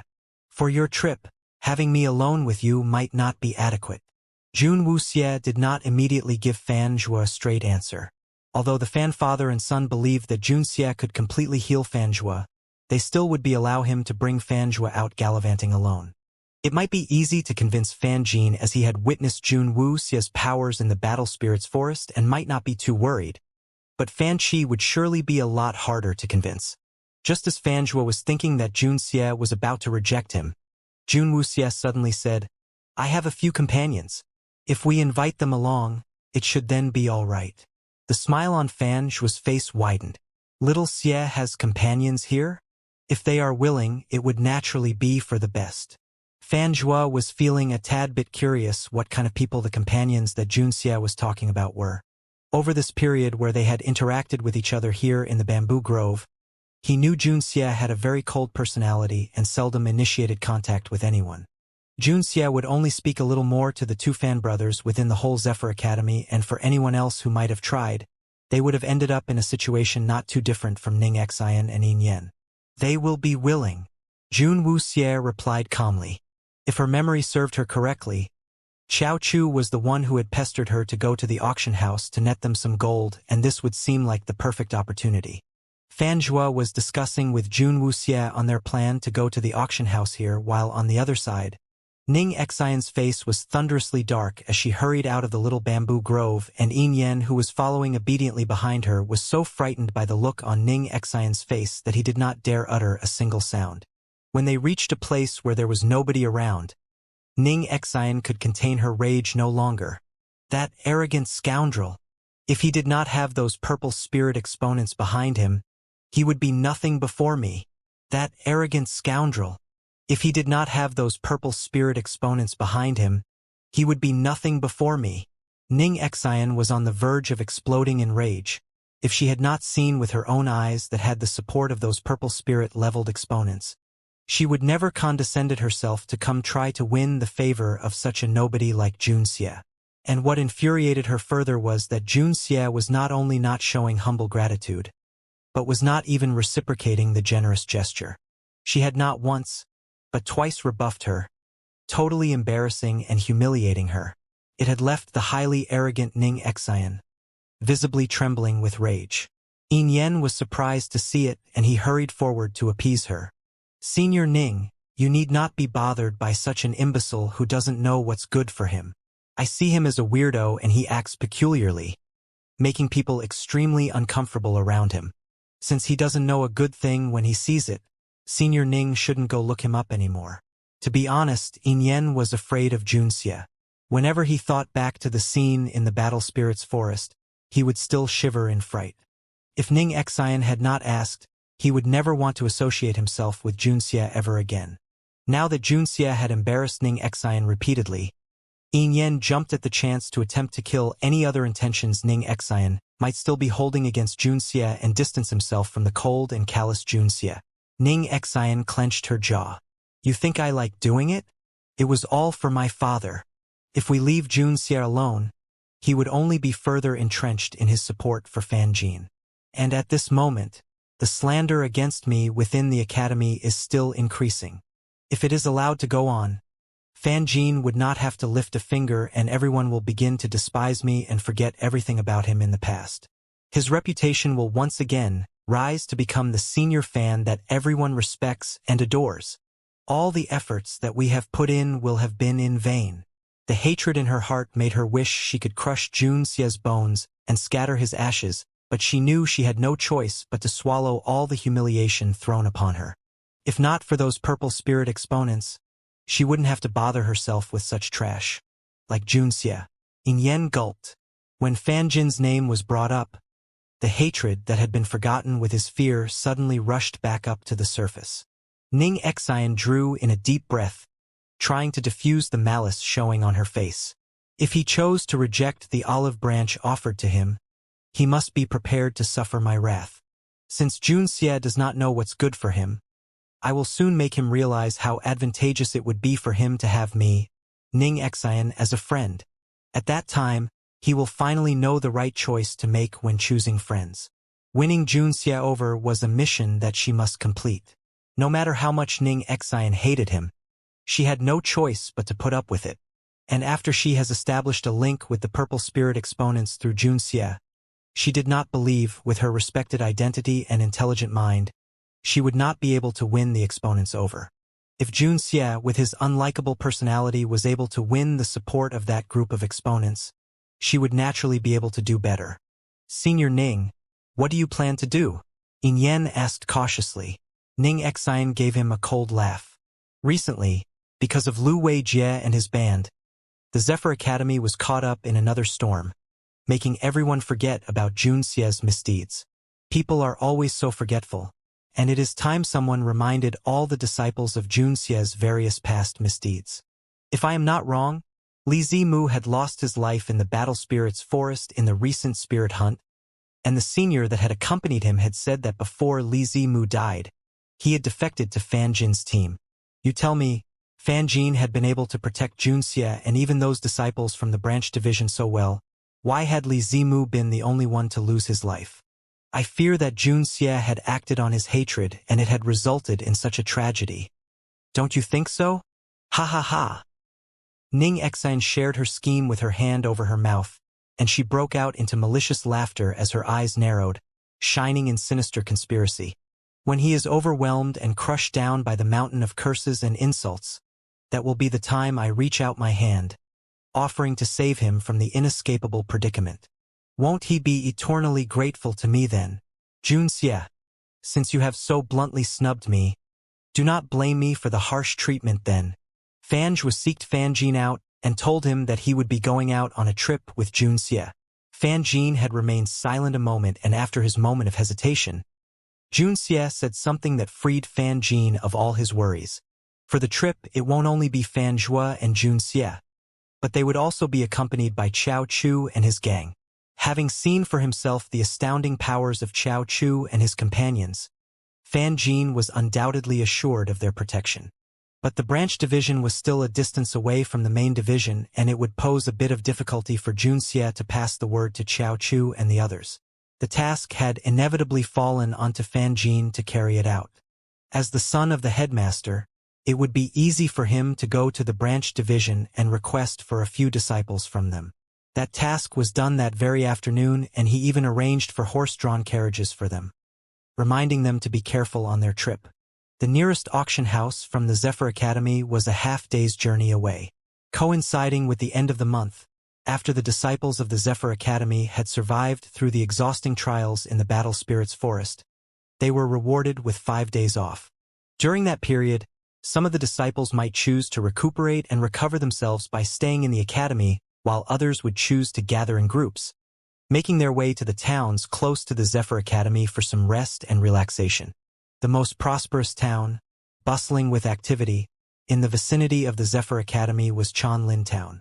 Chanlin had been a small little town, relatively unknown, and it was due to its proximity to the Zephyr Academy that it had gradually grown and expanded, making the once small town fabulously prosperous. The fees for the Zephyr Academy were exorbitant, and all their disciples were from rich and powerful families. The merchants had accurately eyed this business opportunity and flocked to Chanlin Town, causing the once inconspicuous small town to forcibly expand into the most busy and flourishing place to be in that area. On their days off at the end of every month, the disciples of the Zephyr Academy from both the main and branch divisions would clamber onto horse-drawn carriages and make their way towards Chanlin Town. The disciples would willfully squander their riches there, releasing the pent-up tensions within, accumulated in the past month. The Zephyr Academy's main and branch divisions were not sharing the same campus, and Chao Chu and his gang could only join up with Jun Wuxie after arriving in Chanlin Town. As the carriage trundled along, Fanjue was looking outside the window with sparkling eyes at the passing scenery. His eyes soaked up the sight of every passing tree and every blade of grass, bringing about a glow to his slightly pale face. After being ill for such a long time, he could not remember the last time he had stepped out of the little bamboo grove, or how long it had been since he had come out from the Zephyr Academy. The vegetation and architecture that lined the road might all have been uninteresting and dull, but to Fanjue's eyes, they made for a wondrous sight. He was able to see in the near future. He would be able to peel off his heavy cloak of ill health and enjoy the amazing sights the wondrous world had to offer, traversing the seas and crossing over the mountains. As his longing for the exciting future he saw in his mind grew, Fanjue could not help but to turn around and stare at Junxie. Jun Wuxie wasn't interested in the scenery, and when she saw Fanjue turn to her, she unconsciously picked up the little black cat from her lap and threw it right into Fanjue's face. Meow! What was that for? Would it still be all right if it had fallen out of the window? Having the cat shoved right onto his face, Fanjue was shocked. He hurriedly moved to carry the soft furry cat, cradling it in his arms, and soon a rosy tinge rose into his cheeks as his fingers caressed the soft, fluffy touch of the cat's fur. The little black cat gave up on struggling and stretched itself out while its eyes looked mournfully at Lord Meme, who had snuggled itself deep into Jun Wuxie's embrace. Ever since the dumb sheep had appeared, its standing in its mistress' eyes had fallen lower every single day. Life has no more Miao Ning. We'll be reaching Chanlin Town in a little bit. Does little Xie have anything you would like to buy there? Fanjue asked, with his cheeks in a slight blush as he gingerly carried the little black cat in his arms. He did not dare move too much and used only his fingertips to lightly smooth out the little black cat's fur. "I'll take a look around first," Jun Wuxie replied, rubbing Lord Meme's full-bodied wool, as her eyes narrowed in satisfaction. She did not have much she would like to buy, but a heap of things she would like to sell. Besides the pile of spirit stones that they had gathered from the Battle Spirits Forest, Jun Wuxie had in hand a batch of her elixirs. They were refined while she was with the Qingyun clan, when she had nothing much to do, and they accumulated to quite a haul. On this trip to the auction house, she intended to see whether she could find a suitable sort of pill furnace or something suitable for her elixir refinement. It was to give her something to busy herself with while she was idling in the Zephyr Academy. Ever since Yen Bugue had given her the Cosmos sack, she had not had to worry that she would have too much stock of elixirs and could not store or carry them with her. Fan Jin might be a little too compassionate, but he was nevertheless meticulous when making his arrangements for them. He had not only arranged horse carriages for Fanjua and Jun Wuxie, he had even arranged everything to the last detail for Chao Chu and the others. From ample space for them on the carriages to their reservations for lodgings in Chanlin Town, nothing was missed out. Once they reached Chanlin Town, Jun Wuxie would not have to worry about locating the rest of the group to gather them all together. The well-planned arrangements had allowed the two people who had a weakness for cute and fluffy animals to travel free of worries and indulge themselves by cradling and stroking one cute fluffy creature each in the carriage, the expression on their faces filled with blissful content. The carriages rumbled along and finally reached Chanlin Town. They were just in time for lunch, and the streets were filled with people. Many of them were youths dressed in the uniforms of the Zephyr Academy, lugging big and small bags on their backs, tirelessly weaving through the crowd, making their way to reach all the corners of Chanlin Town. The one thing that the disciples of the Zephyr Academy did not lack was money. The coachman sent his 2 passengers to come right before the doors of the inn that Fan Jin had arranged for them and drove the carriage away to rest somewhere else after dropping his passengers off. This was the first time Fanjua was seeing such bustle of people going about their own activities and business. The hawkers on both sides of the street were shouting out their wares, and though it was midday, the overhanging lanterns lent a festive ambience to the scene, and as he watched the crowds of people bustle by, Fanjua's eyes sparkled in awe. The 2 of them were dressed in casual clothes, and when compared to the youths dressed in the Zephyr Academy's uniform traversing the streets, they were seen to be less conspicuous. After he had his fill of the sights, Fanjua finally raised his foot to enter the inn with Junxie. But before he could even digest all the different things he had just seen, a shout coming from inside the inn almost tore the roof off. "What a joke! First come first served? Don't you know that? We already reserved the room in advance. Why should it be given to you?" A familiar voice hollered within the inn, and Jun Wuxie, who was walking in beside Fanjua, raised her eyes slightly. Within the main hall on the ground level, several youths were split on 2 sides, engaged in an argument. One of the group of youths were dressed in the uniforms of the Zephyr Academy, and they stood with their chins lifted high, their stance incorrigibly arrogant. On the other side were 3 guys and 1 girl. They were rather young, and a handsome youth among them currently had 1 foot planted on a stool, adamantly blocking the way up the stairs to the 2nd floor. The other guests within the main hall were all watching with anticipation at the sparks flying through the air. The owner and assistant were watching on worriedly. They wanted to go forward to say something, but they did not dare to make any rash move. A youth from among those wearing the Zephyr Academy's uniform stepped forward and laughed jeeringly at the youths blocking their way. "Good dogs do not obstruct the way of people.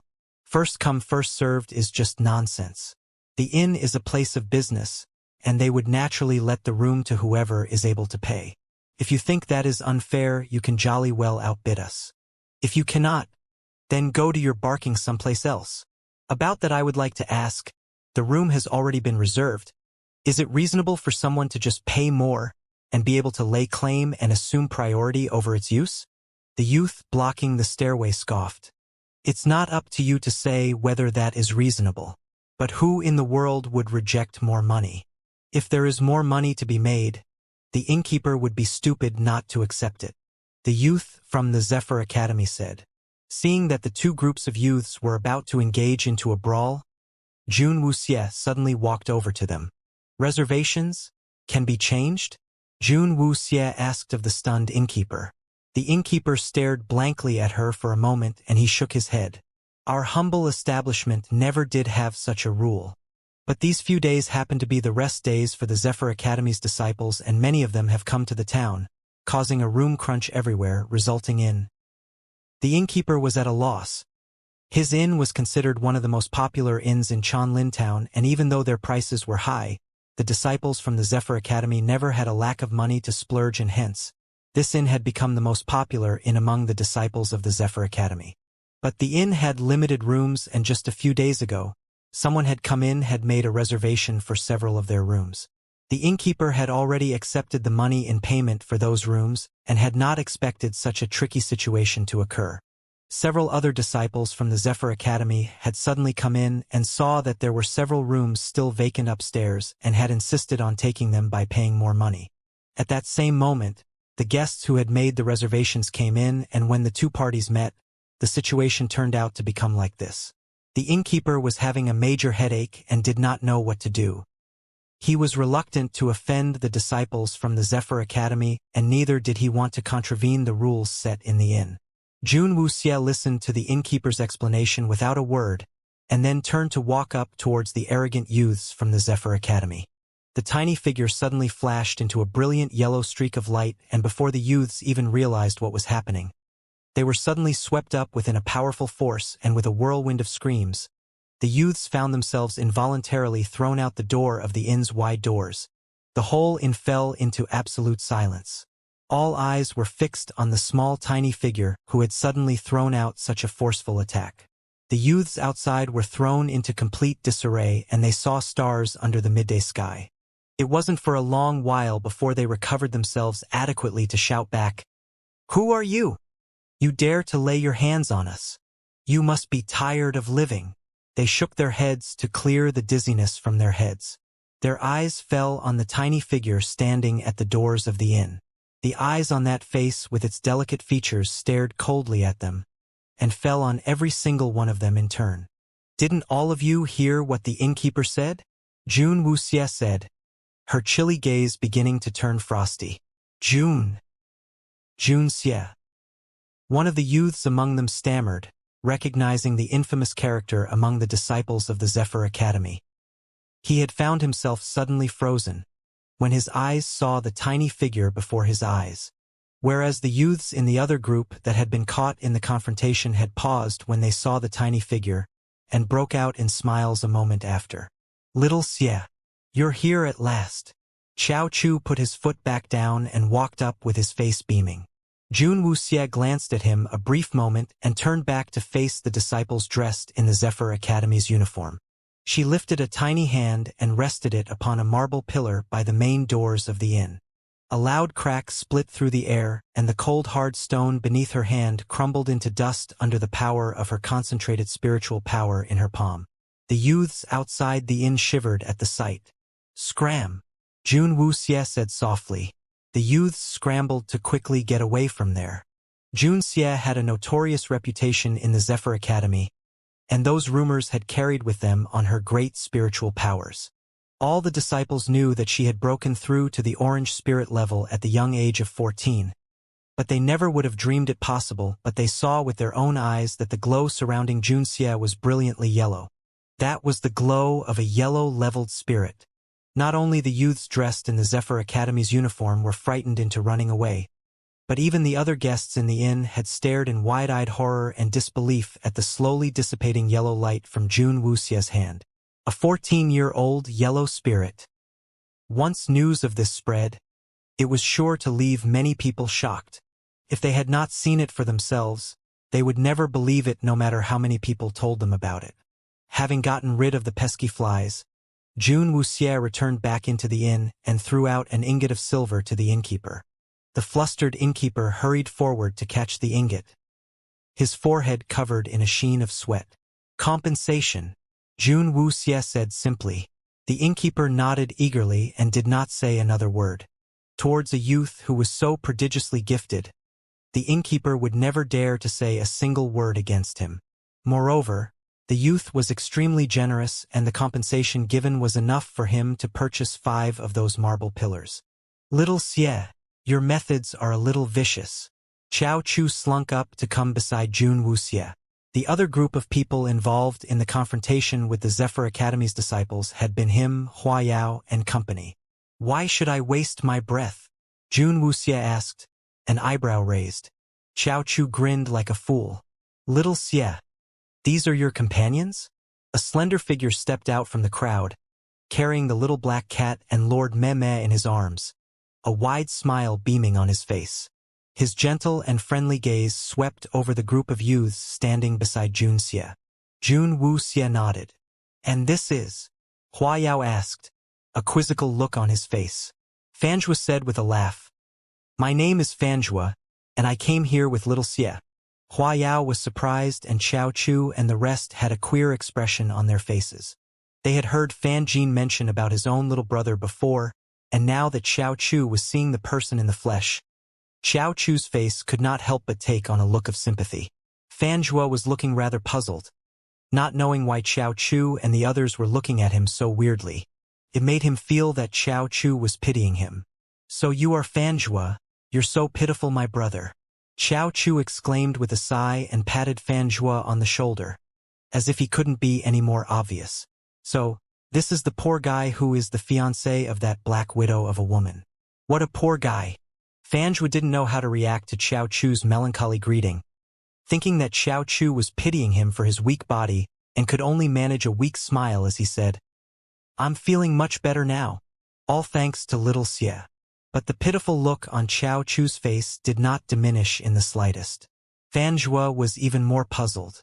Fan Jin had arranged for a room for each of them, and after the 6 of them have gathered, they separated and each went to check out their own rooms before congregating once again back together in Jun Wuxie's room.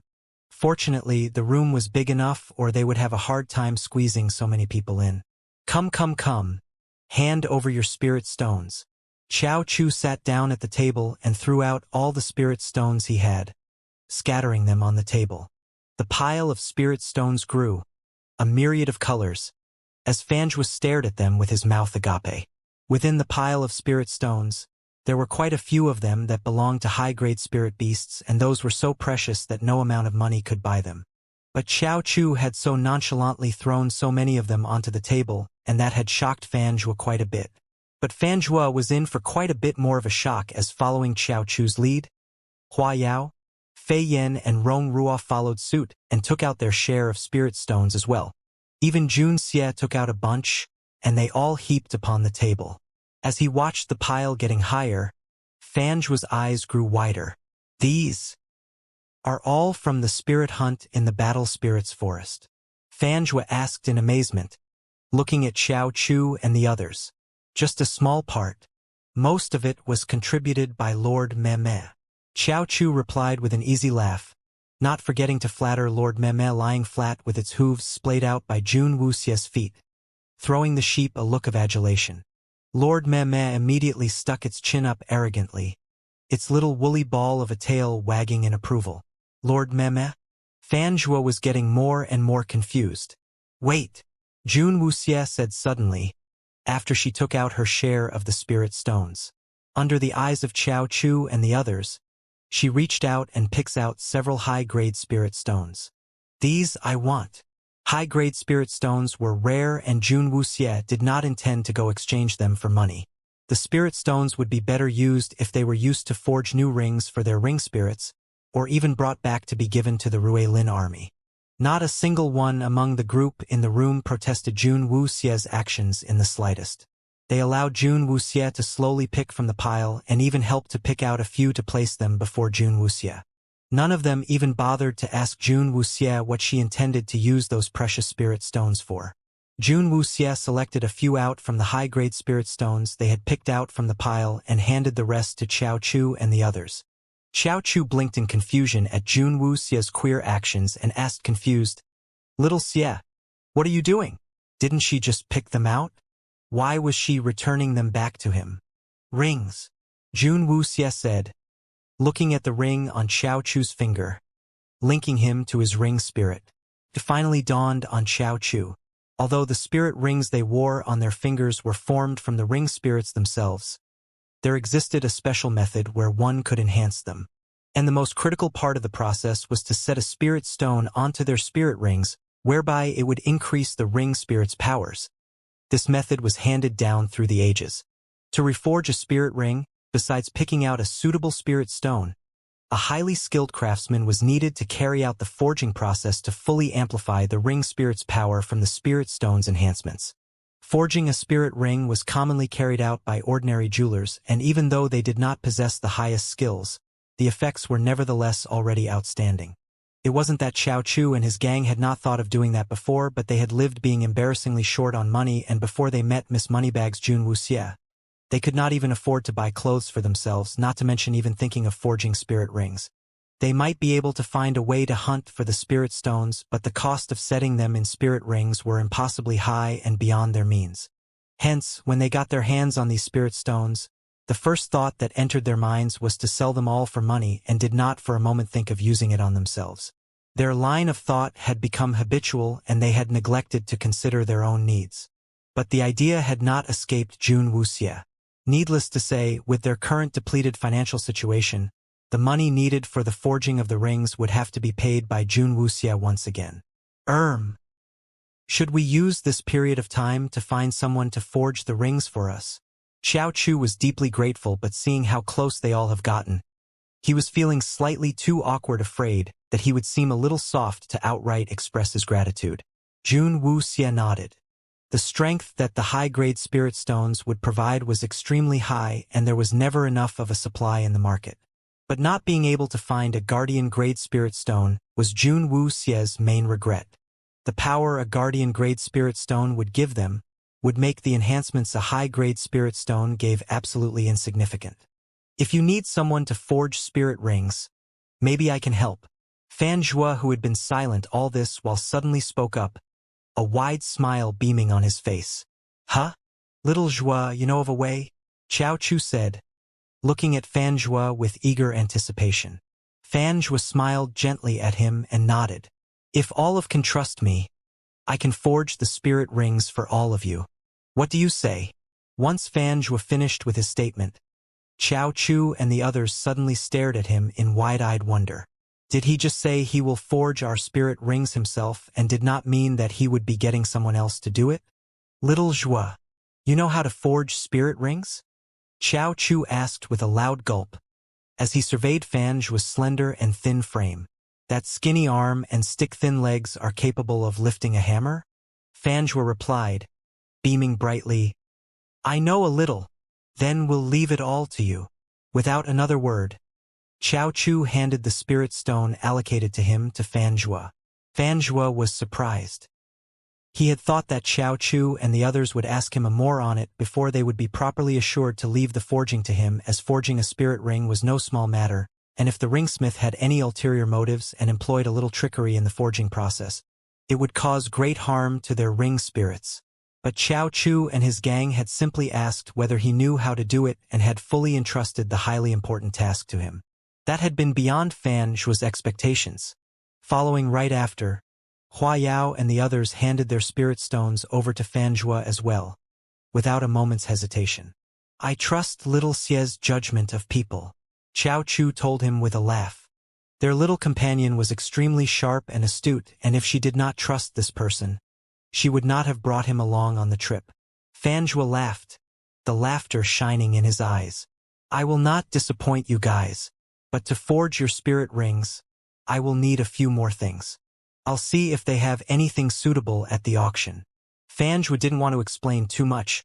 He felt that the best reward for their unhesitant trust was to do a good job of it for them. After the plans were firmed up, the companions started chatting merrily. With the addition of Fan Zhua, Xiao Chu played the jester once again and laughter roared within the room. Hua Yao and the others all similarly felt, compared to the straight-laced and unbending Fan Jin. This smiley Fan Zhua was a lot more pleasing to the eye. Chanlin Town had only one auction house, and it was simply called the Chanlin Auction House. They held an auction every 3 days, and today happened to be the day that an auction would be held. After having their dinner, the 6 companions stepped out of the inn. Compared to daytime, Chanlin Town was much busier at night. Fire torches shone, lighting up the streets in the dark of night. Bright merry lanterns were lit, hoisted up high, decorating the bustling streets and little alleys. Many more interesting things were added Chanlin Town scene at night. Stages featuring various circus acts and opera performances popped up, and more hawkers filled the streets peddling all kinds of wares. The main street was so crowded it was hard to move through it, and disciples of the Zephyr Academy made up for a large part of them. People from the various powers had also come seeking these Zephyr Academy disciples. Although the disciples of the Zephyr Academy still had not stepped out into the world, but due to the highly revered reputation of the Zephyr Academy, their youths were already seen to be the cream of the crop. The different powers intended to win the young youths over while they were still inexperienced and guileless, and after they graduate, they would have gained themselves another formidable strength. It was due to that reason that Chanlin Town became especially crowded at these times. The 6 youths melded into the sea of people and were quickly completely swallowed up. Due to the tight squeeze, Jun Wuxie did not bring Lord Memer out with her, but had left it back at the inn together with the little black cat, forcing the black cat to act as a little custodian. Along the way, Fanjua wished he had more eyes to absorb more of the sights that surrounded them. The heavy bustle of the endless sea of people made Fanjua's joy gradually grow. Fortunately for Qiao Chu's tall and strong frame, he was able to shield Fanjua and Jun Wuxie, and that had prevented his 2 companions, one frail and weakly and the other small and petite, from being separated from the group with the endless waves of trudging people. Even with their efficient human shield, when the group reached a part of the street where it was less crowded, the clothes on Fanjua were nevertheless rather badly creased. "This place is really bustling with people," Fanjua exclaimed excitedly, his face smiling widely. "You like it?" Qiao Chu asked, panting heavily as he looked at Fanjua. They did not know that he had very nearly lost his shoe as he had waded through the sea of people. "Not exactly, but it's a new experience," Fanjua piped happily. "We need to cross 2 more streets before we get to the auction house. If we rush over now, we should be able to still take part in the second half of the auction," Fan Yen said, referring to the map he held in his hands, comparing the landmarks on the map to the area they were standing at. Due to its proximity to the Zephyr Academy, a large portion of the Chanlin auction house's clientele were disciples from the Zephyr Academy. People who could afford to enroll into the Zephyr Academy were from rather established families or significant powers. Common trinkets would not be able to catch their attention. Hence, the Chanlin auction house had no lack of uncommon treasures. Hordes of merchants came here, bringing with them many rare and precious goods. The Chanlin auction house's auction starts at dusk. The skies were already fully dark now, and the auction was already half done. When Jun Wuxie and her companions arrived at the auction house, they were just bringing a new item onto the stage, and a fiery bidding war had already started. They had private rooms in the Chanlin auction house, and they were situated on the 2nd level. The individual rooms were specially provided for guests who did not like to be disturbed, and one can enjoy the use of these private rooms by paying a fixed fee. Jun Wuxie paid up, and the 6 companions went straight up to the 2nd level. The room wasn't too big, with 3 surrounding walls. The 4th side facing the stage was closed up with a beautiful wood-carved low rail. Light refreshments were provided, and after the 6 companions were seated, they turned to look at the item displayed on the stage. Many of the items put up for auction now were mostly spirit stones, and medium-grade ones were set as the minimum grade, and anything lower than that were all rejected by the auction house. Jun Wuxie watched the auction proceed on quietly. Nothing brought onto the stage was able to pique her interest. Neither the next few items auctioned off had caught her attention as well. When it came to spending money, Hua Yao, Qiao Chu and the others had even less of an interest, and only Fanjua was the lone person watching the auction excitedly, looking extremely interested in seeing how an auction worked. Time passed, and they had been sitting in the room for more than an hour, and just when Jun Wuxie was getting bored, a cry of alarm broke out from the 1st level of the auction house. That cry attracted the attention of all 6 of the youths in the room. On the stage, a black rock of stone about half a man's height was being carried up. The black stone seemed to be abnormally heavy, and the whole rock was jet black in color. the ragged edges looking extremely well weathered. A mysterious rock of unknown origins was being brought out for auction like this, and it had puzzled many of the people on the floor. The auctioneer fought to maintain his confident smile, but his insides were turning topsy-turvy, struggling to come up with a script for the item. Bringing a rock out for auction, the people were staring at the item in disbelief. But the person who had entrusted the item to them had been someone the owner of the Chanlin auction house was familiar with.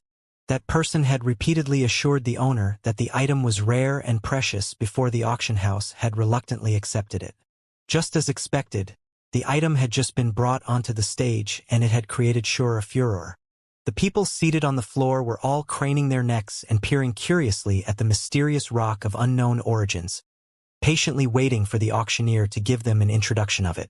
However, the man said with a frozen expression, "This jet-black rock was discovered in lands beyond Heaven's End Cliff, and it contains mysterious power.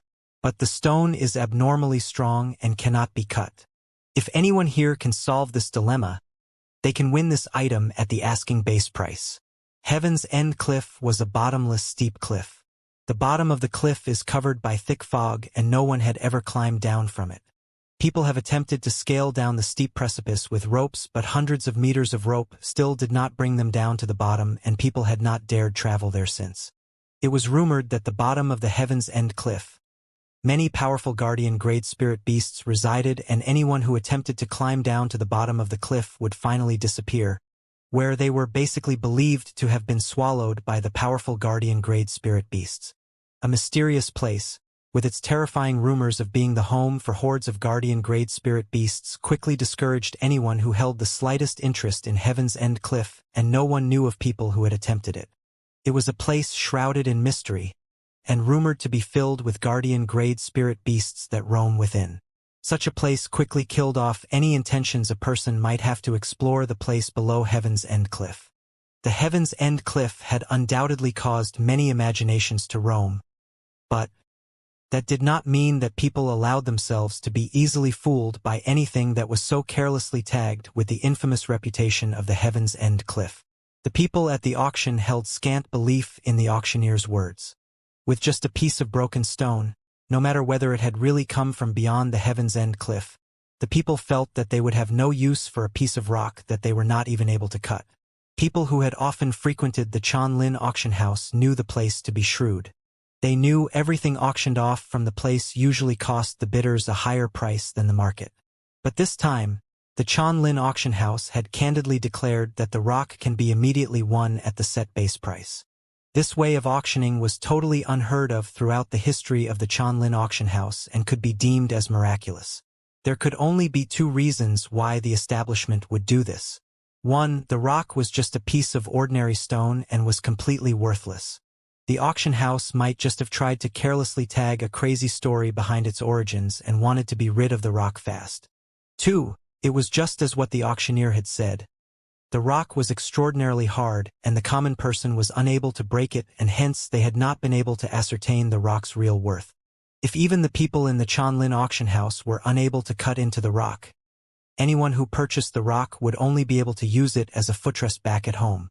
No one would be dumb enough to do that.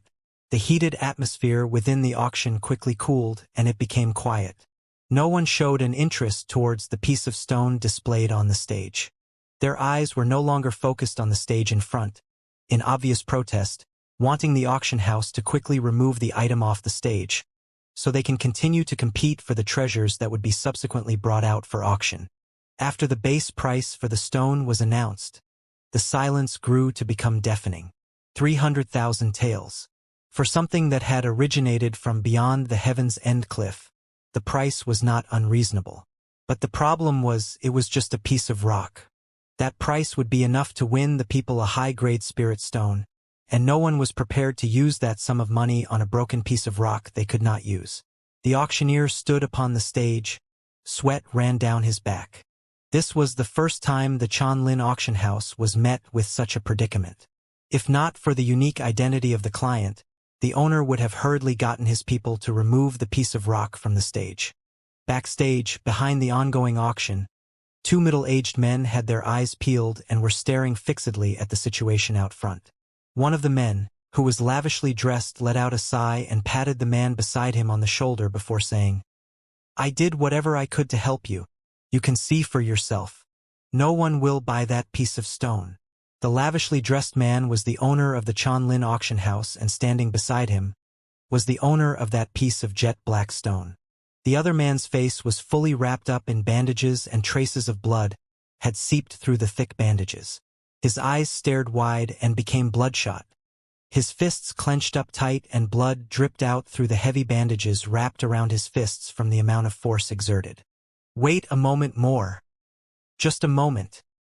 The man's voice was raspy, as though spoken through scalding fire. His dry, split lips were slightly purple, and his eyes did not waver from the auction at the front of the stage. His eyes were full of yearning, and under that yearning was endless fear and dejection. "I might not be able to get you the 300,000 taels that you needed, but I can give you 100,000 taels first.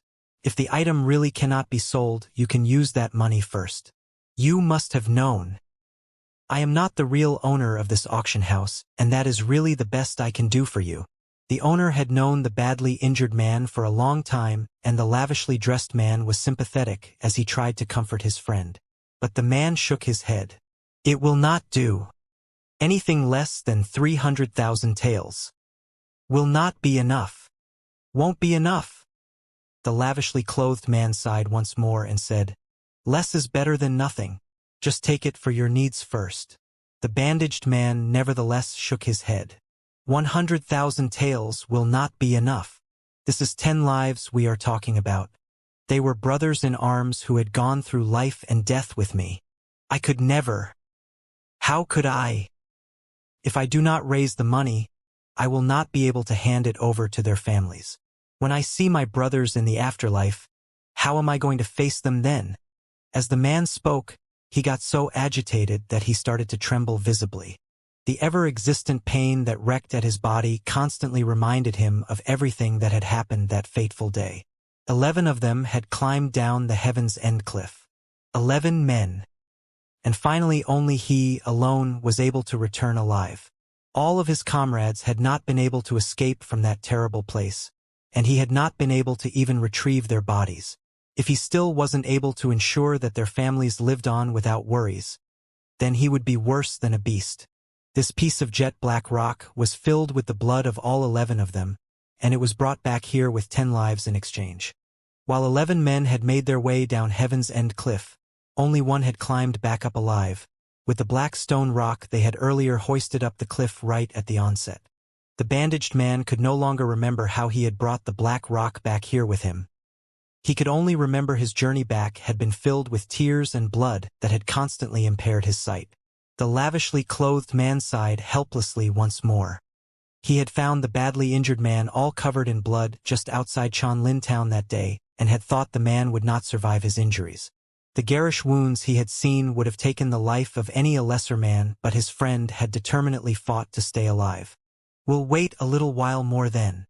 Helpless, the lavishly clothed man could do nothing but continue to wait with his friend.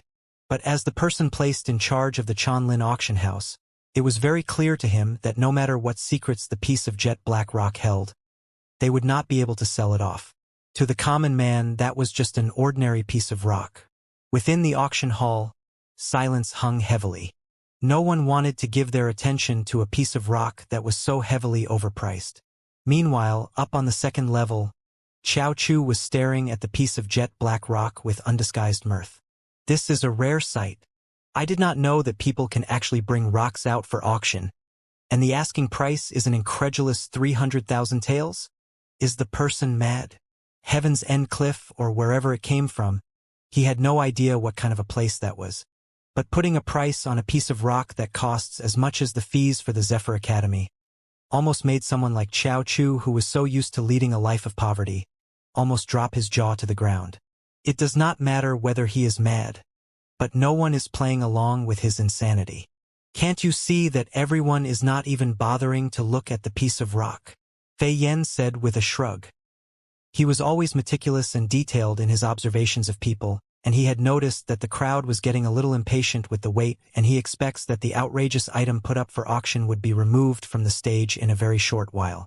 I found it really incredible that anyone would in reality possess the confidence to even bring a piece of rock to the auction house and put it up for auction. Chao Chu exclaimed indignantly. They had lived a life where they did not even know when their next meal was, and here people were hoping to get a windfall from a piece of rock. Somehow, I do not feel that is just a common piece of rock. Fan Zhua, who had not spoken a word all this time, suddenly said. Everyone else turned to look at him. Things from beyond Heaven's End cliff would not be ordinary. If my guess is correct, the jet black rock is black jade stone. You can extract black silver from black jade stone, and black silver can be used to forge spirit rings whereby its effects would be more outstanding than gold, silver, or any precious metals. But the black jade stone is extremely hard and very difficult to cut, but I believe it can be achieved by tempering it by fire. Fanjua spoke with a serious tone. His eyes locked onto the black jade stone as a sudden sparkle shone from deep within his clear eyes. Black silver. Rong Rua's eyes suddenly narrowed when she heard the term used. She looked at Fanjua, her eyes seemingly seeking for something. Chao Chu and the others had a queer look in their eyes as well, but their curious look in their stares suddenly disappeared as quickly as they had appeared. It is a kind of metal extremely suitable for the forging of spirit rings. It is very rare, that big piece of black jade rock, there would only yield an amount of black silver roughly the size of a pigeon's egg. Fan Zhua was absorbed in his explanation, and he suddenly hesitated a moment before he turned to Jun Xie. Little Xie, that item is really suitable for the forging of everyone's spirit's rings. Why don't I try to place a bid for it? They already had the spirit stones, but they still have not decided on the metal to be used for the forging. No need. Jun Wuxie replied. I'll buy it. Fanjua was surprised. Jun Wuxie turned to look at Fanjua and said, You can't afford it. Fanjua immediately blushed a slight pink. He had really forgotten all about that. He had rarely come out and was completely unfamiliar with the pricing of things outside. Before he had left, Fan Jin had shoved several thousand taels into his hands, and after thinking a little further, he realized that his few thousand taels was hopelessly inadequate when it came to buying a 300,000 taels item. No way he could afford it. Fanjua's red face grew into a brighter shade. Chao Chu was as insensitive as ever as he roared in laughter, placing a big hand on Fanjua's shoulder. Little Zhua, do not worry. We are all kept by Miss Moneybags. Little Xie is fabulously rich. After saying that, Chao Chu even shamelessly threw Jun Wuxie a wink. Jun Wuxie did not say a word, and just rolled her eyes. Dumb Chao is really getting more and more shameless. Fei Yen sneered. Chao Chu did not bite the bait and said, Not shameless, you buy it then. Fei Yen was at a loss for words. Hua Yao shook his head in helplessness. Being kept by Jun Wuxie, dumb Chao integrity had really crumbled to total oblivion. After the decision was made, Jun Wuxie rang the bronze bell on the second level. The bell rang loud and clear, and the muted whispers among the crowd died suddenly. Everyone raised their head to peer up into the second level. The ringing of the bronze bell was an indication that a guest on the second level had made a bid. Backstage, the bandaged man who had fallen into dejection and despair suddenly looked up, peering in the direction where the bell had sounded. He looked into a private room high up on the second level and saw a tiny and petite figure. He had delicate features and was a young youth. He stood by the rail, his hand holding the bronze bell. The youth was speaking to a servant who had hurried over to him, and the Chanlin auction house servant hollered, Guest in private room 1 makes a bid for 300,000 taels. That shout ignited the hushed crowd in the Chanlin auction house into a sudden fervor.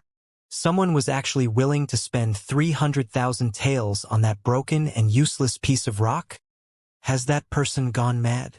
Everyone clamored to see, trying to peer into the private room on the second level. When they all saw that it was a rather young youth, everyone thought the same thing. The fool and his money soon parts. They felt the young and ignorant whelp must have been so impressed at hearing the words Heaven's End Cliff, and naively thought that the item held immeasurable value. If not, no one would ever spend such a big amount of money so carelessly. Besides the many who were shocked, many more were snickering quietly, sneering at Jun Wuxie's naivety for having been duped by the Chanlin auction house. After the unimaginable ordeal he went through waiting for someone to make a bid, the auctioneer almost cried tears of relief. He did not hesitate in the slightest as he raised his little hammer and struck it down 3 times in quick succession. Mortally afraid that Jun Wuxie would pull back the offer, and he hurried to seal the deal as quickly as he could. Men from the Chanlin auction house carried the black piece of rock off the stage smiling. Jun Wuxie paid up the money and would collect the item only after the auction. Thereafter, the excited atmosphere came back to the auction house. Precious items big and small were brought up onto the stage one after another, and wave after wave of intense bidding wars were carried out. None of the items that were brought out after the rock interested the 6 companions. The exciting atmosphere brought about by Jun Wuxie's swift and decisive splurge had died down. People who were waiting to see the fool and his money part once more were left disappointed. Another hour went by and the auction came to a fulfilling close. Every single item was auctioned off and none remained. Many people departed satisfied, leaving with their trophies they had won in their arms. As Jun Wuxie had won a big item, she had to wait till she was the last one before the men from the auction house carried the black jade stone out. Accompanying the men, another middle-aged man dressed in a brocade robe came towards them. "Good evening, everyone. I am the owner of the Chanlin auction house, and my name is He Chonglu. I do not find any of our esteemed customers' faces familiar. Is this your first time here at the Chanlin auction house?" He Chonglu welcomed the companions with laughter and his eyes smiling as he surveyed the group of extremely good-looking youths, with an exceptional air surrounding them.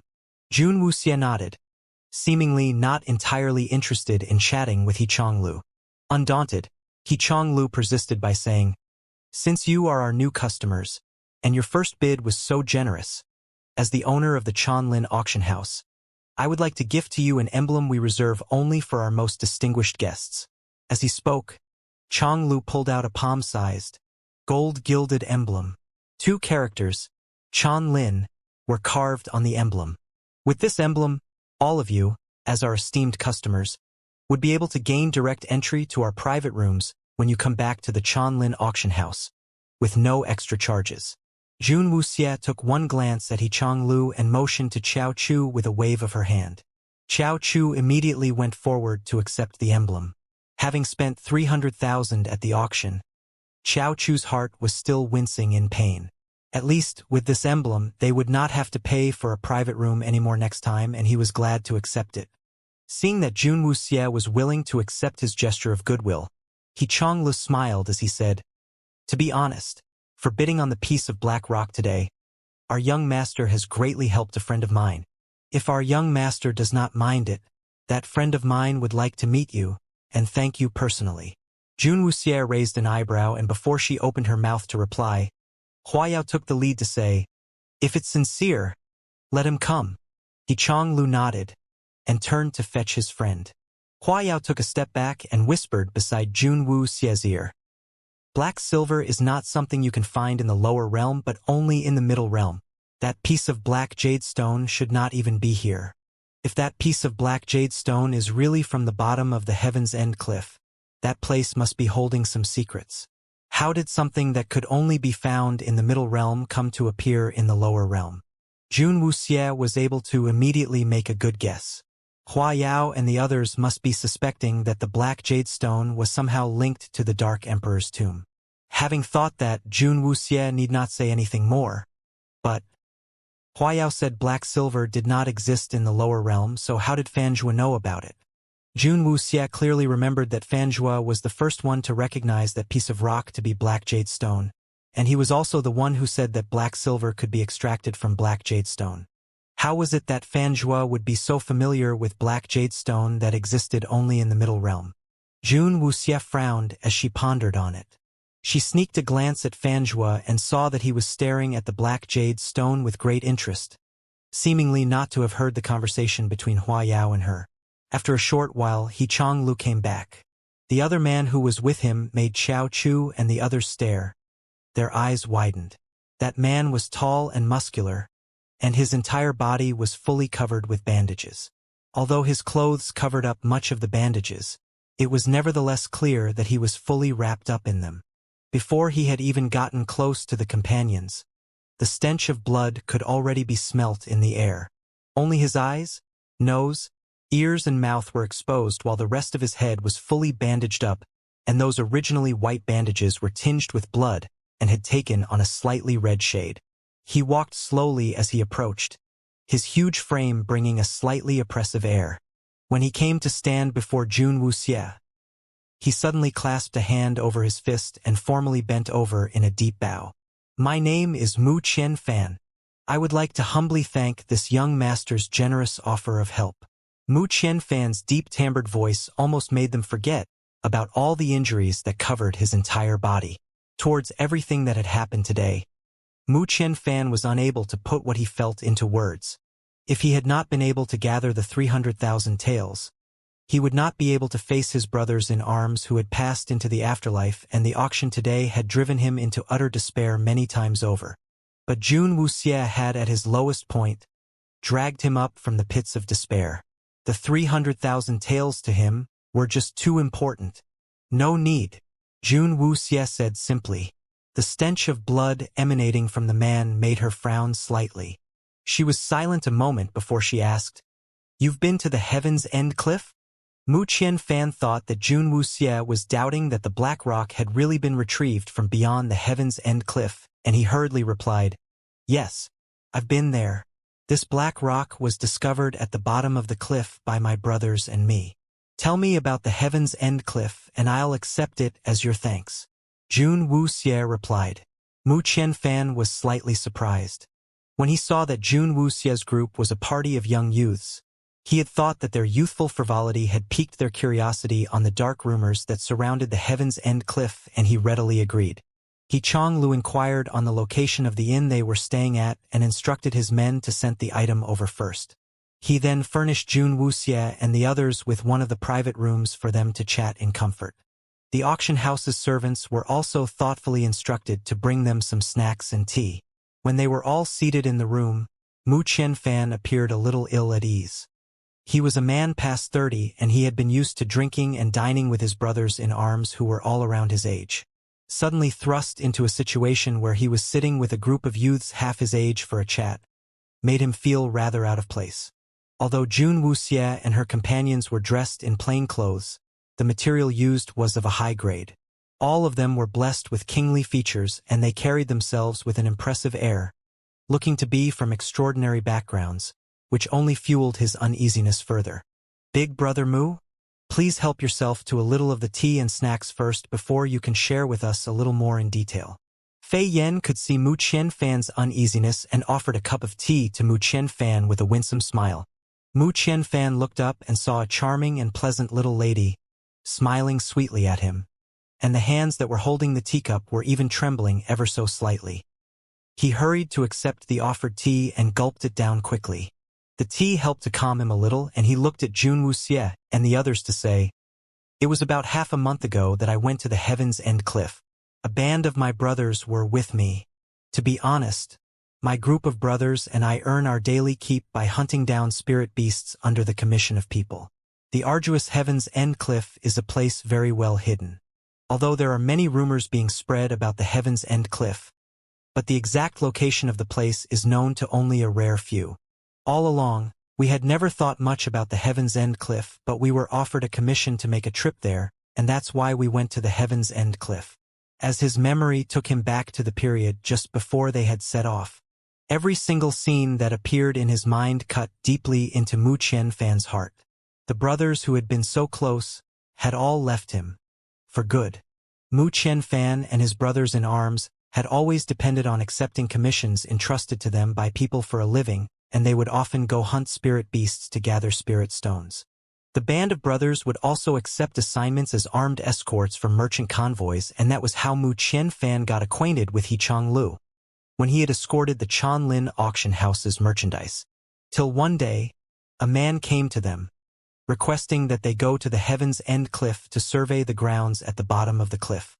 He had promised then that if they were able to fully traverse the entire area below the Heaven's End Cliff and produce a complete map, the men would be handsomely rewarded. The promised reward would be more than enough for all of their families to live their lives free of worries. Although the Heaven's End Cliff was famed to be an extremely dangerous place since a long time ago, but very few people had actually been there. Many people did not even know where the Heaven's End Cliff was, but everyone had heard many versions of the grave dangers the mysterious place held. But in order to grasp at the opportunity to earn that large sum of money, and to provide their families with a carefree life, Mu Qianfan and his brothers finally decided to accept the commission entrusted to them. That man had been rather generous. He had given them 200,000 taels as a deposit from the beginning. After accepting the money, Mu Qianfan and his team were highly motivated, and they readied themselves to set off towards the Heaven's End Cliff. That man then gave them a map that showed in detail the exact location of the Heaven's End Cliff. Based on the directions shown on the map, the team were on the roads for half a month before they reached the Heaven's End Cliff. The Heaven's End Cliff was located within a wide circular range of mountainous peaks, and the cliff began from high up upon one of the peaks. In order to even reach the cliff, they had to pass through layers upon layers of dense forests. Within those forests, many spirit beasts roamed, and Mu Qianfan and his brothers used their experience to pass through the danger-filled forests. And when they finally arrived upon the cliff, they began to understand why the cliff was named the Heaven's End Cliff. The Heaven's End Cliff's face looked as if it had been cleanly cut by an immense sharp blade.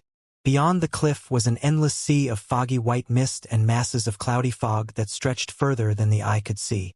When looking at it from the high vantage point upon the cliff, the wondrous sight made one feel as if that was where heaven ended, stopping right at the cliff they stood upon.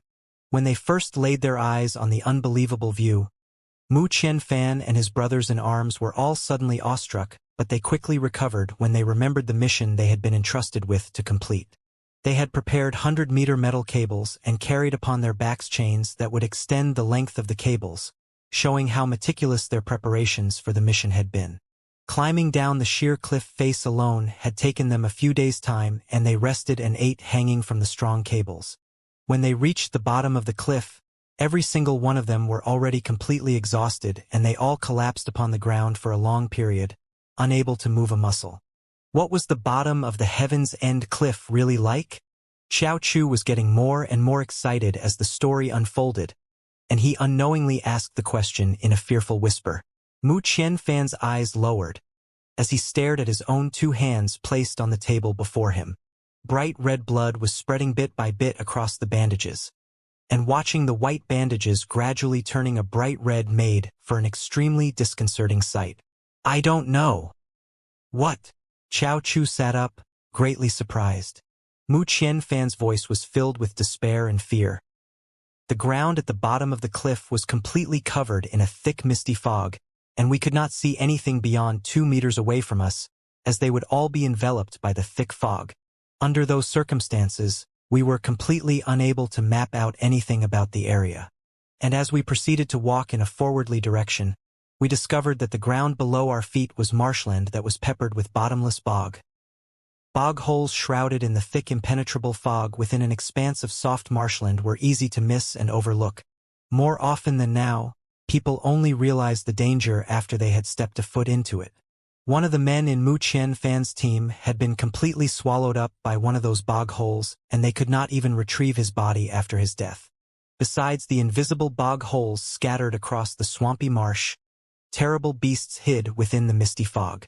The team, consisting of experienced and hardy men, had lost half of their men under the attacks by the ferocious spirit beasts who hid within the cover of the blinding fog. More terrifying than all these dangers was the poison within the mist that was everywhere, constantly around them. They had not noticed it in the beginning. It was not until a few of them had escaped out from under the fog and noticed that the wounds on their bodies were continuing to fester and rot after the poison had spread into their internal organs that they realized just how scary a place the bottom of the Heaven's End Cliff was. Within a fog so thick you cannot see your hand before your face, air laced with poison, ground filled with bottomless bog holes, ferocious spirit beasts, where any single one of the dangers could easily take your life. That was when Mu Qianfan finally understood why the client who knew the exact location of Heaven's End Cliff had offered to pay them such an enormous sum of money just to compile a map of an area. He must have known of the perilous dangers that laid at the bottom of Heaven's End Cliff, and the men were paying it back with their very own lives. But it was already too late for regrets. With the lone exception of Mu Qianfan, their team of 11 men had 10 dead. Besides the piece of black jade rock that they were unable to cut, they had gotten nothing. As they had not been able to complete the map, they would not be able to receive the remaining payment from the client. When Mu Qianfan returned, he had gone to seek out the client. But when the client got to know that Mu Qianfan and his team had almost been totally annihilated on their expedition, they had lost all desire in continuing with the conversation and had only briefly asked Mu Qianfan about their encounters at the bottom of Heaven's End Cliff and chased him out quickly thereafter. With all his brothers dead, he lived his life in fear, holding on tightly to a mere piece of broken rock. In order to provide some consolation to the grieving families of his deceased brothers, Mu Qianfan had no choice but to take the black jade stone and entrust it to He Changlu and to put it up for auction. After Mu Qianfan finished his story, he lowered his head completely. His tightly clenched fists were completely covered in his own blood. The memory of every moment spent at the bottom of the Heaven's End Cliff was deeply entrenched in his mind. The screams of his brothers as they died haunted him horribly in his dreams, like relentless demons. It is definitely not a good place, and you should just forget all that you just heard and just treat it as a story. Mu Qianfan was silent for a long while before he raised his head. His eyes filled with despair and indescribable grief. If only they had not been tempted by that reward money offered, if only they had been more down to earth and only accepted simpler missions, then his brothers would still be alive today and he would not have become just like a dead man walking. The injuries on his body now had gotten extremely serious. He had been back for quite a period and his wounds had continued to fester and rot. The bandages he had covered himself with were not to protect his wounds, but he was afraid that his horrifying looks now would frighten the people that he came into contact with. His entire body was filled with poison he had contracted from the Heaven's End Cliff, and he knew he had not long more to live. He only wished that before he died, he would be able to help look after the families of his deceased brothers. Jun Wuxia patiently listened to Mu Qianfan till he finished, her face expressionless. Whereas Chao Chu and the others were looking extremely solemn. Did I scare all of you? Ha ha. It's not all that bad. Just don't go to that place. Mu Qianfan thought that the youths had all been frightened by his account of his experiences, and he hurriedly changed his tone and tried to make light of his words. Will you still remain in Chanlin town for a period? Jun Wuxia asked suddenly. Mu Qianfan stared in shock and nodded his head after a moment's hesitation. All of us are residents of Chanlin town and I will naturally still be here. If you need to locate me in the near future, you can go to the last house at the end of South Street. But Mu Qianfan looked at the bandages all over his body and said with a bitter laugh, if you still want to hear anything else from me, you will have to hurry. My body might not last much longer. Your injuries are grave? Hearing the implied meaning behind Mu Qianfan's words, Hua Yao asked, his brow furrowed. Mu Qianfan nodded. It's already a miracle that I am still living. Among the brothers who had gone with him, 2 of them had breathed their last hours after being afflicted with the poison. The fact that Mu Qianfan could last till this moment greatly surprised himself. Let me see, Jun Wuxia said suddenly. Mu Qianfan hesitated. He looked at Jun Wuxia, deeply concerned. It's rather gory, you really want to see? He was afraid that his disgusting wounds would frighten the young youth. Jun Wuxia nodded.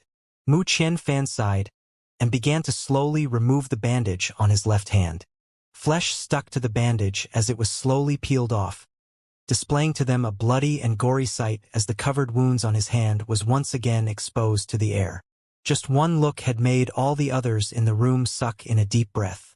The whole of Mu Qianfan's hand looked as if it had been splattered with boiling oil, and not a single part of the flesh was whole. The red blistering flesh was filled with yellow pus and looked just like a badly rotted piece of meat. Half the tip of his little finger had already rotted off and the white finger bone was visible under the gory mess. The overpowering stench of blood and rot suddenly spread within the room. Chao Chu and the others suddenly turned pale. Mu Qianfan was suddenly very conscious of himself, and he was thinking of wrapping his bandages back over his wounds in a hurry when a fair and tiny hand held down the other end of the bandage that had fallen onto the table. Jun Wuxie's eyes narrowed as she stared at the cankerous and festering sores on Mu Qianfan's hand. The condition that the hand was in showed effects that was rather similar to one of the poisons she had previously concocted, but in terms of the speed that the rot, it was relatively shorter and did not seem like new flesh would grow back like hers. Seemingly completely oblivious to what a revolting sight the rotting hand was, Jun Wuxie instead stood up and carefully inspected the hand up close. Mu Qianfan was shocked by Jun Wuxie's action. Why was such a young youth not showing any signs of fear at all? He had not only not shrunk back in fear, but had instead come up close to inspect his condition carefully. The heavens know even he himself had been badly disgusted by the rotting flesh all over his body. But the youth had not batted an eyelid and seemed perfectly calm. Mu Qianfan had just wanted to say something when Xiao Chu, who had been sitting directly opposite him, suddenly gave him a sign, gesturing him to remain quiet, and even giving him a friendly and knowing smile after. Mu Qianfan did not know what Jun Wuxie wanted from him, but as a man about to die, he was not too concerned about it. If Jun Wuxie was not afraid and wanted to take a close look, he had no qualms about showing them his revolting wounds. After a while, Jun Wuxie went back to her seat. Her eyes were cold as she looked at Mu Qianfan and said, "I want to cut out some flesh." When Jun Wuxie's words came out of her mouth, not just Mu Qianfan, but even Xiao Chu and Fei Yan had expressions of utter shock on them. Cut some flesh? What flesh? She really wanted to cut out a piece of flesh from Mu Qianfan's hand? Mu Qianfan's eyes opened up wide, seriously doubting what he had just heard. You want my flesh? Even if he had accepted that his death was imminent, Mu Qianfan was nevertheless still badly traumatized by Jun Wuxie's words. However, Jun Wuxie was completely unaware of how fiendishly demented her request had sounded and just nodded calmly. A little bit will do. Mu Qianfan froze in place for a while, not understanding how such a tiny-sized little youth would be so gutsy. He had not flinched in the slightest from the grotesque wounds on his hand and had now even wanted to cut out a piece of his flesh. Didn't he find it disgusting? "I'll pay you," Jun Wuxie added. Mu Qianfan waved his hands before him quickly. "No need. No need. I will not live long anyway. If you really want to." Mu Qianfan clenched his jaw and took out a short dagger. He was doomed anyway, and the wounds were giving him so much pain that he had problems eating and sleeping, so cutting out a tiny bit of his flesh would not hurt him any much more than that. Since Jun Wuxie had bought the black rock from him, he was already a great benefactor to him, and he did not deem it proper to collect any more money from his benefactor. As he spoke, Mu Qianfan was going to cut out a piece of his flesh when Jun Wuxie raised a hand to stop him. "I'll do it," Jun Wuxie said. Mu Qianfan was speechless, and he woodenly turned the dagger around and handed it over to Jun Wuxie. Jun Wuxie held the dagger skillfully, having held a scalpel countless times in her previous life. Staring at Jun Wuxie's inverted way of holding the dagger, Mu Qianfan chose to remain silent. Jun Wuxie inspected Mu Qianfan's wounds carefully a moment, and just when Mu Qianfan thought that the youth did not dare to do it, Jun Wuxie suddenly quickly and skillfully cut into the side of his palm and carved out a thin slice of flesh about the size of his thumbnail. The dagger was handled with such quick precision that he did not feel the pain till a little while later. Cutting off sliver of his flesh with a single slice, Jun Wuxie had not even blinked. She held the dagger horizontally with the sliver of flesh on top. She retrieved an empty bottle from within her robes with her other hand and emptied the piece of flesh into it. Mu Qianfan could not find the words to describe the youth before his eyes. The youth had cut out a piece of his rotting flesh. But did he really just keep it in a bottle? Did he intend to keep it as a souvenir? After keeping the bottle containing the rotted piece of flesh carefully, Jun Wuxie dug out another bottle from within her robes. The palm-sized bottle placed right before Mu Qianfan. 3 times a day, 1 pill each time. Take with warm water, was Jun Wuxie's curt and simple instructions. Mu Qianfan did not understand what was happening at that moment and only stared blankly at Jun Wuxie. and turned his eyes to stare at the bottle of medicine before him. Having gotten used to Junwoo Xie's abnormal miserliness with spoken words, Xiao Chu consciously cleared his throat and generously explained it for Mu Qianfan. The medicine will help you with your injuries. Just do as you are told and it will be fine.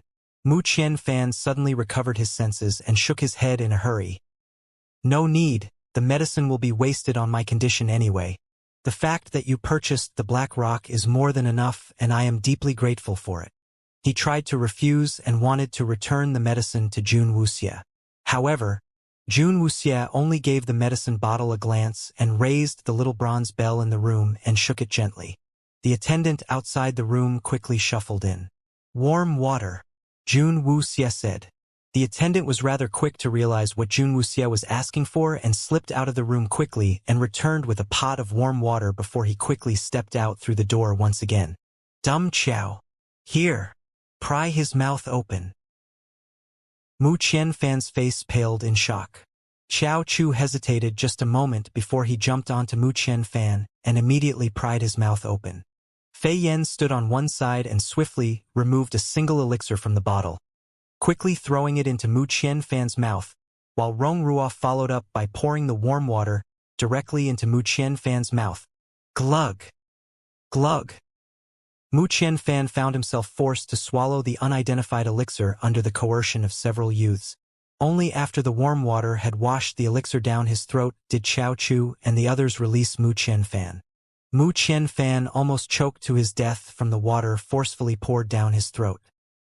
He stared helplessly at the bunch of brutal youths and was just about to speak out in protest when he suddenly felt a cooling sensation spread throughout his body.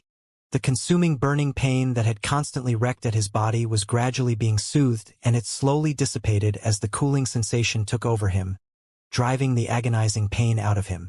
His eyes widened in great surprise and he stared at Jun Wuxia.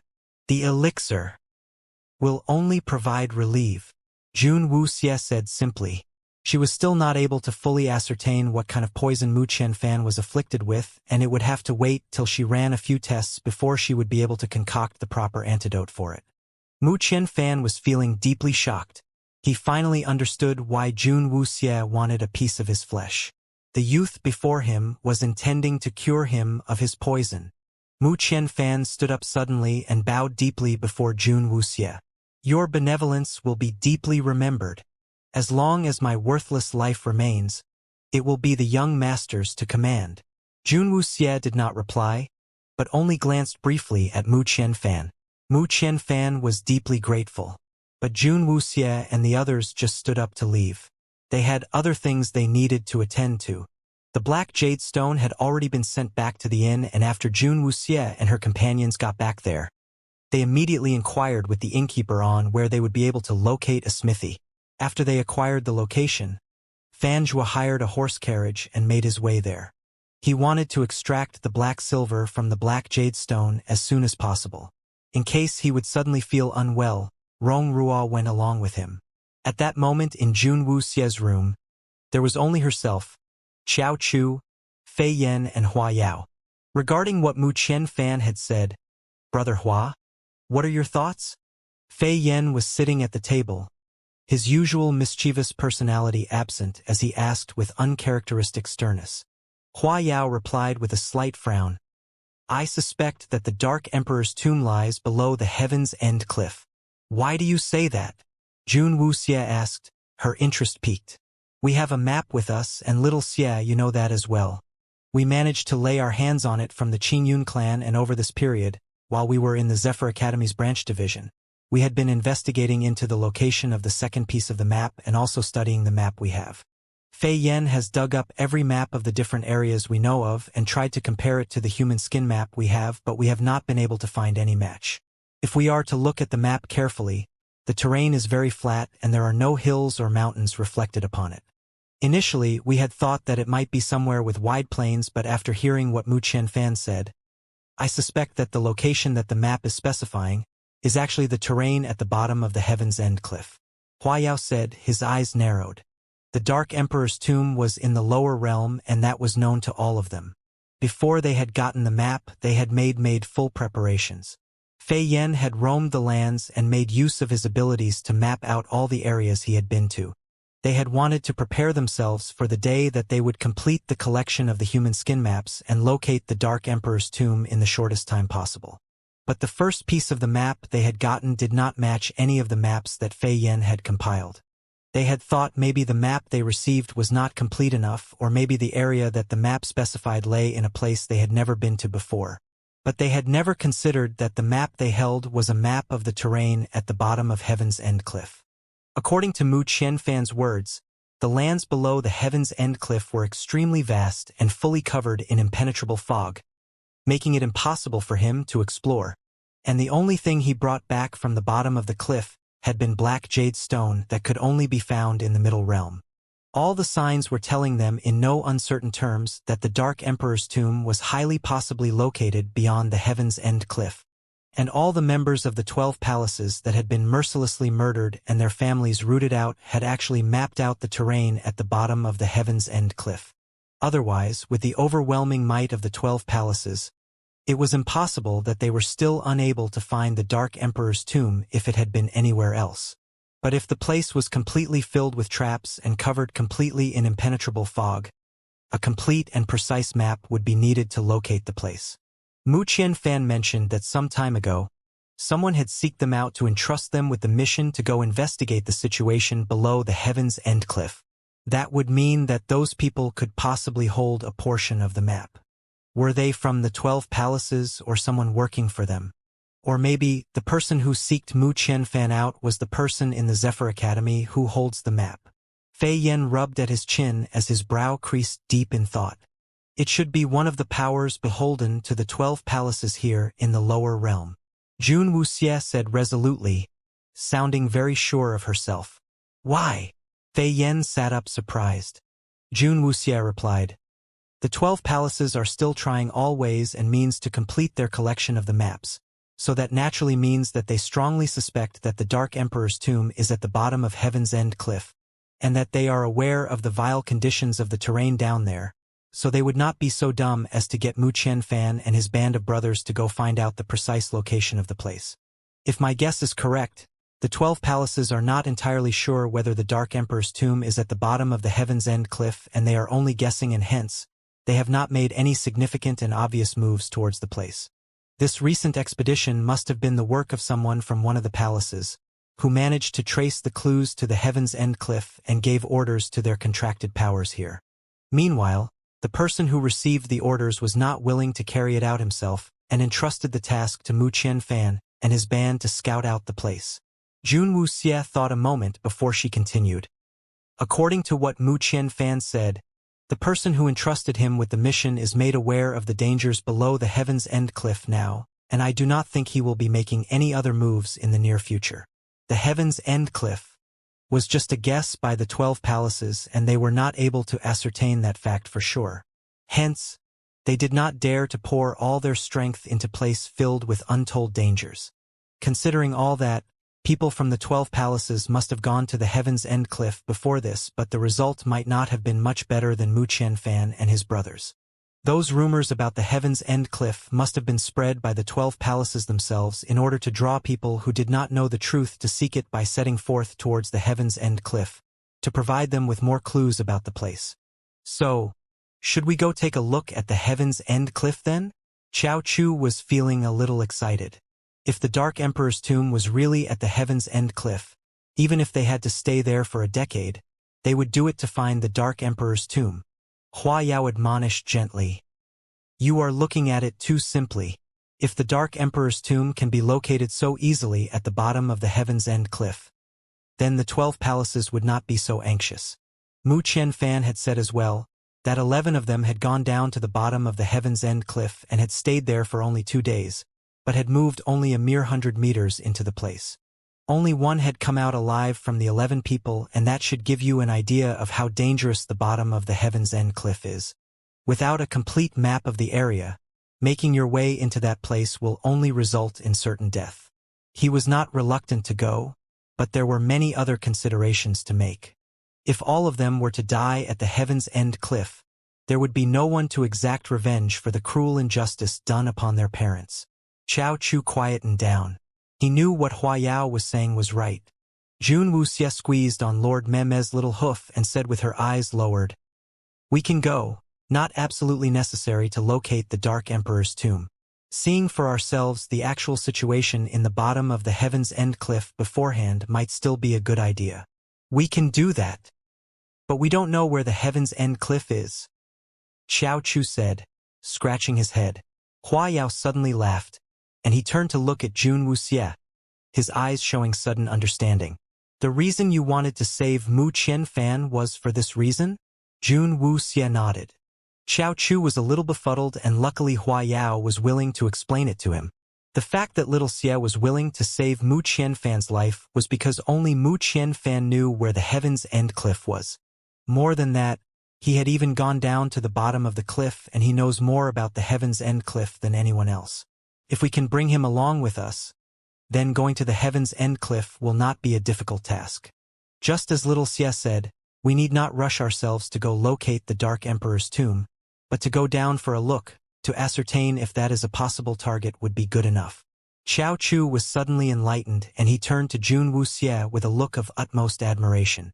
"Little Xia, aren't you being a bit too smart? You actually thought that far ahead?"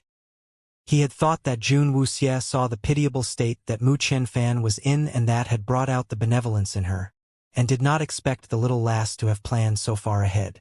Jun Wuxia raised an eyebrow, but did not reply. "Actually, there is one more thing I would like to speak to you guys about." Hua Yao's expression suddenly became hesitant. The smile on Chao Chu's face faded as well. "What Brother Hua wants to talk about is about little Zhua, isn't it?" Hua Yao nodded. "Why would Fan Zhua know about the black jade rock and black silver? This really puzzles me. I do not mean to be suspicious of him, but the fact that he knows about those things seems rather queer." Hua Yao and the others had lived in the lower realm for quite a period of time, and they are aware of what things the people of the lower realm know and what they do not know. Fan Zhua's knowledge had definitely crossed the boundaries of what a person from the lower realm would know, although they had not known each other for long. But Hua Yao and the others had felt that Fan Zhua was a rather nice, and this was the only thing that they did not understand. He is the son of the headmaster of the Zephyr Academy. Could it be possible that the person in the Zephyr Academy that the 12 palaces are in contact with is the headmaster himself? Hence, Fan Zhua had heard a few things about the middle realm from those people. Chao Chu was really reluctant to think of Fan Zhua in a bad light, as he had found Fan Zhua to be rather pleasing to his eye. Fan Zhua was even running all around to help them forge their spirit rings, and suspecting him was something he did not want to do. That might be possible. Hua Yao nodded his head. If that was the case, it would justify how Fan Zhua came to know of black jade rock and black silver, and it would answer all their doubts. Previously, the person in the Qingyun clan that the Palace of Fire Demons was in contact with was Ku Tsongju, and didn't Ku Tsongju gain possession of the Lone Smoke? If it really is with Fan Zhua's father, we will have to remember to be a bit more polite when we go ask for it in the future. When Chao Chu was speaking those words, his eyes had inadvertently turned to look at Jun Wuxia. He could still remember vividly what kind of atrocities Jun Wuxia had been capable of in the Qingyun clan. But Jun Wuxia seems completely unaffected, her face a sea of calm. "But before we are sure of the facts, we should not speak a single word of it to little Zhua," Chao Chu said consciously. Fan Zhua had been a great companion so far, and if Fan Zhua realized that the real reason they all were here at the Zephyr Academy was to steal his father's map, he would definitely be heartbroken. Hua Yao nodded in agreement, and even Fei Yan approved of it. Obviously, they saw Fan Zhua as a sickly and weak, naive and innocent little youth. However, Jun Wuxia secretly bit on her lips. How naive! The few companions finalized their plans and made preparations to set aside time for a trip to the Heaven's End cliff after the forging of their spirit rings. But before that, they had to heal up Mu Qianfan's body, and that important task fell once again upon the shoulders of Jun Wuxia. In order to extract the black silver, such a large piece of black jade rock, it required quite a long period of time. After Fan Zhua and Rong Ruo negotiated on the price, they left the black jade rock at the smithy and left. No one would recognize what that was anyway, and they were not worried that anyone would want to steal it. After they returned to the inn, they all busied about with their own tasks, and no one mentioned a word about the Heaven's End cliff. Just as it was getting dark, June Wuxia went out and searched everywhere for things she needed to concoct her medicines and elixirs. But as no one cultivated elixirs in the Zephyr Academy, so such items were not too popular in Chanlin Town, and not many people carried those goods. After much searching, June Wuxia finally managed to find a small and simple stove for cultivating elixirs in a tiny shop. The stove was only palm-sized and made out of pure copper. It was poorly made but would serve its purpose temporarily. After making another trip to the medicinal shop where she purchased some herbs, June Wuxia went back to the inn and started on her study of the poison in Mu Qianfan's flesh. She worked through the night without rest. When Huayao knocked requesting to enter her room in the morning, he found her standing with a few medicinal bottles in her hands when she came to answer the door. She gave him one quick glance and went on with her tasks. Xiao Chu wanted me to come ask you when would we be going over to the auction house again.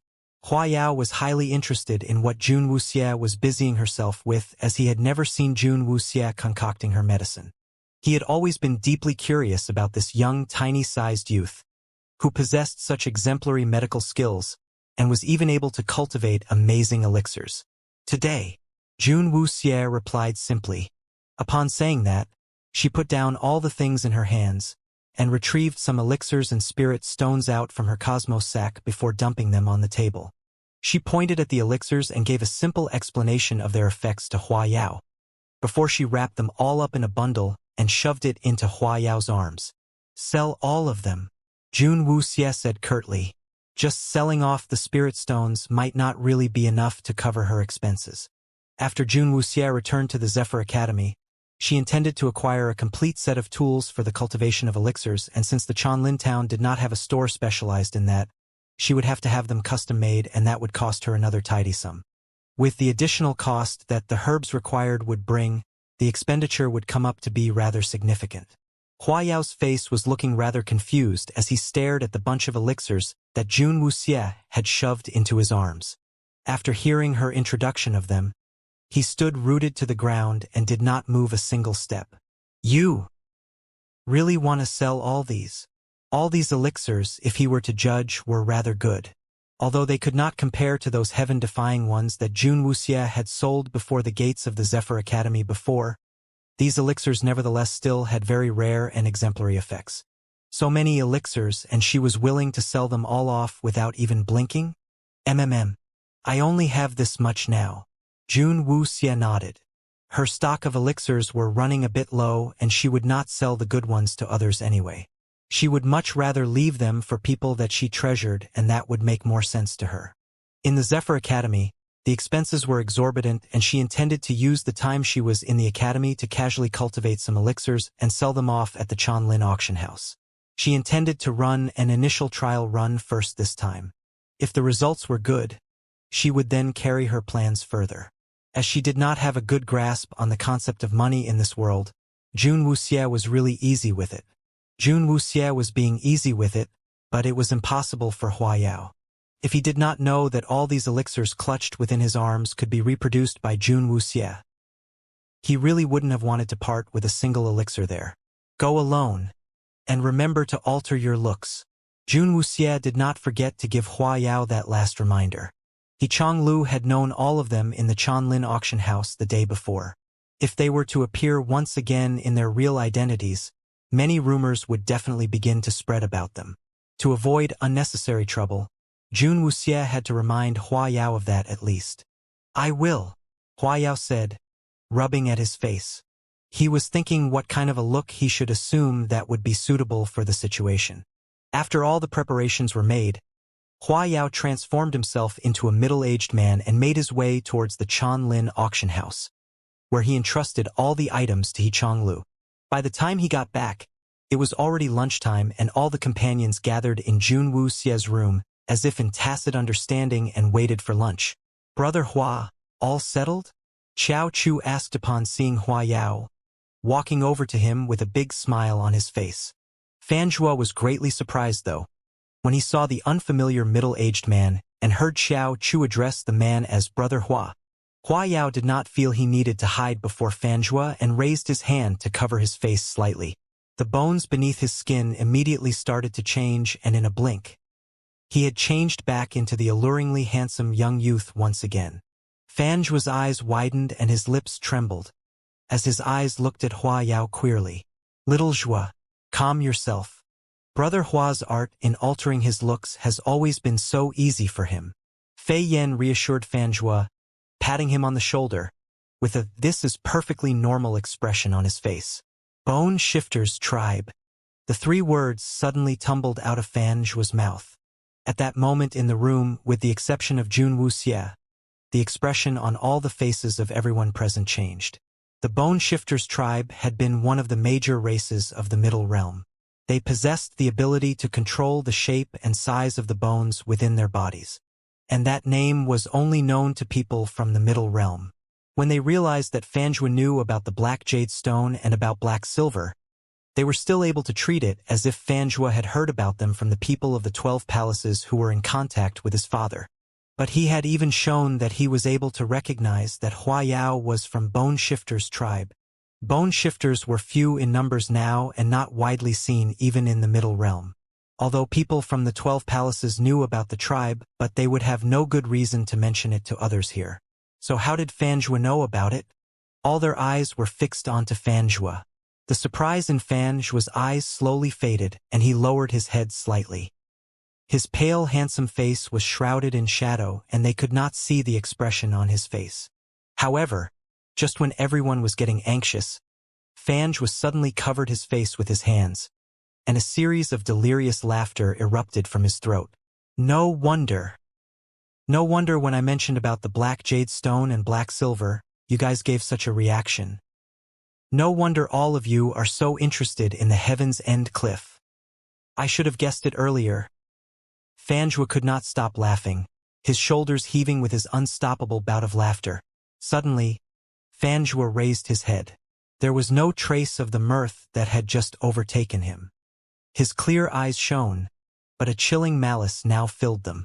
Those eyes swept across Xiao Chu and each and every one of them. His lips curled at the corners devilishly. Which of the 12 palaces do you guys belong to? Xiao Chu and the others froze in place. Fanjua's words were sending all of them a signal. He knows of the Middle Realm and he knows of the 12 palaces. Little Jua, what is happening here? Seeing the abrupt change on Fanjua's face, Xiao Chu did not know how to react at that moment. That soft-spoken and gentle youth was suddenly able to show such strong malice in his eyes. Fanjua stared with those eyes at the expressions on Xiao Chu and the others. Suddenly, his expression changed again and reverted back to his usual gentle and amicable smile. Fanjua stared with those eyes at the expressions on Xiao Chu and the others. Suddenly, his expression changed again and reverted back to his usual gentle and amicable smile. I'm sorry if I frightened you guys. Fanjua looked at everyone apologetically.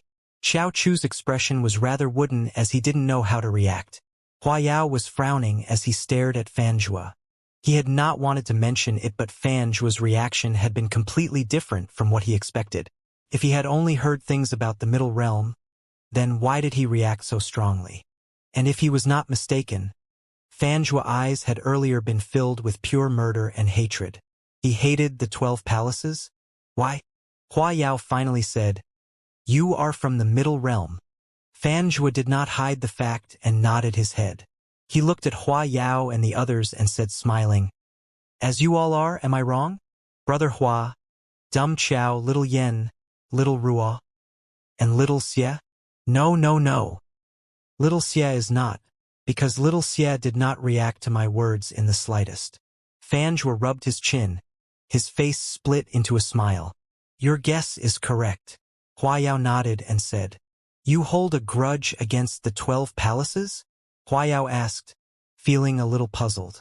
Why had the strong aura of malice earlier suddenly disappeared completely without a trace of it present now? The hatred within those eyes earlier were in no way less than what they all felt. But why had it faded so fast? "We cannot coexist." Fan Zhu's smile grew wider, but there was no joy in his eyes.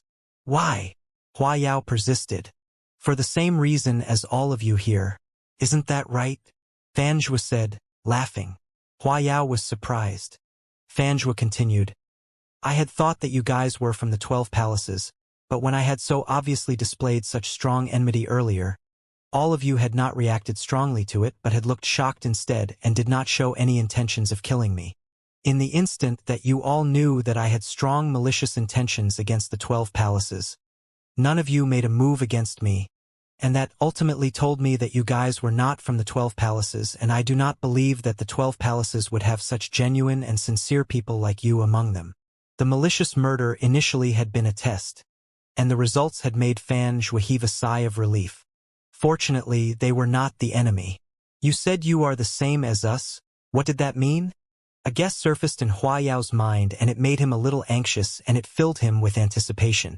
Fan Zhu laughed a little and said, long ago, in their quest to locate the Dark Emperor's tomb, the 12 palaces had sent out countless highly skilled exponents, and among them, only a few of them finally found it. Those few people had come from different palaces, and in order to suppress and curtail each other, they had drawn a portion of the map on each other's back and returned to report on their mission. But they had not expected that what finally awaited their return was betrayal from the powers they served respectively. All of them were killed, and even their families were not spared. Fan Zhu's smiley eyes were tinged with a slight trace of chill. His eyes swept over Hua Yao, Xiao Chu, Fei Yan and Rong Ruo once again, one after the other. When the massacre was being carried out, one man secretly infiltrated among them and rescued the young children of those families. One among the children rescued had belonged to the Bone Shifters tribe. If I am not wrong, all of you should be those children who were rescued from then. Fan Zhu's line of reasoning greatly shocked Hua Yao and the others. All of them looked at Hua Yao with a queer look, their eyes filled with shock and uncertainty. Then, who might you be? He knew the history of the Middle Realm, and he was aware that the 12 palaces were searching for the Dark Emperor's tomb. So, what was Fan Zhu's real identity? Fan Zhu smiled bitterly. I am just an orphan abandoned at the Heaven's End cliff. The 12 palaces had sent out hordes of their men in those years, and there had been no lack of smart and intelligent people among them. Although they had been loyal to the powers they served, they still retained a trace of rationality in their actions. Fan Zhu's parents had been such an example. They had reached the Dark Emperor's tomb a step later than the family members of Hua Yao and the others had, but had been forced to partake in their agreement with those who had reached earlier. They all had a portion of the map tattooed on their backs before they all returned to the Middle Realm. But Fan Zhu's biological father had felt that something was not right. He did not bring Fan Zhu and his wife back together with him, but had settled them down temporarily nearby the Heaven's End cliff. Alas, what awaited him when he returned back to the Middle Realm was a total nightmare. He did not have the chance to go back and see his wife and child again. His whole family line was massacred together with him, and Fan Zhu's mother had been killed right before his eyes, while he had sustained severe injuries from the attack by the people of the 12 palaces, and his body left in the forests to become feed for the carnivorous beasts. Fortunately, Fan Qi had made it there in time and rescued the severely injured Fan Zhu. Fan Qi had been beholden to Fan Zhu's parents, and Fan Qi had wanted to repay them for the benevolence he had received and decided to raise Fan Zhu. But the severe injuries inflicted on Fan Zhu's body had deteriorated daily, and in order to protect Fan Zhu, Fan Qi had portrayed his own biological son to everyone else as his adopted child and claimed Fan Zhu as his biological child instead, to give him the best care he could. It was also to prevent anyone from using his status as an adopted child and mistreat him in any way. However, Fan Zhu's injuries from young stayed with him, making his life as he grew up to be one filled with pain and torment.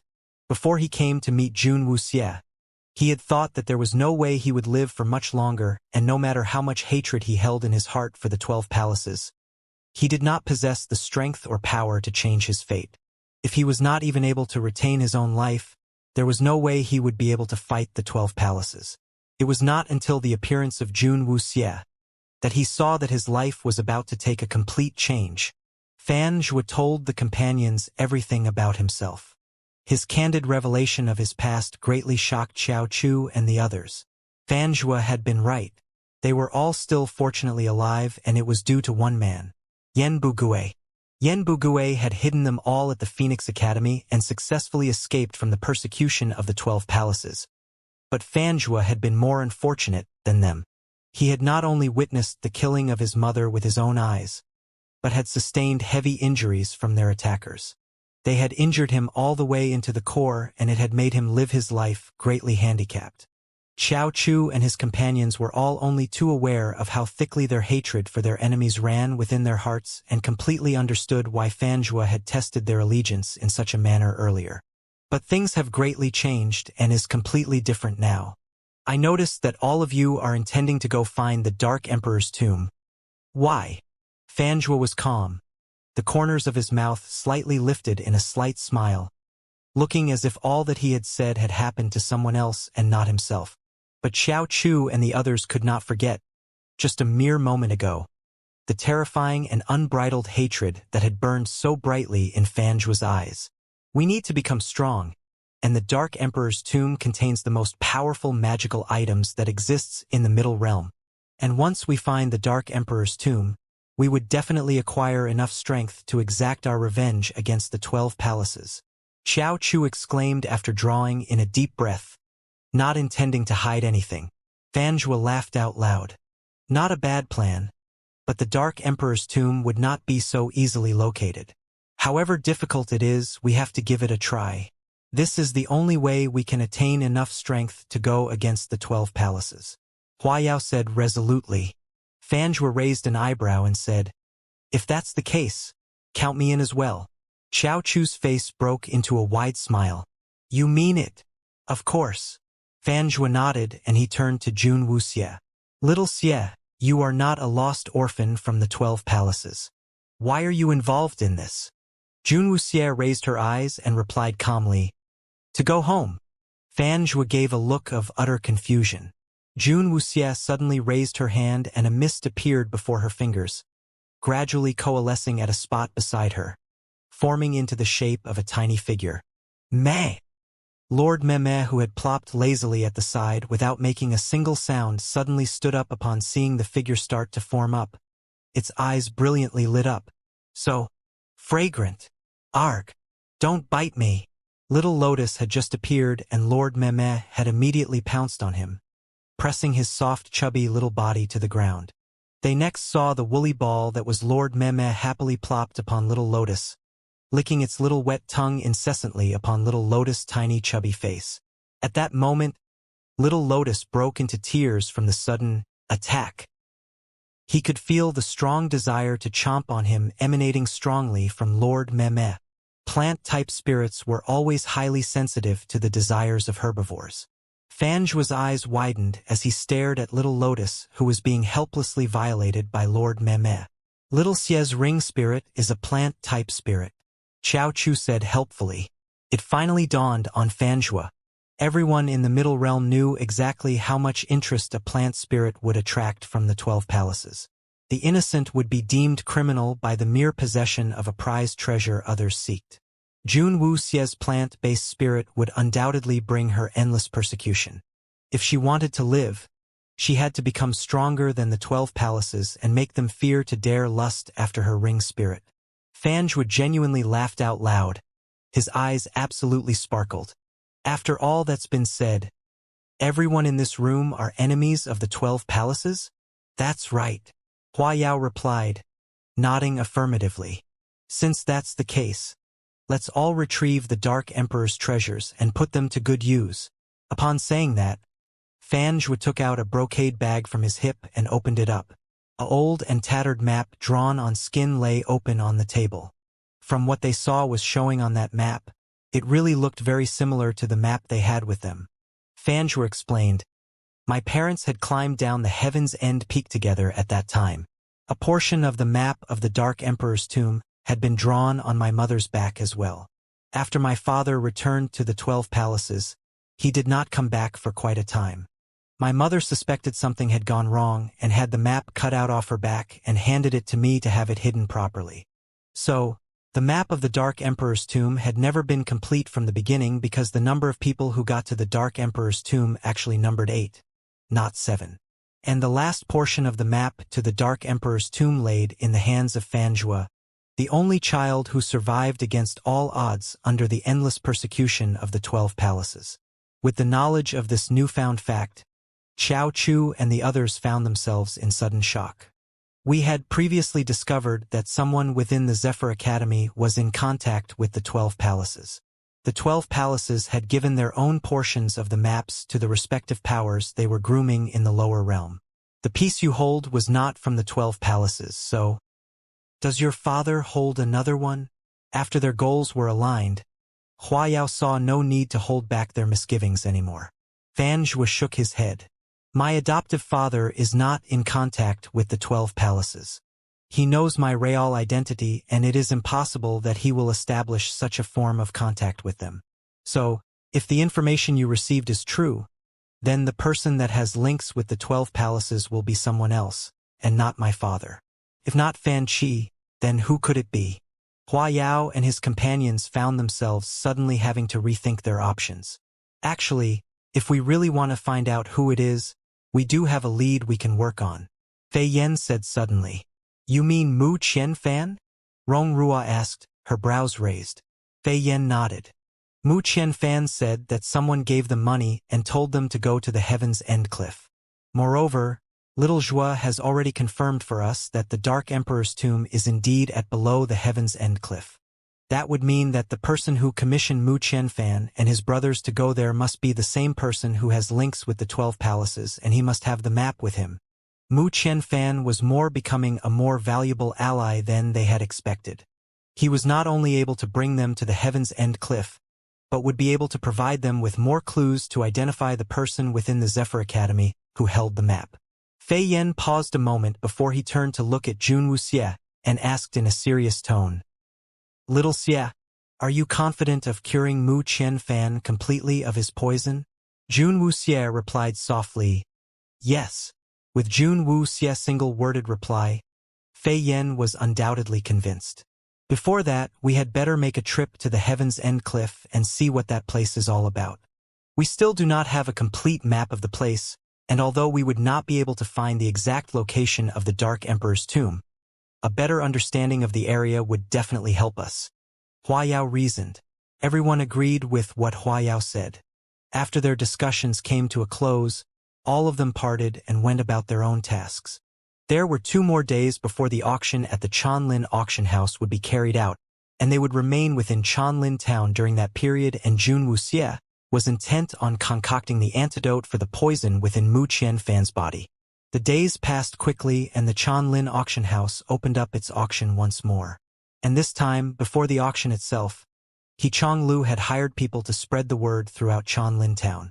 The word was that in the upcoming auction, they would not only have the usual string of precious and unusual treasures, they also had a bunch of rare and priceless elixirs in their lineup. Many people who had not been really interested in the auction suddenly pricked their ears and rushed towards the auction house. Rare and priceless elixirs, no matter the time, no matter the place, had always been in great demand.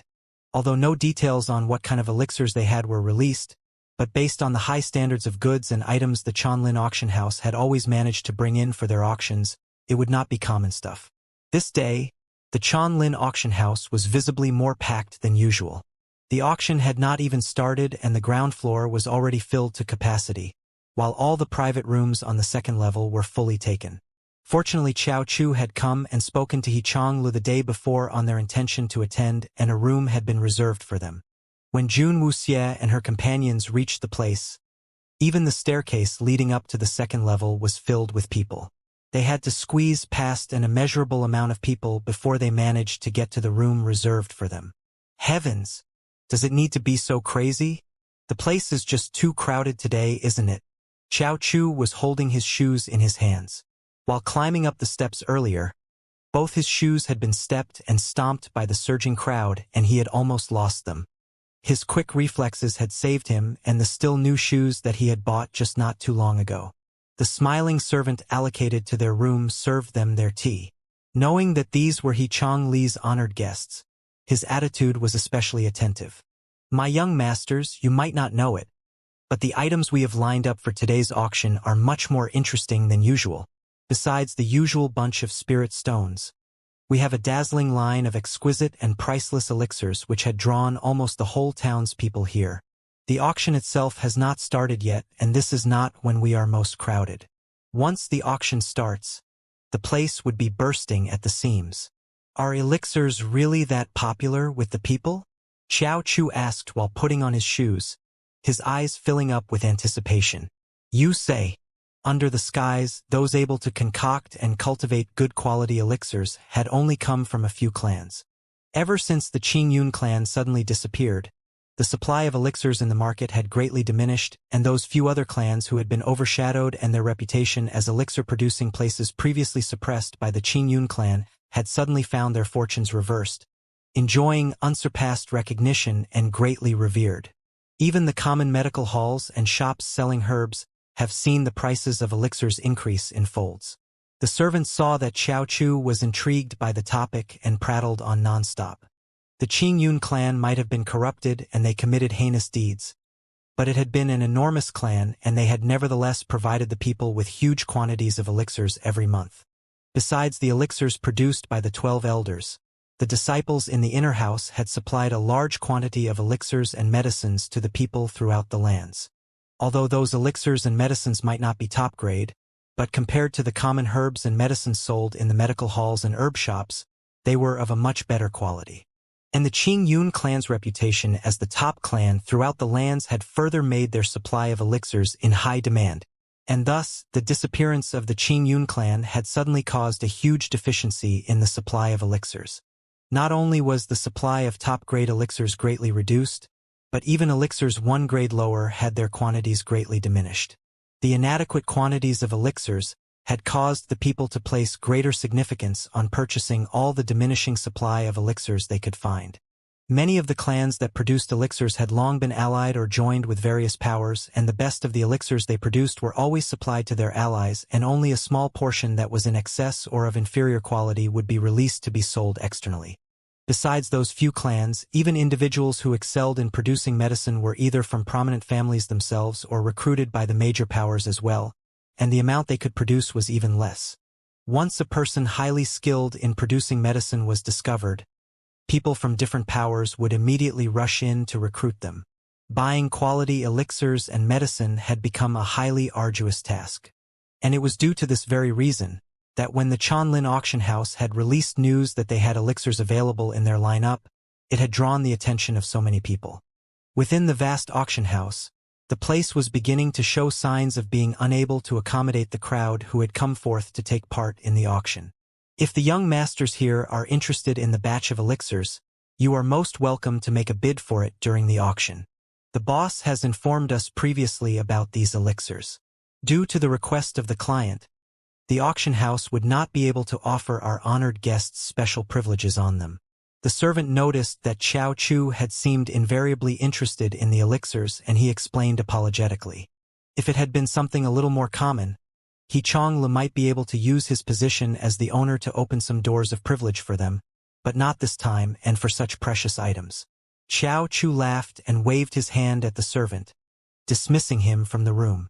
If I was interested in them, you think I would need to buy them? I will only need to ask for them from little Xie. Xiao Chu stole a peek at the unaffected and unmoving Jun Wuxie. His eyes narrowed into two crescents from his smile. Little Xie, wouldn't you agree? Jun Wuxie glanced briefly at him and turned away, refusing to grace such a dumb and senseless question with a reply.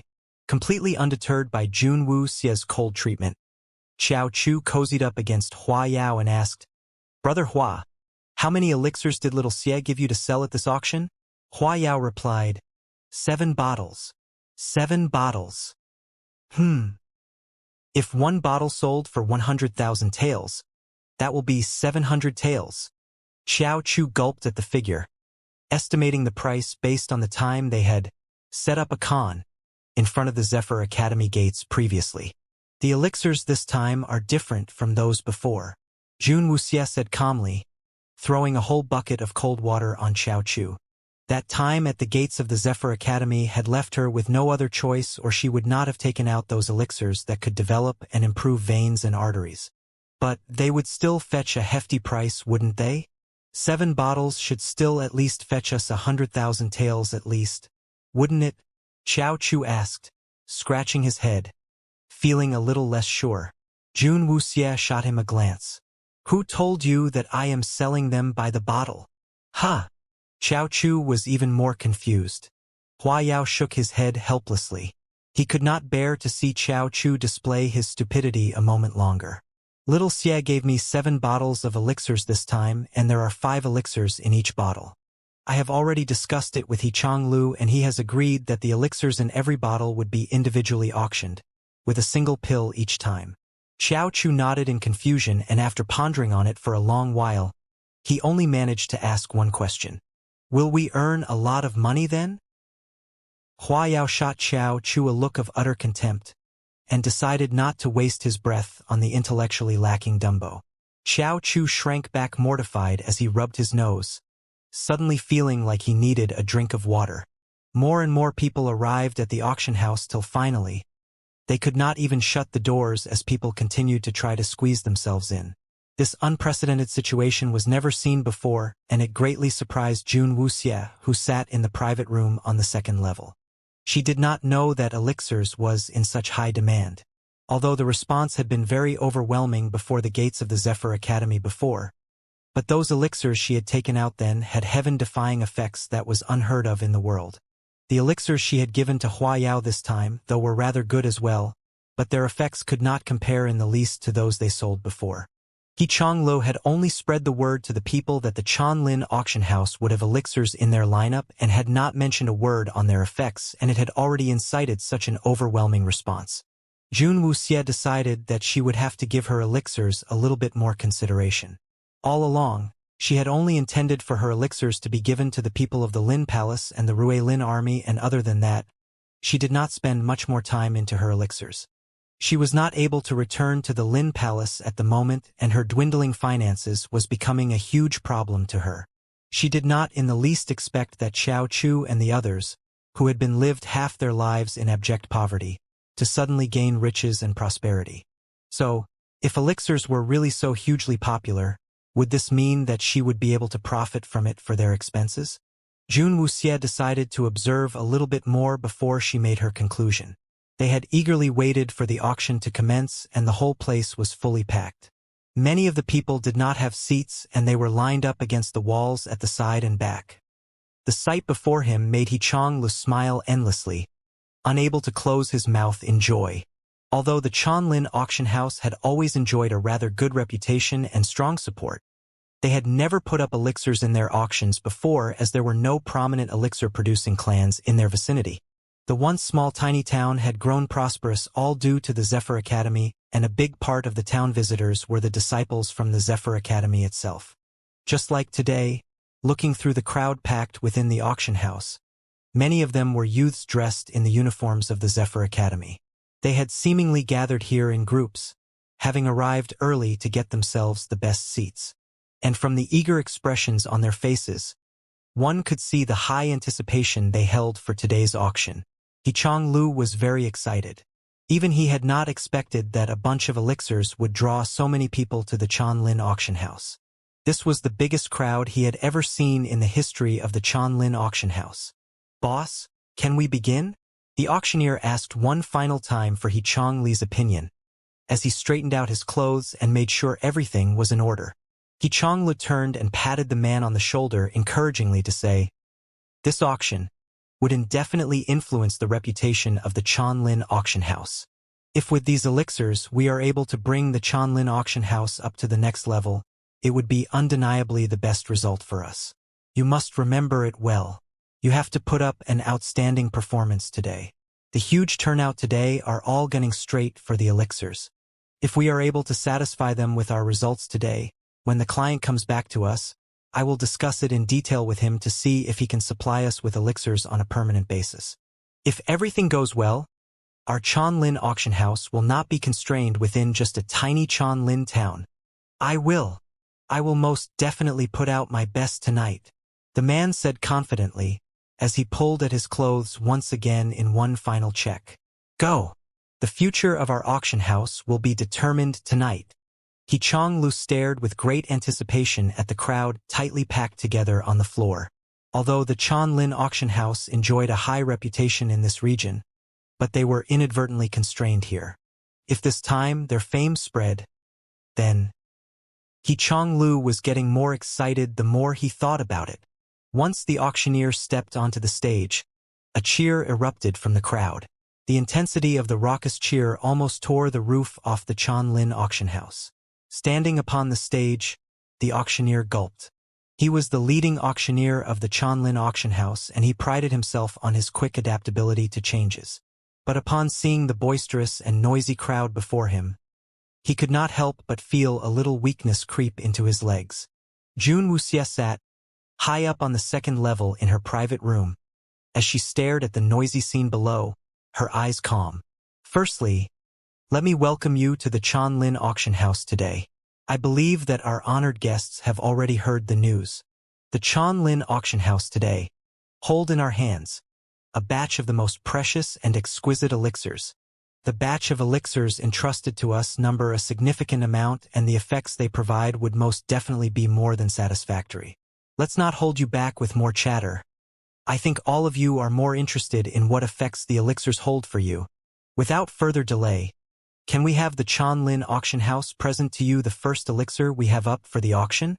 Bring it up, the auctioneer announced in a deep voice, and the boisterous and rowdy crowd suddenly quietened. All eyes were inexorably drawn to the stage in front and their sights fixed upon the item being brought up. An adorable and alluring lady swayed her hips suggestively as she carried a brown tray and walked up onto the stage. At that moment, the people on the floor were unconcerned on how alluring the beautiful lady was. Their eyes were glued to the small brocade box lying upon the tray. This is the spirit-intensifying elixir. Once ingested, it will enable the user to gain a temporary growth in their spiritual powers, achieving a breakthrough in the level of their spiritual powers. The effect lasts for 1 day, and within that day, the user will experience might of the spirit power they had never attained before, and can be used by the user to defeat powerful opponents they had never been able to take on before. Although its effects last only a day, but it is invaluable when used appropriately at the most critical times that will save your life, the auctioneer generously explained, throwing them a friendly reminder on how its use would be most efficient. And the generous introduction had made the crowd on the floor go wild. As the levels of their spiritual powers go higher, their speed of their growth in spiritual power would inevitably slow significantly. Many people had been stuck in their current spirit levels for several years, and for some, even more than a decade. Over the slow passing throughout the endless years, the snail-paced progress gained in their spiritual powers had made many of them fall into despair. And the chance for them to experience power they had yearned for but never achieved was undoubtedly a great temptation. The biggest draw about the elixir, though, was what the auctioneer had helpfully told them: to save their own life. Irregardless whether it was in a battle or while out on an expedition, an elixir that enabled the user to gain more power in an instant was an irreplaceable treasure indeed. Elixirs like this might not be that big a temptation to the common people, but when placed before the disciples of the Zephyr Academy, it became an irresistible weapon for them to show off their powers. For a day, they would gain powers that had never experienced before, and the elixir would enable them to get out any tight situations in future spirit hunts. Heaven knows how much it would mean to the disciples who had just managed to claw their way through the last grueling spirit hunt, where they were tormented by the many powerful spirit beasts. How many times had they found their own powers inadequate and were forced to run away in fear from spirit beasts that had not been all that powerful in the first place? In addition to that, the disciples knew that many of their fellow disciples had even lost their lives in that spirit hunt due to the lack of spiritual powers as well. The spirit-intensifying elixir would undoubtedly become an irreplaceable talisman that would save their lives. The instantaneous increase of their spiritual powers would give them the ultimate boost to their speed, agility, and become much more nimble.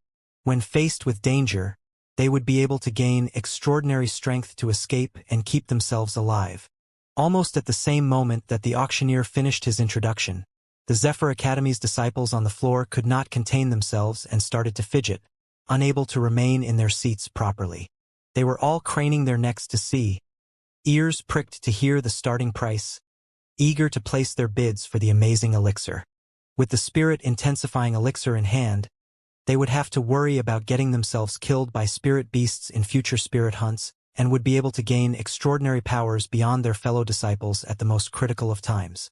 Even if it was just for a day, they would be able to take on stronger spirit beasts that they would not dare face usually. And the better quality spirit stones they would gain might allow them a better score in the spirit hunt, which would ultimately win them a bigger part of the allocated resources of the Zephyr Academy, making their lives in the Academy in the future a whole lot easier. The quantity of spirit-intensifying elixirs we have available for this auction numbers a grand total of 5. Every individual elixir has a set base price of 50,000 taels. Now, let us begin the bidding for the first elixir we have up for auction. Seeing the enthusiasm in the crowd on the floor, the auctioneer standing upon the stage was silently relieved. As he remembered He Chong Li's prior reminder to him, he suddenly felt endlessly motivated. Whoa, 50,000 each. If we managed to sell them all, that would mean we would have at least 250,000 taels, right? Xiao Chu said, licking at his suddenly dry lips. Fei Yen shot him a depreciating glance and said, 250,000 taels? You are really just too naive. Xiao Chu blinked blankly at Fei Yen. Before he could even utter a word, the floor below suddenly exploded. 60,000. 70,000. 100,000. The youths jumped up one after another. Without a single exception, they were all dressed in the uniform of the Zephyr Academy. As a place that was reputed to have only the obscenely and filthy rich as their disciples, all those who were able to don themselves in the uniform of the Zephyr Academy wore upon themselves an undisputed symbol that showed off the vast riches and immense wealth of the families and powers behind them. Money in the tens of thousands or even hundreds of thousands of taels was not that big a deal to them, especially if what they were purchasing would ultimately save their own lives. The money was deemed to be of scant concern. In the blink of an eye, the first spirit-intensifying elixir's price had rocketed to a staggering 120,000 taels. Xiao Chu's eye bulged and almost popped out of his head. Aren't these youths here in this house being a little extreme? Sweet heavens. The bids jump in tens of thousands. Are they talking about grains of sand here? Very soon, the first spirit-intensifying elixir was won by a disciple of the Zephyr Academy with a bid of 130,000 taels. After the oppressively throwing of such a staggering sum of money, the youth still stood up in glee and waved proudly to all the other Zephyr Academy's youths with the auction house. His incorrigible actions taunted everyone there, stoking the fire within the hearts of all the other youths. They were all from the same academy. They knew they must not lose again. The level of their skills were dependent on how gifted they were, and they could not change that fact. But when it came to comparing riches, they were no easy pushovers either. After the first youth managed to win the first spirit-intensifying elixir, and his infuriating taunts, the auctions that were carried out after that went into a fierce and fiery bidding war among the countless filthy rich disciples. From the second elixir onwards, the price of each and every spirit-intensifying elixir went beyond 100 at 50,000 taels. The staggering amounts made all the outsiders from other powers quickly decide the elixirs were greatly beyond them. The spirit-intensifying elixir's effects might be rather amazing, but it was limited to a single use. Splurging over 100,000 taels on something like that could only be achieved by the Zephyr Academy's filthy rich disciples, who had too much money for their own good. In a short period of time, all 5 of the spirit-intensifying elixirs were swept up cleanly, and all the winning bids were made by disciples from the Zephyr Academy, denying the opportunity to all the other people present. Once again, the people of Chanlin Town witnessed the bold and astounding spending power of the Zephyr Academy's disciples. In a private room on the second level, Xiao Chu was doing the sums for the money gained from the sale of the spirit-intensifying elixirs, his eyes wide, and he could not stop smiling. Little Xie, how long a period do you need to make those elixirs? Xiao Chu asked Jun Wu Xie, his eyes sparkling with interest. Jun Wu Xie thought a moment and replied, 1 day. Xiao Chu gasped. and then said with a laugh, "Haha, you are able to produce 1 elixir a day.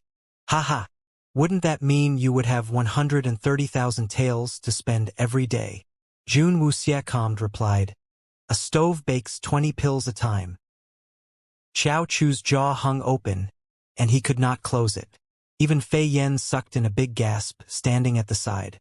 Soon, the Chanlin auction house brought out the second item they were going to put up for auction onto the stage. It was another type of elixir, and the effects and function of this elixir was much better than the spirit-intensifying elixir. Encouraged by the results they had achieved for the spirit-intensifying elixir, the auctioneer was feeling confident enough to exaggerate a little bit more. This is called the all-dispelling elixir. It can counter hundreds of types of poison and toxins. The auctioneer had not even finished his sentence when he was suddenly drowned out by the deafening noise that erupted out from the crowd on the floor. Counters most poisons. That's a lot more useful than the spirit-intensifying elixir. It was extremely hard to guard against poison users, and some ring spirits were naturally born equipped with poison. If they were attacked by such spirits, they would be put at a serious disadvantage in battle. Moreover, many spirit beasts were capable of poison attacks as well, especially those that belonged to the higher grades, and the poison's potency increases the higher the grades were. If the spirit-intensifying elixir, which gave them a temporary boost to their spiritual powers, was an irresistible weapon to carry with them, then the all-dispelling elixir would most definitely qualify to be a real and undisputed talisman that would keep them alive. At that moment, not only the disciples of the Zephyr Academy were excitedly roused, but all the other people from different major powers who came to Chanlin Town to try to recruit the Zephyr Academy's disciples could not contain themselves any longer. An elixir with such incredible effects, no matter to who that person was, would be considered to be extremely hard to come by. The starting bid for the all-dispelling elixir was higher than the spirit-intensifying elixir. Every individual elixir would start at 100,000 taels. And this time, not only the disciples of the Zephyr Academy were taking part in the bidding, anyone who had strong financial backing from the various powers behind them did not want to lose out on the chance to possess such an incredible elixir. The price for the first all-dispelling elixir was quickly pushed up to 250,000 taels very quickly. The price being shouted out by the excited auctioneer almost made Xiao Chu jump up in joy. He soon discovered that the price achieved for the items put up for auction was greatly influenced by the auctioneer's skills in fanning the crowd.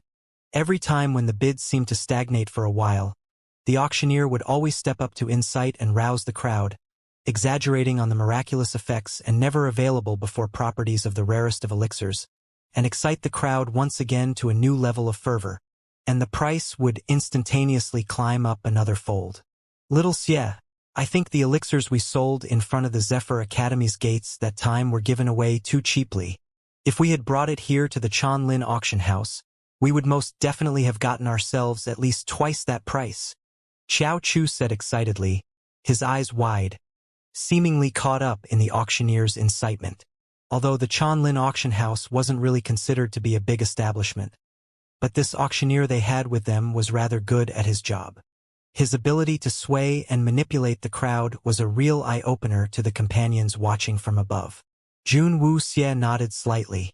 She had not expected that the elixirs would be so well received. Although besides the fact that Jun Wuxie's elixirs were of a high grade, a large part of its popularity was due to the gift of the gab of the auctioneer standing on the stage, and his ability to drum up the atmosphere, driving the crowd into a heated fervor, where they willingly raised up their bids, throwing their money to win the item their heart desired. Say, can the all-dispelling elixir really dispel all poisons? Wouldn't it cure Mu Qian Fan if we just give him one? Xiao Chu asked suddenly. Jun Wuxie shook her head. The elixir I gave him the other day was the all-dispelling elixir. The elixir is effective on common poisons, but the poison that Mu Qian Fan is inflicted with came from the middle realm, and the all-dispelling elixir is not able to neutralize it. Xiao Chu was quickly enlightened and nodded before he asked once more. For the all-dispelling elixir, how long do you take to make them? Jun Wuxie was about to reply when Xiao Chu suddenly put up his hand and said, No. Wait, don't tell me. It's better I do not know, or I don't think my heart can take it. The price for the all-dispelling elixir was higher than the spirit-intensifying elixir, and for someone who was so used to not having a single copper on him, he was rather terrified of what Jun Wuxia would say in reply, like producing tens of the elixirs in a day. Jun Wuxia gave up and decided to save her breath. If Qiao Chu only knew, those heaven-defying elixirs that Jun Wuxia had sold before the gates of the Zephyr Academy before, that she had made 100,000 of them in a month. Qiao Chu might very well have died on the spot from shock. Jun Wuxia's elixirs were brought out for auction batch after batch, and the prices grew higher and higher. As long as anyone who was present had money to splurge, all of them took part in the fierce bidding war. The fiery atmosphere within the auction house reached a new crescendo with every passing moment, and the words from the auctioneer on stage roared. An endless torrential river, constantly stirring up the emotions, drawing the crowd to raise their bids, mindlessly throwing their money for the items on auction. Faces contorted in excitement, as if possessed. Backstage, He Chong Li's facial muscles were almost cramping up from smiling, and he was already struggling to stand upright. But he could not make himself leave the scene, and hollered for the servants to bring him a chair, so he could watch the show, in a slightly more comfortable position. Following the auction closely, the third and fourth batches of elixirs were soon completely cleaned out. The last type of elixir was soon brought up onto the stage slowly, under the watchful eyes of the capacity crowd on the floor. The auctioneer on stage was already bathed in sweat and his clothes were soaked. His face was flushed red with excitement and he did not feel the least bit tired or exhausted. When the fifth type of elixir was brought up on stage, he gathered himself together once again to give it his best introduction. What we have here next is also the last batch of elixirs we have today.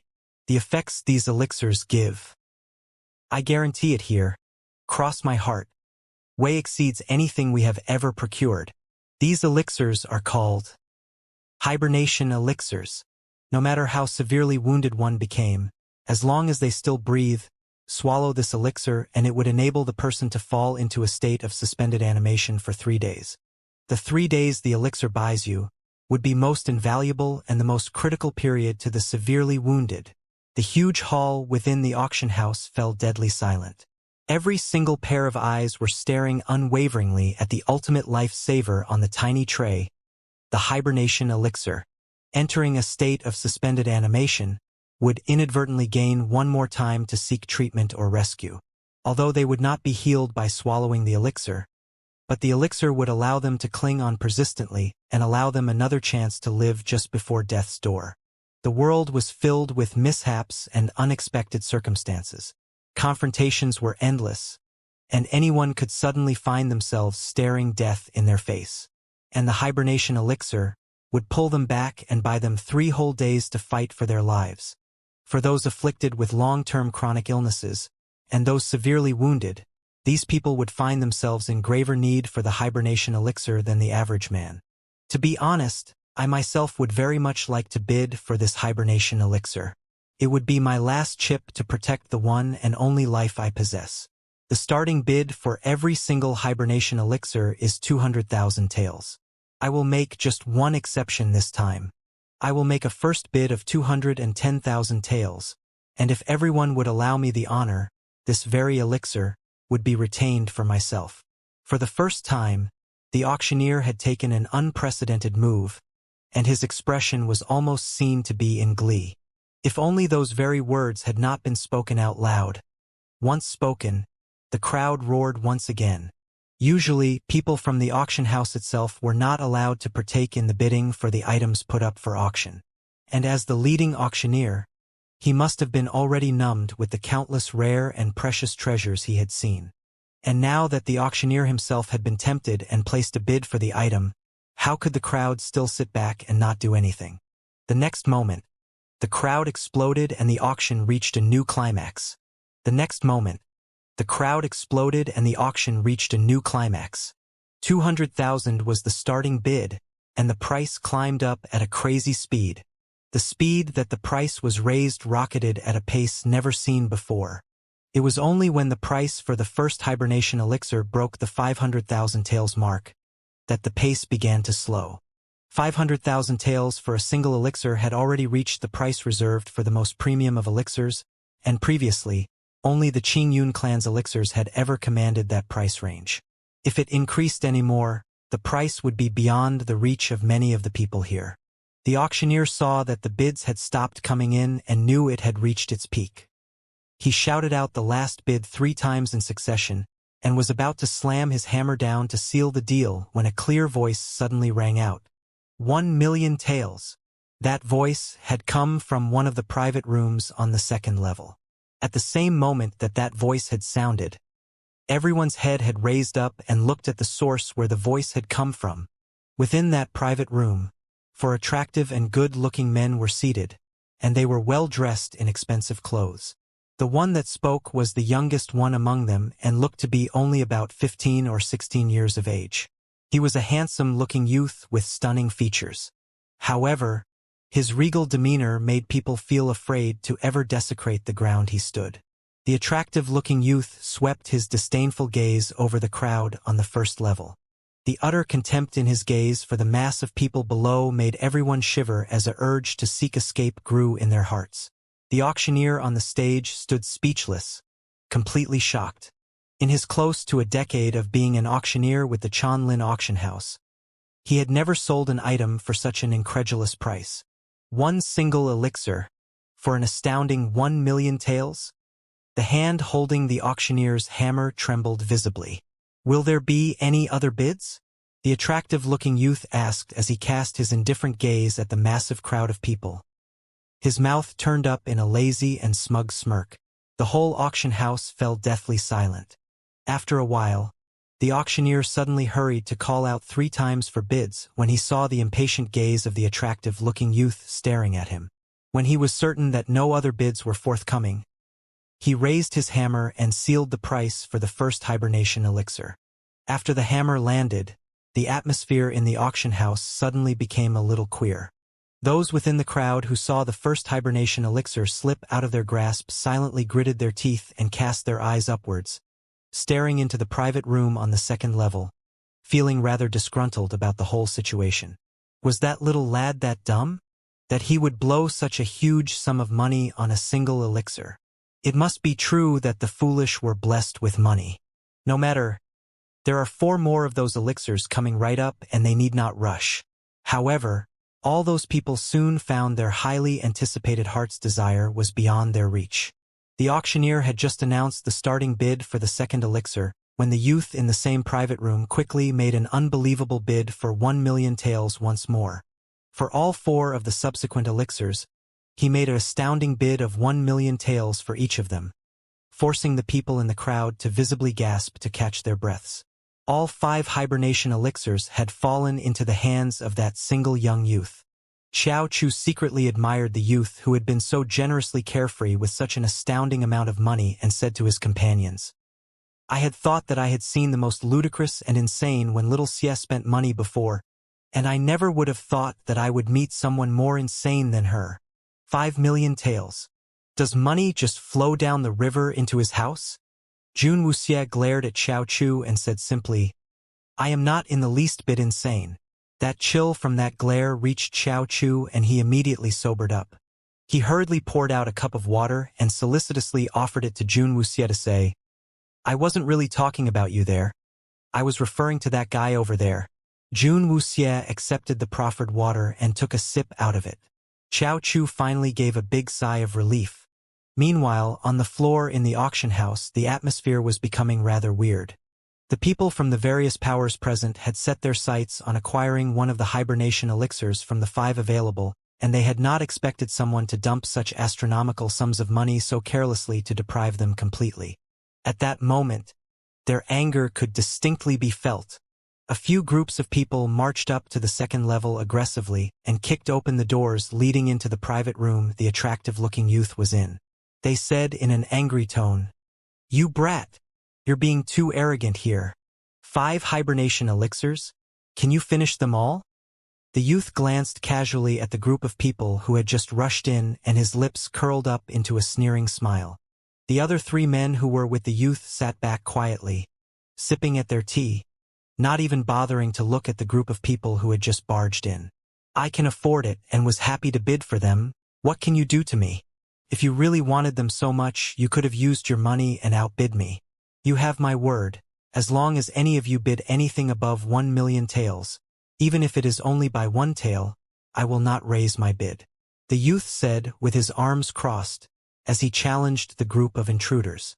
You think you're all that great just because you have money? The men were driven speechless and were feeling their rage rise within their chests. Their fists were tightly clenched as they fumed. 1,000,000 taels. How would they have so much money? Most of the people from the various powers present had only a few 100,000 taels each with them.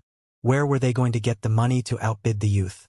Not too shabby, at least compared to people who can't afford to pay and then resorts to anger and intimidation.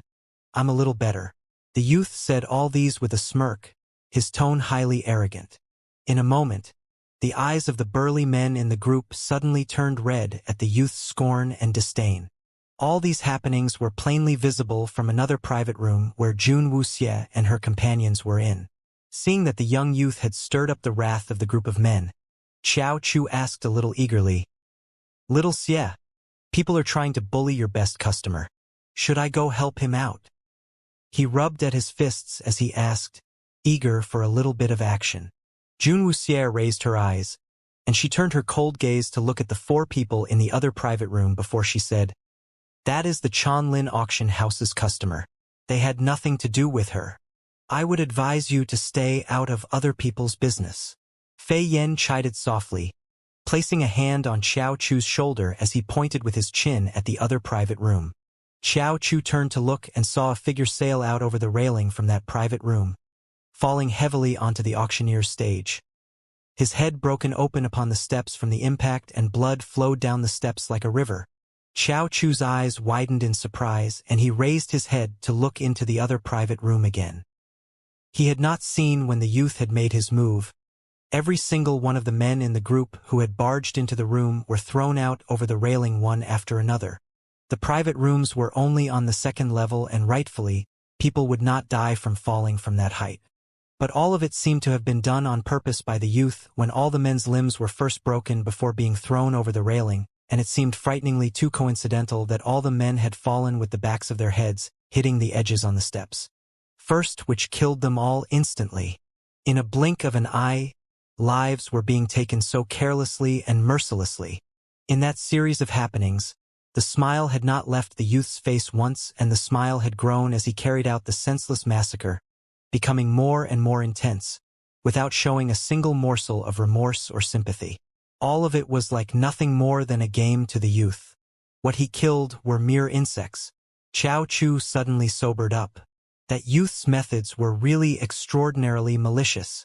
In a quick flash, all the men who had barged into the private room had all been thrown downstairs, killed in an instant.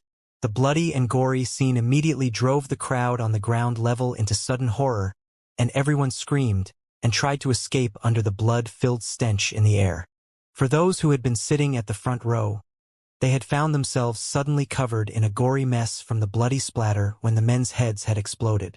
They were feeling very weak in their legs and they could not stop screaming as they crawled and scrambled out of the auction hall. The atmosphere in the auction house, which had just moments before been at the height of fervor, was suddenly rudely interrupted by such senseless murder. The crowd were endlessly trying to escape and the auction house was soon empty. In a very short period of time, the fiery fervor was suddenly replaced by cold emptiness and the resounding laughter coming from the youth sounded unusually piercing. Such weaklings! Just too weak!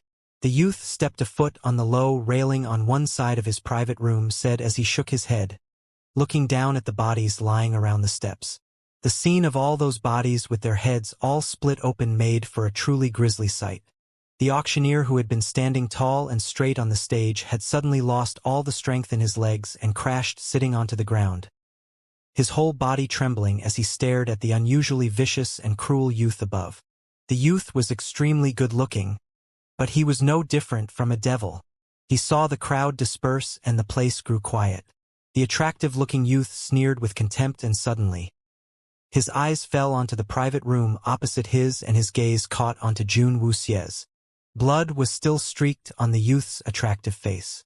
When his eyes met those of Jun Wuxie's, he froze a moment. In the clear and cold eyes, he did not see a trace of fear, nor was there any panic, but just a calm and placid chill. The lips on the attractive youth curled up slightly, and mouthed his words silently saying, "Stare at me more and I will kill you." Jun Wuxie raised an eyebrow. The attractive youth seemed to find it interesting and he leaned his body forward, seemingly as though he was about to leap over to them. Qiao Chu and the others immediately moved to stand before Jun Wuxie. The murderous aura the attractive youth gave out made all the companions raise their guard. The interest in the attractive youth's eyes suddenly grew more intense, and he was just about to lunge when the other three men who had been sitting silently in their private room without saying a single word suddenly stood up. One of the men reached his hand out and held back the attractive youth by his shoulder, which was almost trembling with eagerness. "Gooing enough," the man said coldly. The smile on the attractive youth's face turned into an expression of impatience, and he was silent a moment before he took a step back. But his eyes did not leave Jun Wuxie a moment, and he mouthed out words silently once more to say, "You have beautiful eyes. I wish to dig them out." Qiao Chu and his companions who were standing between them could read the attractive youth's lips and their faces contorted with murderous rage. Nevertheless, the youth was completely not interested in Qiao Chu and the others. He turned and looked at the helplessly terrified auctioneer still sitting on the stage and said, "Hey, send the items over. Now." Upon finishing his sentence, he flicked his hand and threw out a bunch of banknotes. The notes scattered down from the second floor and fluttered to the ground, getting stained red by the fresh red blood pooled across the floor. The terrified auctioneer did not dare to hesitate another moment and hurriedly instructed the servants to send the hibernation elixirs up to the youth. After receiving the hibernation elixirs, the youth strode slowly with the other three men as they proceeded to leave the auction house. Before he stepped out, he turned and gave Jun Wuxie another malicious gaze. His mouth twisted in an evil smile. "Damn him! Just who was that kid?" Qiao Chu asked furiously after the youth had left. If Jun Wuxie had not secretly signaled for all of them to refrain from making any rash moves, all of the others would have charged over and destroyed that insufferable and condescending scumbag earlier. "He's from the Middle Realm," Fanj was said with a frown. "What?" Qiao Chu exclaimed in disbelief, his eyes wide. Fanj's eyes were narrowed as he delved deep in thought. "Didn't you guys notice it earlier? When that youth was about to lunge earlier, he had emanated slight traces of purple spiritual power. I do not remember that there is anyone in the lower realm who was able to break through to the purple spirit level in their teens." Fanj's reminder suddenly made all of them realize the small detail that they all had overlooked earlier. People from the Middle Realm. Why did they appear here? Hua Yao's brow was deeply furrowed. "People in the Middle Realm are all purple spirits?" Jun Wuxie asked suddenly. She had noticed something queer about the youth earlier, and what she had felt for him was a feeling similar to what Qiao Chu and the others gave her. But Jun Wuxie had the slight feeling that that youth was stronger than Qiao Chu and the others, and that the other three men behind the youth were not weaker than the youth. The sudden appearance of four powerful characters had forced her to practice a little more caution and to be careful in dealing with them.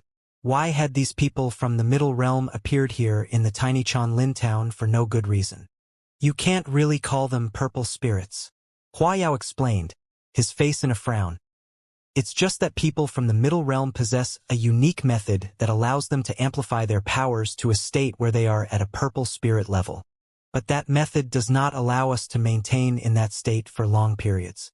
As our spiritual powers increase and develop, that period allowed to us will also be extended, and gradually attain a true purple spirit. The reason that the Middle Realm was mightier than the Lower Realm was because once their ring spirits awoke, they would already be able to employ the powers of a purple spirit. The fact that four men from the Middle Realm had suddenly and mysteriously appeared forced Hua Yao and the other companions to be doubly cautious. In the Cloudy Peaks the previous time, they had encountered only two of them, and that had nearly cost them their lives if not for Yisha's selfless sacrifice. This time there were four of them. Although they could not ascertain whether they were from any of the 12 palaces, they knew they could not afford to make a single wrong move. He Chonglu had never in his dreams expected that the auction, which had been at a new peak of fervor never seen before, to suddenly end in such a way. The auction could not continue and was stopped in the middle. He Chongli's face was pale as he quickly got people to properly clean up the place and remove the bodies. When Jun Wuxie and her companions were leaving, He Chonglu had escorted them as he forcibly put up a false front of bravado, but it was not difficult to sense the despair he was in his heart that he was trying futilely to hide. After such a bloody incident, he was not able to determine whether the auction by the Chanlin auction house this time was a success or a flop. But after this auction, the youth and the other 3 men with him had suddenly seemed to have disappeared into thin air, and they never appeared again ever since. That night, Huayao disguised himself once again and made his way to the Chanlin auction house. He only received the sum of money for the successful auction of the elixirs and due to the interruption caused by the youth, which suddenly brought the auction to come to a sudden end in the middle. Although all the elixirs were auctioned off, a batch of spirit stones were left and they agreed to leave them there for the next auction. When Huayao saw He Chonglu at the auction house, his face was still very pale. But he still did not forget to discuss about furthering their cooperation. He Chonglu fully waived off the commission for the items auctioned off this time and handed the full sum received for the elixirs to Huayao. He only asked for Huayao's continued support with his elixirs to forge a long-term partnership, and he promised to get Huayao a satisfactory price for all of them. Huayao replied that he needed to go back and discuss it a little and will come back with a reply. He Chonglu did not push it further.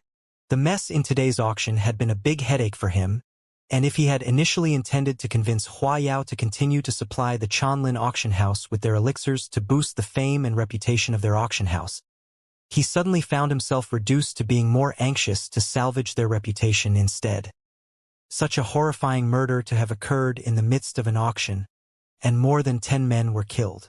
It was a big blow to the Chanlin auction house, and he did not know if they would survive it. If immediate measures were not taken to try to remedy the situation, the auction house might not be able to continue. He Chonglu had to place his hope on the man who had brought them the unprecedented crowd with his elixirs. Huayao relayed He Chongli's interest in a cooperation to Jun Wuxie, and Jun Wuxie immediately agreed without a moment's hesitation. He Chongli's thoughts coincidentally matched with hers. She needed money, and He Chonglu needed to repair and reinstate the Chanlin auction house's reputation. They were just working together to satisfy their own individual needs. The Zephyr Academy's holiday went by in a flash. Jun Wuxie and her companions were moving out to make their return trip to the academy. The bustle in Chanlin town quietened down tremendously after the disciples of the Zephyr Academy all left, and the streets suddenly became bare and tranquil. But at the same time next month, all the hustle and bustle would return once again. Xiao Chu and the others had reached the branch division first, and Jun Wuxie was just stepping into the Zephyr Academy's main branch with Fan Zhua. And when Jun Wuxie took her first step into the Zephyr Academy, she was met with many stares filled with disdain and hatred directed at her. Quite a number of disciples had remained back at the academy over the holidays, and they were seemingly giving out different vibes as compared to those who had gone to Chanlin town. Upon seeing Jun Wuxie, these people had moved on from ignoring and disregarding her previously to staring at her with utter contempt and undisguised hatred now. The unfriendly stares were so obvious that even the always calm and cool Jun Wuxie felt the change in their eyes. The air in the academy changed to become a little stifling with the return of Jun Wuxie. Jun Wuxie walked along with Fan Zhua, and all the other disciples they passed shot them with endless glares filled with thick enmity and disdain. What had happened? Jun Wuxie felt that something must have happened in the few days that she had been away. Or why had the glares from all the disciples directed at her become so filled with venom? Fan Zhua could feel the strange atmosphere within the academy as well. He pulled Jun Wuxie along as he sped up, hurriedly wanting to return back to the sanctity of the little bamboo grove. The two of them had just put their first foot into the little yard when Fan Jin, who had quickly received the news of their return, rushed over in a hurry. "Big brother, did something happen in the academy?" Fan Zhua's face was looking puzzled and confused. He could not help but have noticed all those stares directed at Jun Wuxie.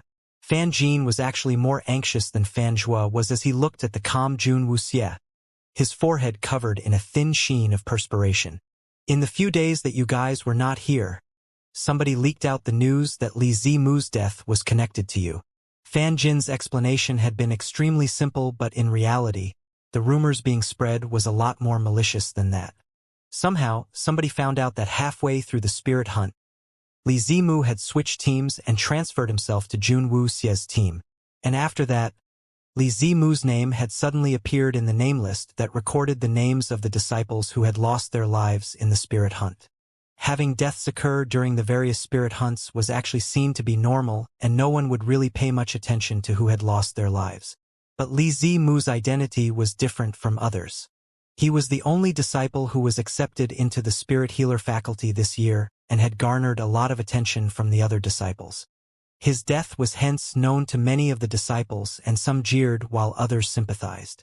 In the end, just as the tragedy that happened in the spirit hunt was about to become a faded memory, a startling piece of news suddenly spread throughout the academy.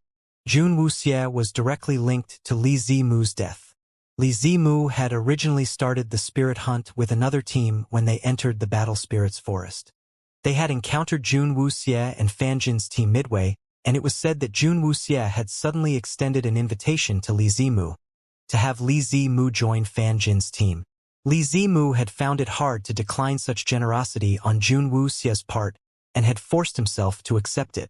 And not long after he transferred into Jun Wuxie's team, he had suddenly died under dubious circumstances in the Battle Spirits Forest. The rumor had contained largely the truth of the matter, except for one point. And that was Jun Wuxie had not invited Li Zimu, but it had been Li Zimu who had made the request to join her team. But it was that very little twist that made most of the other disciples come to such a wrongful conclusion. Everything between Jun Wuxie and Li Zimu had spread far and wide within the academy from before, and all the disciples knew of the great enmity they held for each other. During the spirit hunt, the complications that came with the belief that Junxie had invited Li Zimu to join his team made people think that Junxie's intentions were not as simple as it seemed.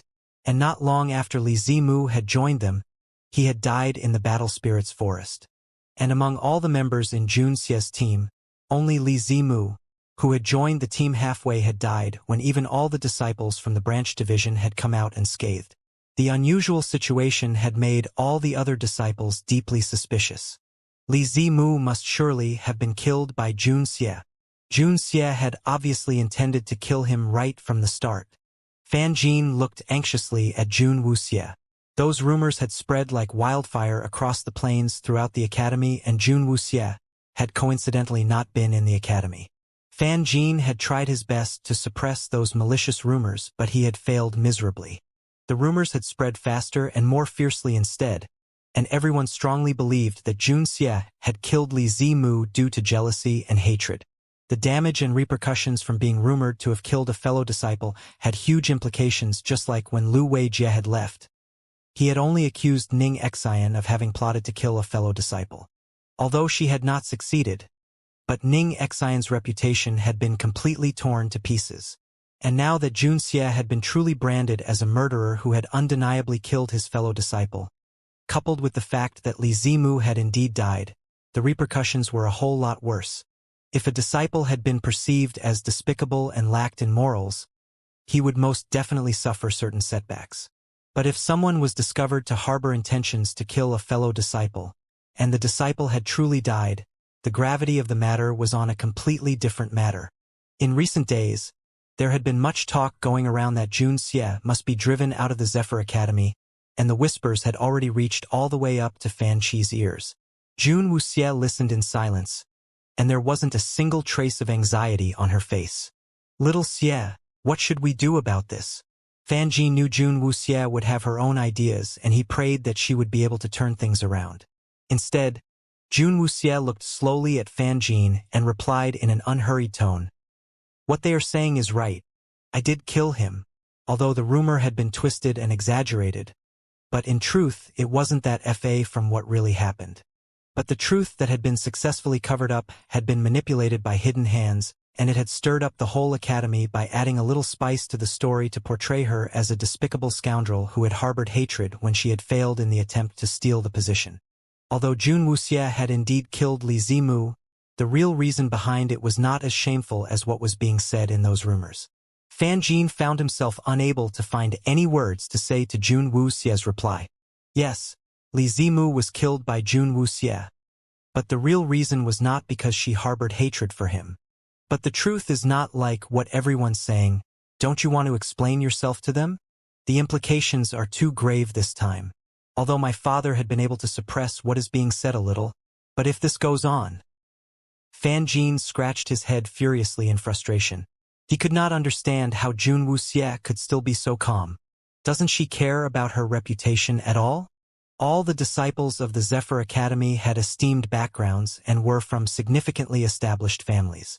If this rumor was leaked out and spread further, it would most definitely cause irrecoverable harm to her future prospects. Fan Jin was feeling terribly anxious and worried, but the victim herself in this whole episode was instead portraying absolute calm.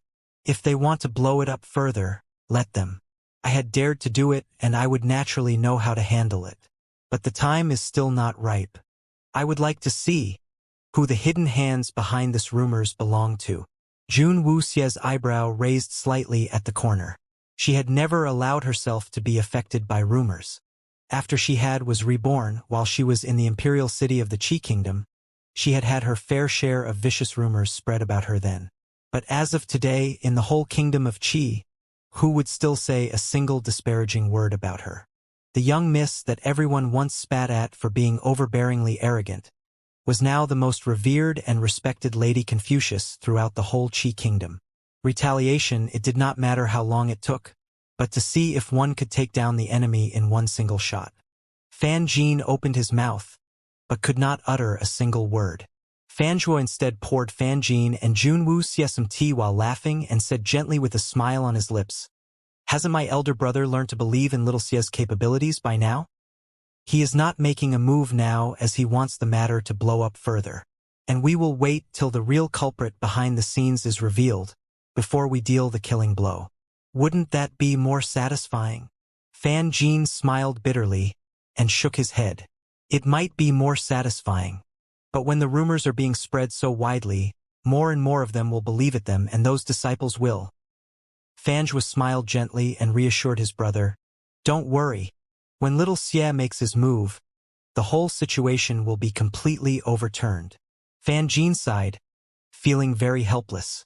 With Jun Wuxie and Fan Zhuo being so calm about it, his anxiety and worries were somehow placated. "Did we receive any news from the Rui Lin army?" Jun Wuxie asked suddenly.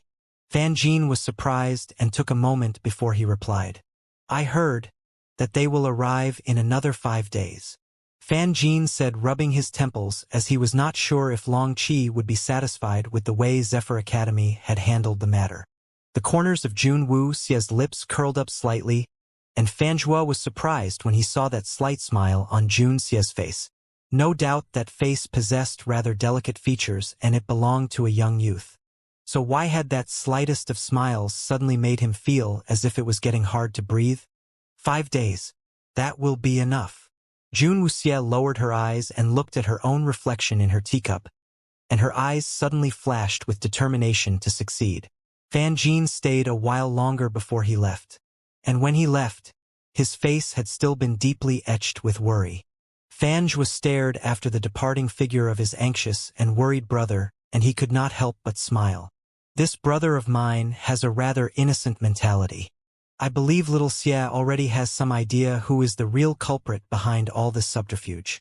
As he spoke, he rested his head on an upturned palm, his softly handsome face smiling gently as he stared knowingly at Jun Xie's tiny face. Jun Wuxie raised an eyebrow. Besides the idiot who is asking for death, who else could it be? To be able to stir up so many disciples within such a short period of time in the Zephyr Academy, and to be able to spread those malicious rumors so quickly. No one else was able to achieve those feats besides who she had in mind. She had initially picked on me before to use me against Fan Jin, but I can see now that she has switched the target of her attacks to me instead. Jun Wuxie said with a cold laugh as she swirled the white jade teacup in her hand. The tea rippled within the cup and a slight fragrance emanated from the cup. Having failed at trying to win her favor and got rudely snubbed, but she had still refused to give up.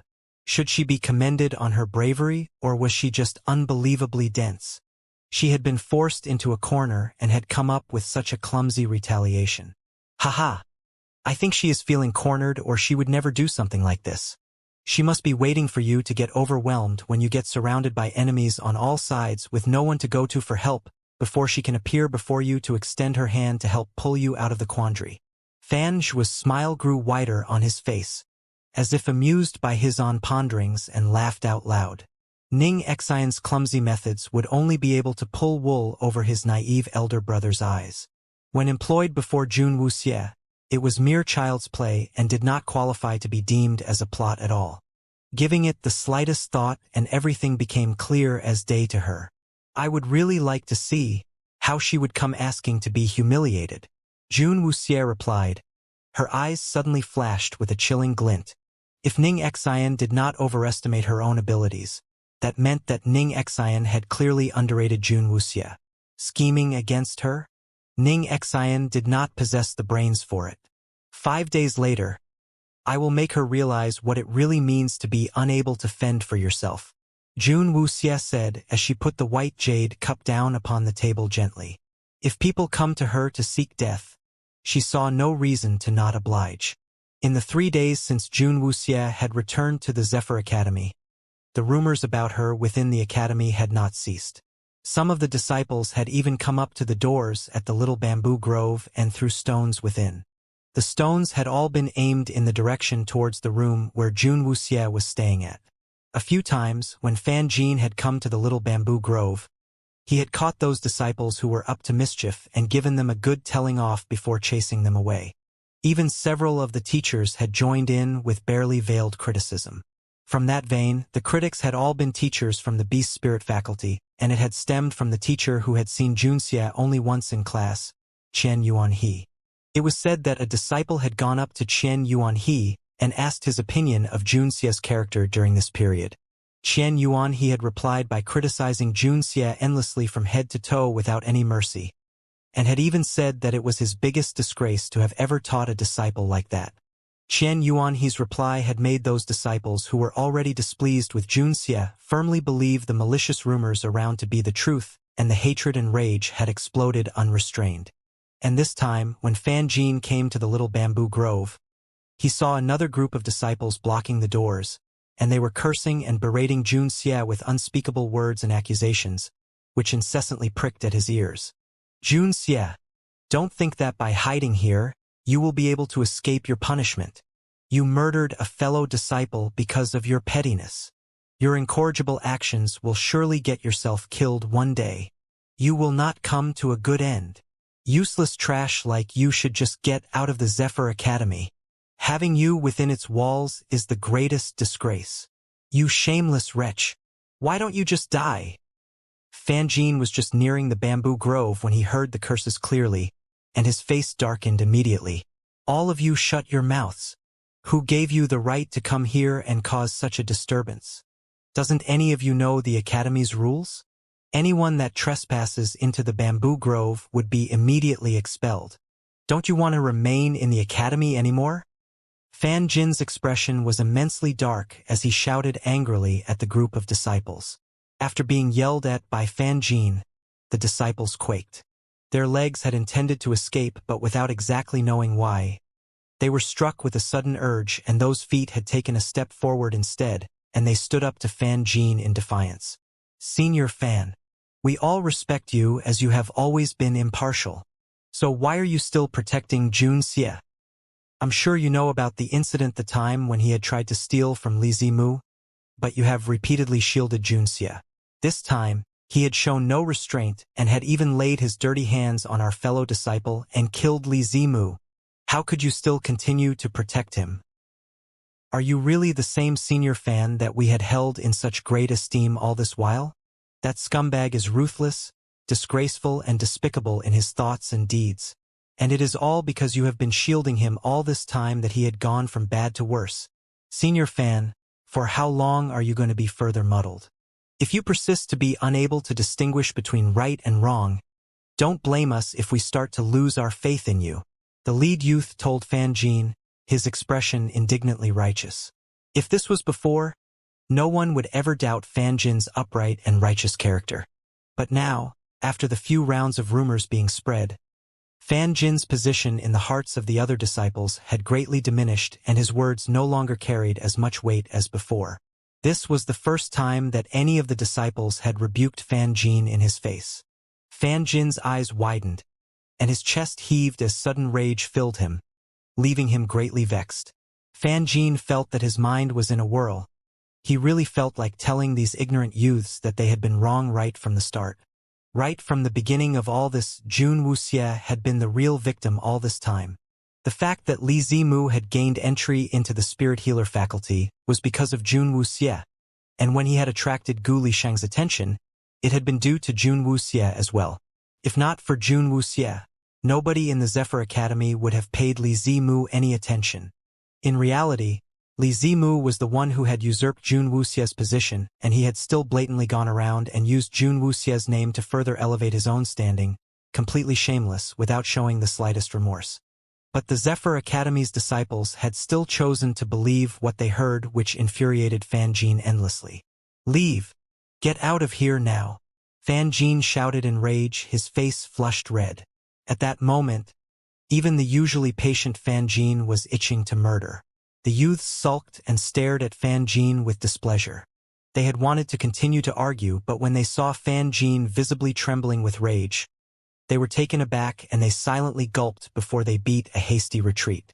After those youths had departed, another figure appeared out from the side, stepping out from behind the tall bamboo trees.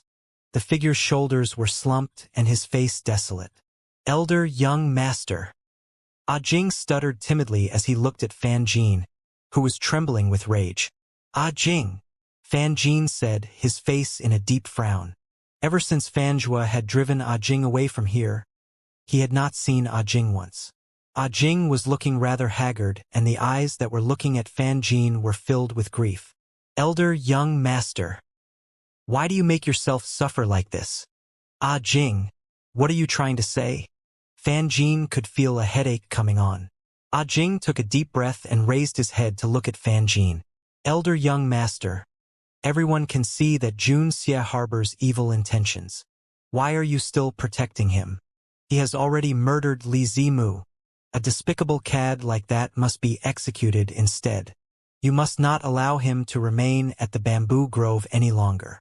If he harms the little young master, what are we then to do?" "That's enough!" Fan Jin shouted loudly, interrupting Jing before he could finish his sentence. "Jing, I will take it that you are just being loyal to little Zhua this time and not pursue the matter further. But if I hear anything like this from you again, I will not let you off so easily." Fan Jin had really lost his temper this time. What was wrong with everyone in the Zephyr Academy? Why would they pass a death sentence upon Jun Wuxie based purely on unverified rumors? Among all of them, how many had actually interacted with Jun Wuxie? Less than a handful of them had even spoken with Jun Wuxie personally, but they had all been ready to brand her a vicious scourge and could not wait to rid themselves of him. "Elder young master, please do not persist in being blinded." Jing persisted. Fan Jin ran out of patience to continue listening to Jing's nonsense. He grabbed Jing by the back of his collar and threw him out of the bamboo grove. Jing landed hard on the ground and he stared blankly as he sat there. Disciples from all directions cast curious glances at Jing as they passed. As he stared at Fan Jin's disappearing back as he walked into the bamboo grove, Jing's teary voice rang out loudly all of a sudden. "Elder young master, the little young master really reveres you as his elder brother. Why are you trying to harm him? Why did you bring Jun Xie, who is completely devoid of morals, to be so close to the little young master? Elder young master, is this how you are repaying the trust the little young master places in you? And repaying the esteemed headmaster for bringing you up till now?" Jing lost his mind. He sat upon the hard ground crying and wailing, and the words that came out from his mouth made all the passing disciples' eyes widen in shock. That was Jing, the trusted aide that had served Fan Zhua closely ever since he was a little boy. And the words that were coming out from Jing's mouth today had been a shocking revelation that had struck like a lightning bolt onto everyone within the Zephyr Academy. The admonishment delivered in a voice filled with such anguish drove an undeniable thought into the minds of the masses that churned in an endless spiral. Everyone knew that only Fan Zhuo was Fan Qi's biological son, while Fan Jin, although possessing great skills and had an upright character, was after all still just adopted, and was not of the same blood. That difference in their relations made a malicious thought begin to worm into the minds of quite a number of the other disciples.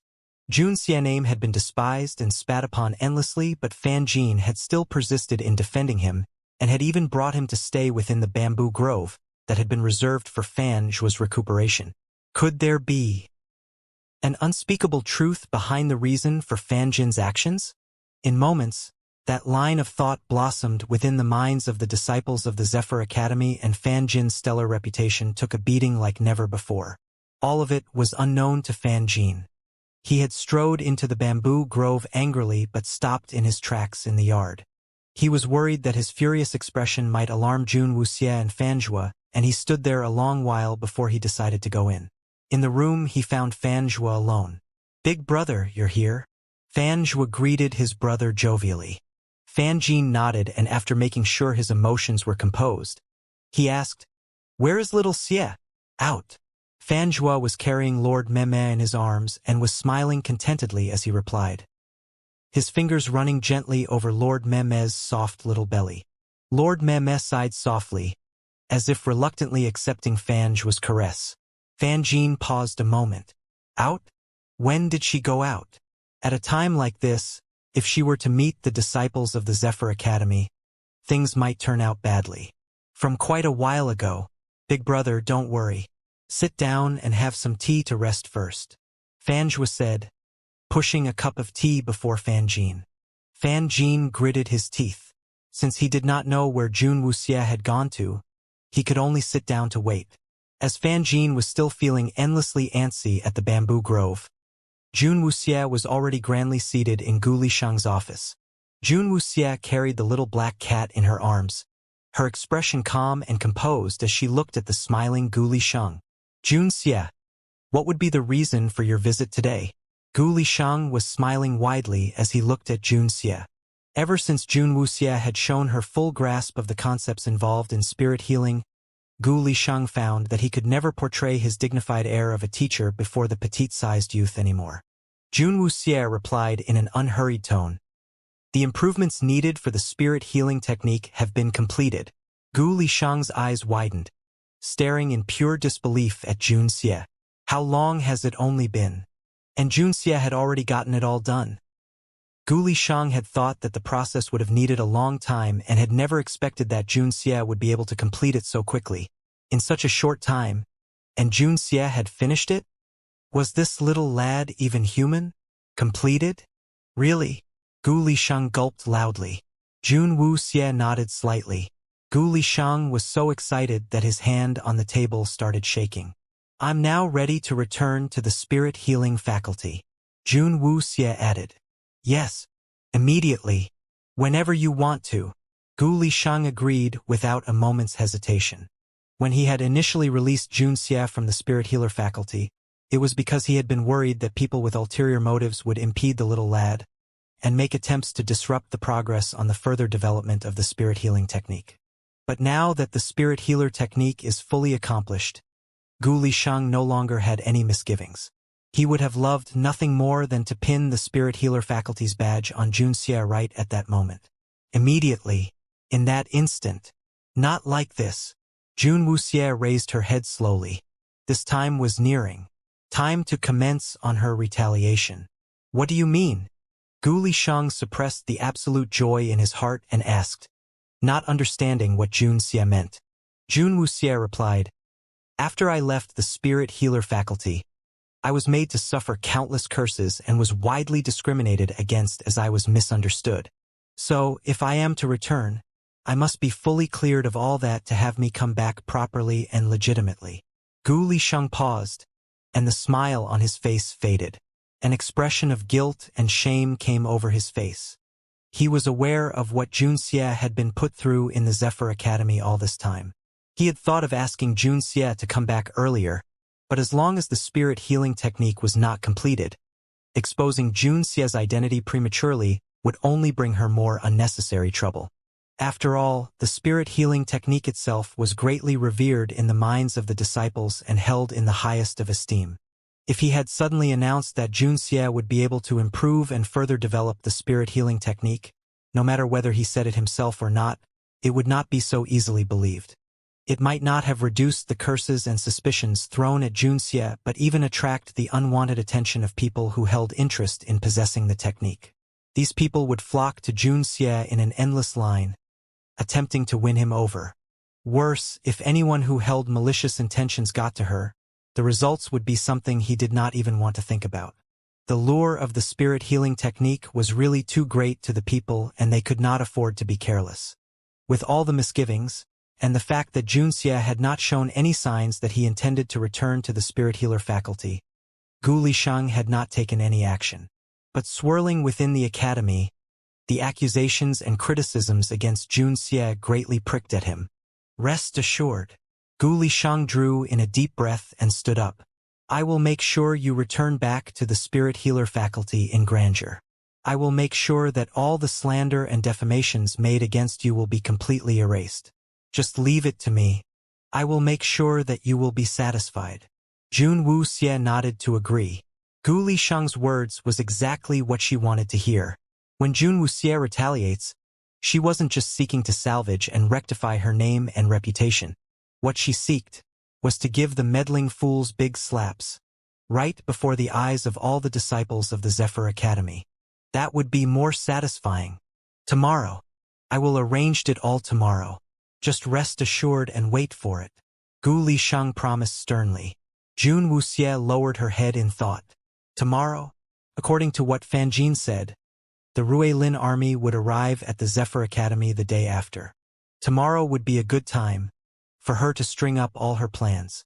A good show calls for consecutive stages for it to be varied and brilliantly presented. Didn't it? All right. Jun Wuxie nodded again. Before she got up to leave, she put a scroll that she had prepared beforehand on Gu Lisheng's table and left without turning her head back a single time. Gu Lisheng picked up the scroll, and with just one look, his eyes widened and he suddenly could not breathe.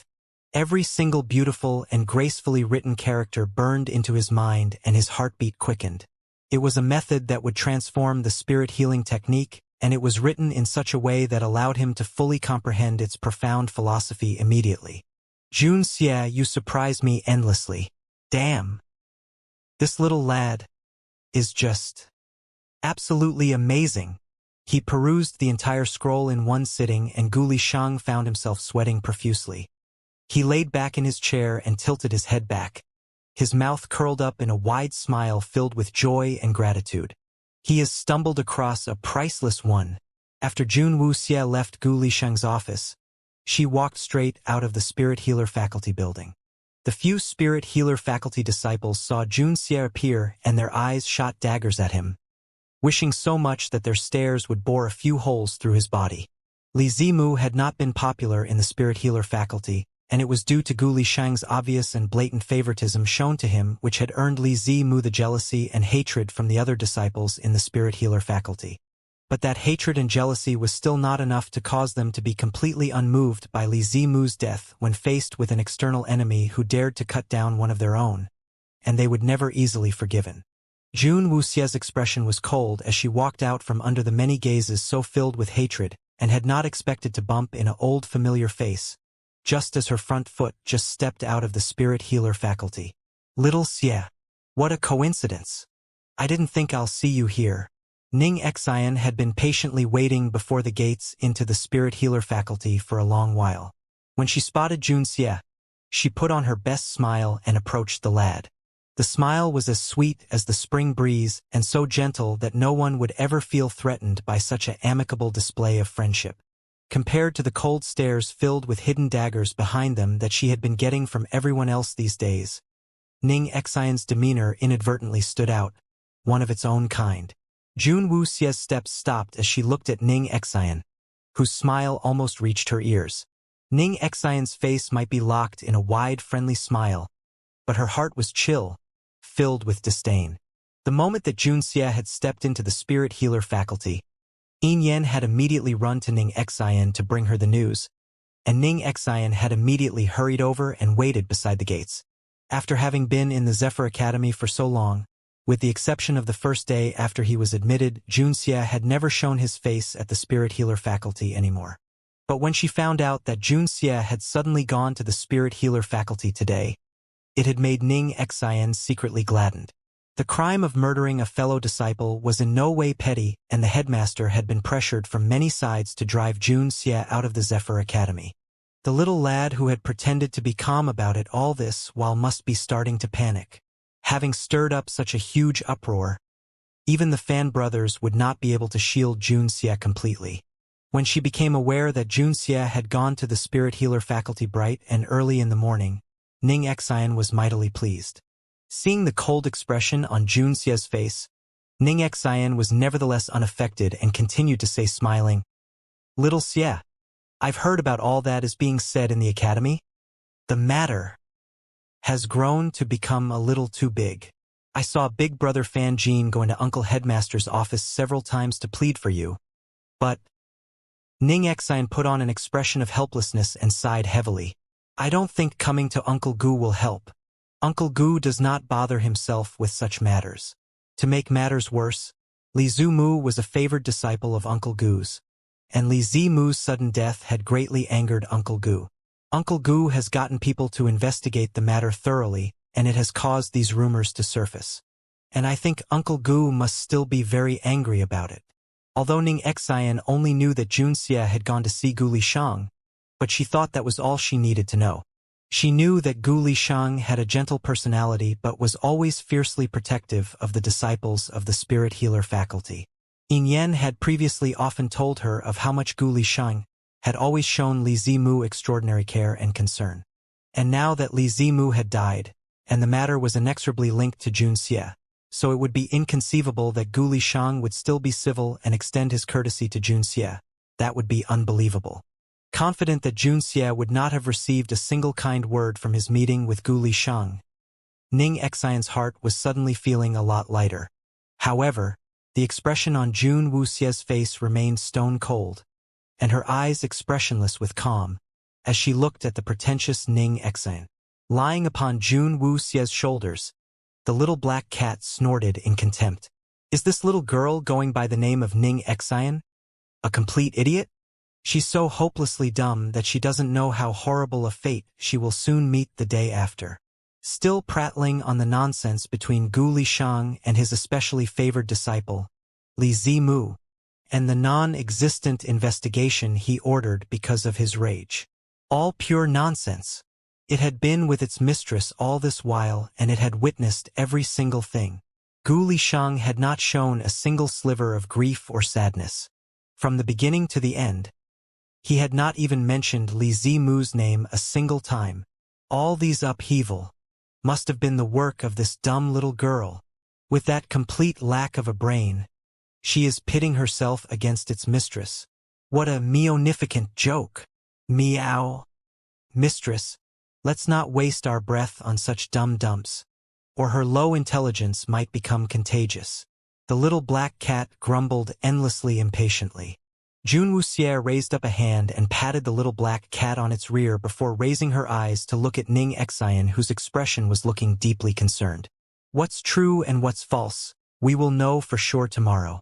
You don't have to concern yourself with it. After saying those words, Jun Wuxia immediately resumed her steps to leave. Just as the black cat had said, if she continued the conversation with Ning Xian any further, it would only be a further affront to her intelligence. Ning Xian stared flabbergasted at the departing figure of Junxia, never expecting that Junxia would still be so cold and aloof under the current circumstances. She was suddenly left feeling highly humiliated and badly snubbed. Junxia, you dare snub me so? You just wait. One fine day, I will have you come crawling, pleading for me to save you. Ning Xian gritted her teeth as she stared furiously at the back of the disappearing Jun Wuxia, wishing fervently that she was able to shred that back to pieces. Yin Yen! Ning Xian gave out a loud shout. Yin Yen, who had been hidden in the shadows, appeared immediately. Senior Ning, relay my orders to all of them. I want the matter about Junxie murdering Li Zimu to be fully blown up. Within 3 days. I want to hear of the notice from Fan Qi that Junxie has been expelled. Yin Yen shivered and asked hesitatingly, Senior Ning, wouldn't that be a little too much? Those highly skilled purple spirits? Ning Xian replied with a cold laugh and said, What are you afraid of? I am not responsible for all these. Didn't I say it earlier? All this started because Gu Lisheng ordered for an investigation into the matter. I do not believe that anyone in this world would go against Gu Lisheng, the founder of spirit healing, to protect a little brat. Yin Yen gulped. He was shocked that Ning Xian had even included Gu Lisheng's name into her plot. That might be a little too reckless for his taste.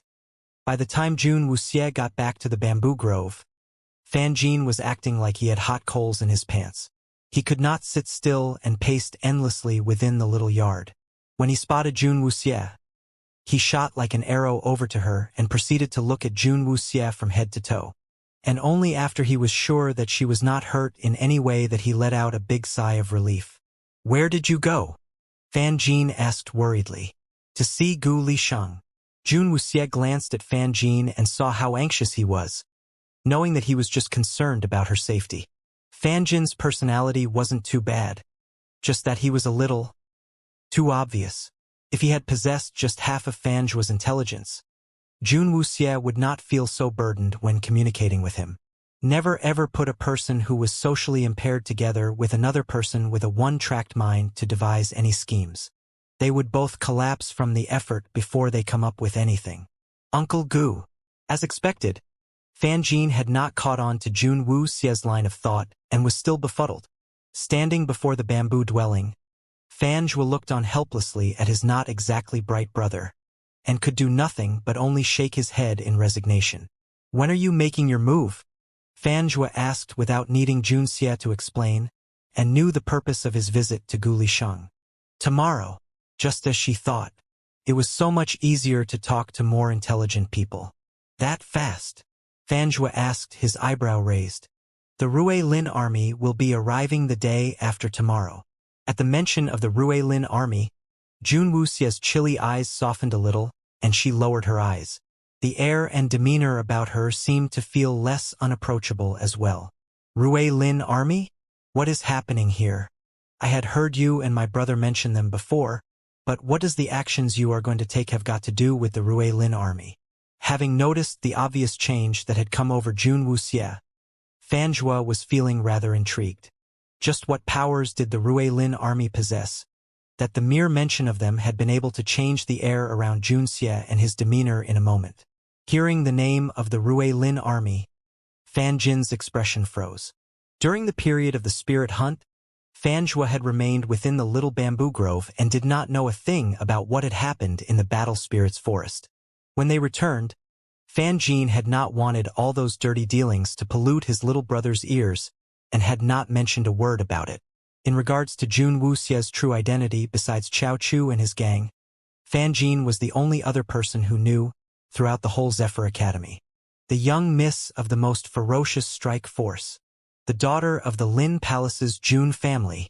About the incident that Ning Xian had attempted to get the men from the Rue Lin army killed in the Battle Spirit's forest, Fan Zhuo did not have the slightest clue. It's linked, Jun Wuxie said as she nodded slightly. Fan Zhuo firmly believed that the 3 words Rue Lin army held extraordinary meaning for Jun Xie. Rue Lin army. I have heard of them before. Is it an army from the Qi kingdom? Fan Zhuo was suddenly very curious about the Rue Lin army. Yes. Yes. Fan Jin replied in a stutter, looking nervously at Fan Zhuo. He did not really want Fan Zhuo to become involved in such matters. He wanted Fan Zhuo to be able to recuperate in peace and get well. He should not hear about all these insidious ploys and crafty schemes, and he did not need to know about them. It was only recently that Fan Zhuo's health had shown some improvements, and Fan Jin did not want anything untoward to happen. Being the intelligent people that they were, when Jun Wuxie and Fan Zhuo saw Fan Jin's uncomfortable expression, the two of them immediately ceased and did not mention another word about the Rue Lin army. It was only after Fan Jin left that the gentleness in Fan Zhuo's smile disappeared, and was quickly replaced by an inquisitive one. Shouldn't you be telling me what actually happened in the Battle Spirits Forest already? The Ruelin army must have some links to you, right? Fan Zhua asked Jun Xie, his curiosity piqued. Jun Wuxie gazed at Fan Zhua, and she started to frown. There wasn't too much to tell, but it wasn't that little either, as the explanation would implicate many other things. If she was to explain it, Jun Wuxie felt that it might require quite a bit of effort. Another day, go ask Xiao Chu about it. Jun Wuxie nonchalantly threw the burden of giving such a long string of explanations to Xiao Chu. That trait of Jun Wuxie made Fan Zhua feel like crying at that moment. You must really loathe to speak a lot. After having spent such a long time with Jun Xie, Fan Zhua had already gotten a good grasp of Jun Xie's personality. Instead of saying that he is cold and arrogant, it was more like he lacked the skills in socializing with others. In their daily chats and usual interactions, Jun Xie would mostly give a reply. But when it called for lengthy rant to explain, she would either zip up and remain silent, or throw the task to someone else. Jun Wuxie wrinkled her nose and got up to leave. She did not know why, but an image of an demonically wild, but perfectly handsome face suddenly appeared in her mind. That one person who would always appear unpredictably and disappear just as suddenly, who had always somehow forced her to open her mouth to speak, had not been seen for quite a long while. In the beginning, Jun Wuxie spoke even less than she did now, but that person had incorrigibly and adamantly continued to harass her, making her slowly learn to become aware of emotions like displeasure and to give vent to them. That was how she gradually began to speak a little more, bit by bit. After the last parting in the Phoenix Academy, she had not seen him for rather long. So many things had happened in the Zephyr Academy and she had not thought of that person much. But suddenly, out of the blue, an image of that person's face had surfaced in her mind. A sudden urge gripped at her heart which made her say, Yi Sha! A shadow streaked in through the window, falling into a kneeling position neatly before Jun Wuxie. Your subordinate awaits the Missy's orders. Jun Wuxie did not raise her head, but her eyes remained staring at her own palm. With a flick of her fingers, silver needles suddenly appeared in her hands. Back at the Lin Palace, she had used these very needles to stab into that person's death acupoint. That time, the person's warm blood had flowed down the length of the needles and collected in her palm. That had been so long ago. She could not explain it, but suddenly, it seemed as though she could still feel the same warmth on the silver needles that she had felt then. My elder brother. Where is he at the moment? Jun Wuxie asked in a voice so soft as to be almost inaudible. Your humble subordinate does not know. Isha replied, his voice low and solemn. Jun Wuxie bit on her lip and said, You're dismissed. Isha stood up, and when he reached the doors, his steps stopped. Although your subordinate does not know where Master Wu Yao is, but if your subordinate is correct, he might not be in the lower realm at the moment. Things that can heal one's soul can only be found in the middle realm. Jun Wuxie raised her head suddenly. My brother is from the middle realm? She had always felt that Jun Wu Yao was exceptionally mysterious. His powers were so strong as to be able to defy the heavens. Jun Wu Yao's might could easily dominate over anyone Jun Wuxie had ever seen. Yi Sha had shown that his powers were about on par with those people from the 12 palaces in the Cloudy Peaks, and as Yi Sha's lord, Jun Wu Yao's powers would naturally not be inferior to Yi Sha's. Although Jun Wuxie had had her own guesses about it all this while, it was only at this moment that she confirmed her suspicions. Yi Sha did not say a word, and just silently left the room. Jun Wuxie lay down on her bed, and Lord Meme trotted over and jumped up. It used its rotund body to squeeze the little black cat away from Jun Wuxie's side, and snuggled up closer to find itself a comfortable position, sticking itself close to Jun Wuxie as it laid itself down. Not in the lower realm? Jun Wuxie asked herself as she laid the back of her hand on her cool forehead. Even she did not know what was wrong with herself today. Why did she suddenly think of Jun Wu Yao? The emotions that filled her heart were strange and unfamiliar to her, and it made her feel rather helpless and lost. There was a slight twinge that tugged at her heart, and she could not explain or pinpoint the problem properly. As she laid upon the soft bedding, Jun Wuxie's eyes slowly closed as she slowly drifted off into a dreamless sleep. It was broad and early the next morning when all the disciples of the Zephyr Academy were gathered. They were supposed to have gone for training, but they were suddenly notified to immediately gather at the Zephyr Academy's assembly square. The square was packed with youths, as the disciples followed their respective teachers' lead, to stand in neat rows as they filed in. The Zephyr Academy seldom gathered all the disciples so formally, and the square was filled with chatter and debate. Everyone was trying to guess the reason behind the sudden decision for all the disciples and teachers congregate so suddenly. This must have something to do with Jun Xie. One of the youths among the crowd whispered loudly, attracting the attention of many other disciples. How can that be? You think she is capable of causing every single one of us to be mobilized like this in such a grand fashion? That just shows how ignorant you are. One of my dorm mates is a disciple of the Spirit Healer faculty. He told me Jun Xie had suddenly appeared at the Spirit Healer faculty yesterday. Didn't you hear about that? Another youth exclaimed proudly. All the disciples around them suddenly held strange expressions on their faces, their eyes flashing brightly at the piece of juicy gossip they just heard. Really? What happened then? Tell us quick. Suddenly finding all eyes were focused on him, the youth was feeling extremely flattered, and he loved the feeling as he basked proudly under all the undiverted attention showered upon him. He then asked all of the others with his chest puffed up, "Just a few days ago, did you all hear the rumors about Jun Xie having murdered Li Zimu? Do you still remember that?" All the youths around him nodded vehemently. It had caused such a big stir. How could any of them forget that? Li Zimu was a disciple of the Spirit Healer faculty, and he was even personally selected by Gu Lisheng when he had broken the norm and accepted only one lone disciple this year. Li Zimu had been extremely favored in the Spirit Healer faculty as Gu Lisheng had showered him with utmost care and concern and had even personally instructed him in the art. But this very well-favored disciple had very suddenly and mysteriously died in the Battle Spirit Forest. Do you think Gu Lisheng would be pleased at all? Hence, he had ordered a thorough investigation into the incident a few days ago, and it was found out that Jun Xie was linked to Li Zimu's death. The youth exclaimed loudly, his spit spraying over his audience listening in rapt attention. When the other disciples heard the new developments, some of the youths who had been pretending to be uninterested before started to join the group. When the other disciples heard the new developments, some of the youths who had been pretending to be uninterested before started to join the group. Just recently, two major incidents had occurred in the Zephyr Academy. The first was when Lu Weijie had been expelled from the academy together with a large bunch of other disciples and his unrestrained criticism directed at Ning Xian before he left. The other incident was when the largely well-believed rumors that were still going around that Jun Xie had killed Li Zimu.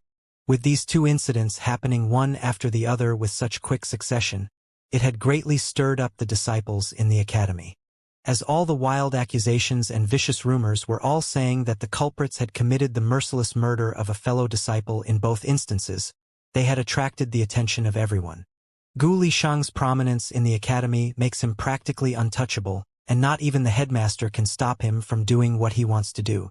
And when Gu Lisheng's beloved disciple gets mysteriously killed, do you think he would spare the culprits that easily?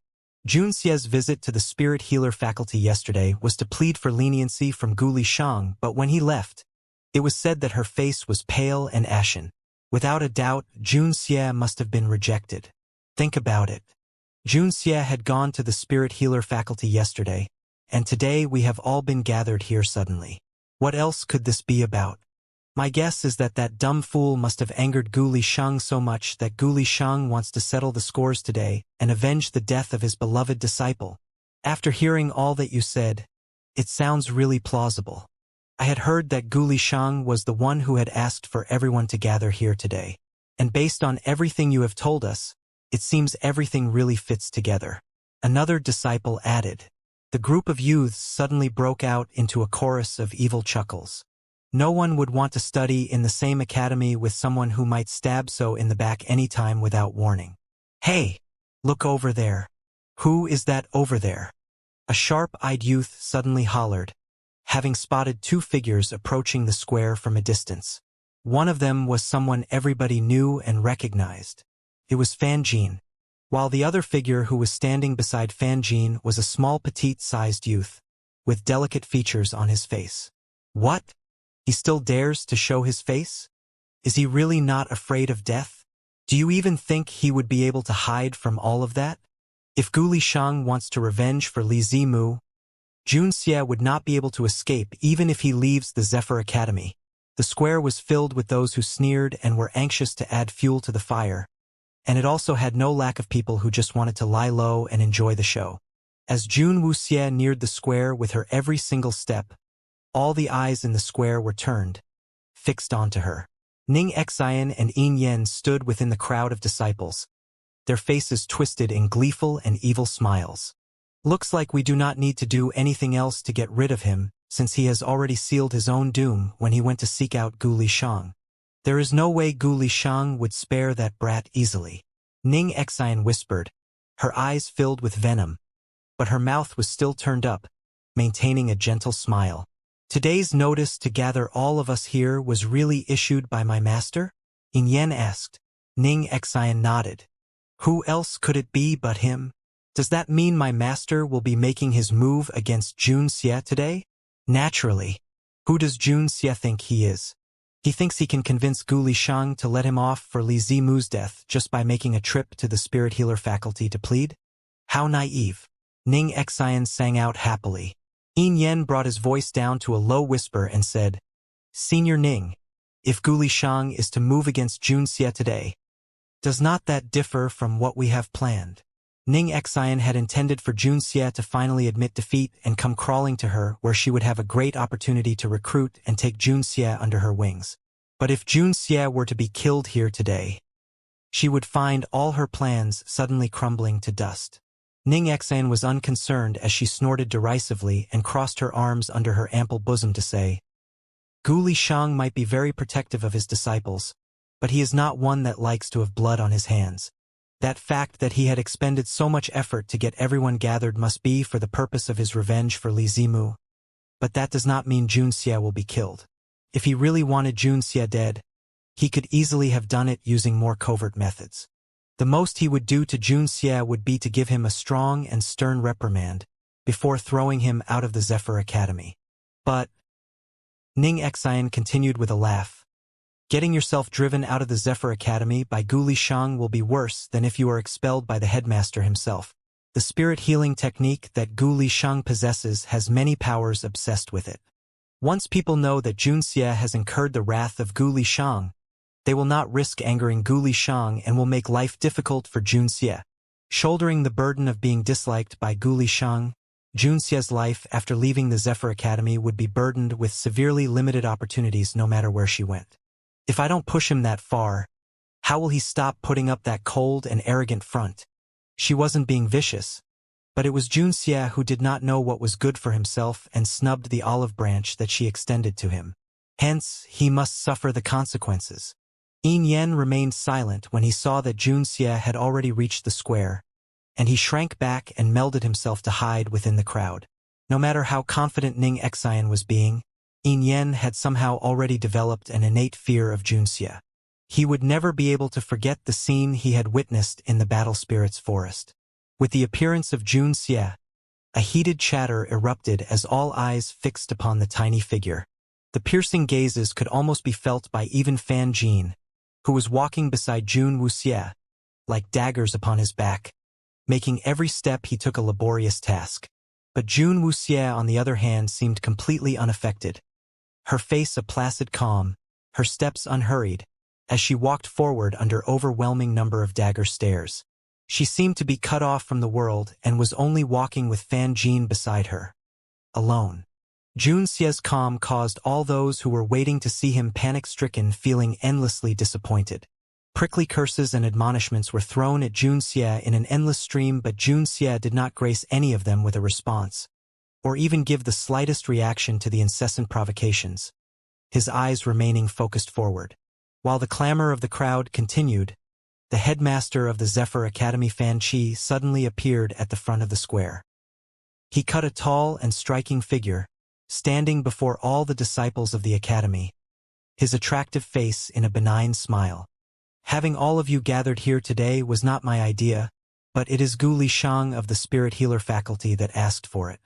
Today, he has some words that he would like to share with all of you here. Fan Qi explained with a smile on his face and stepped back to relinquish the space at the front of the crowd.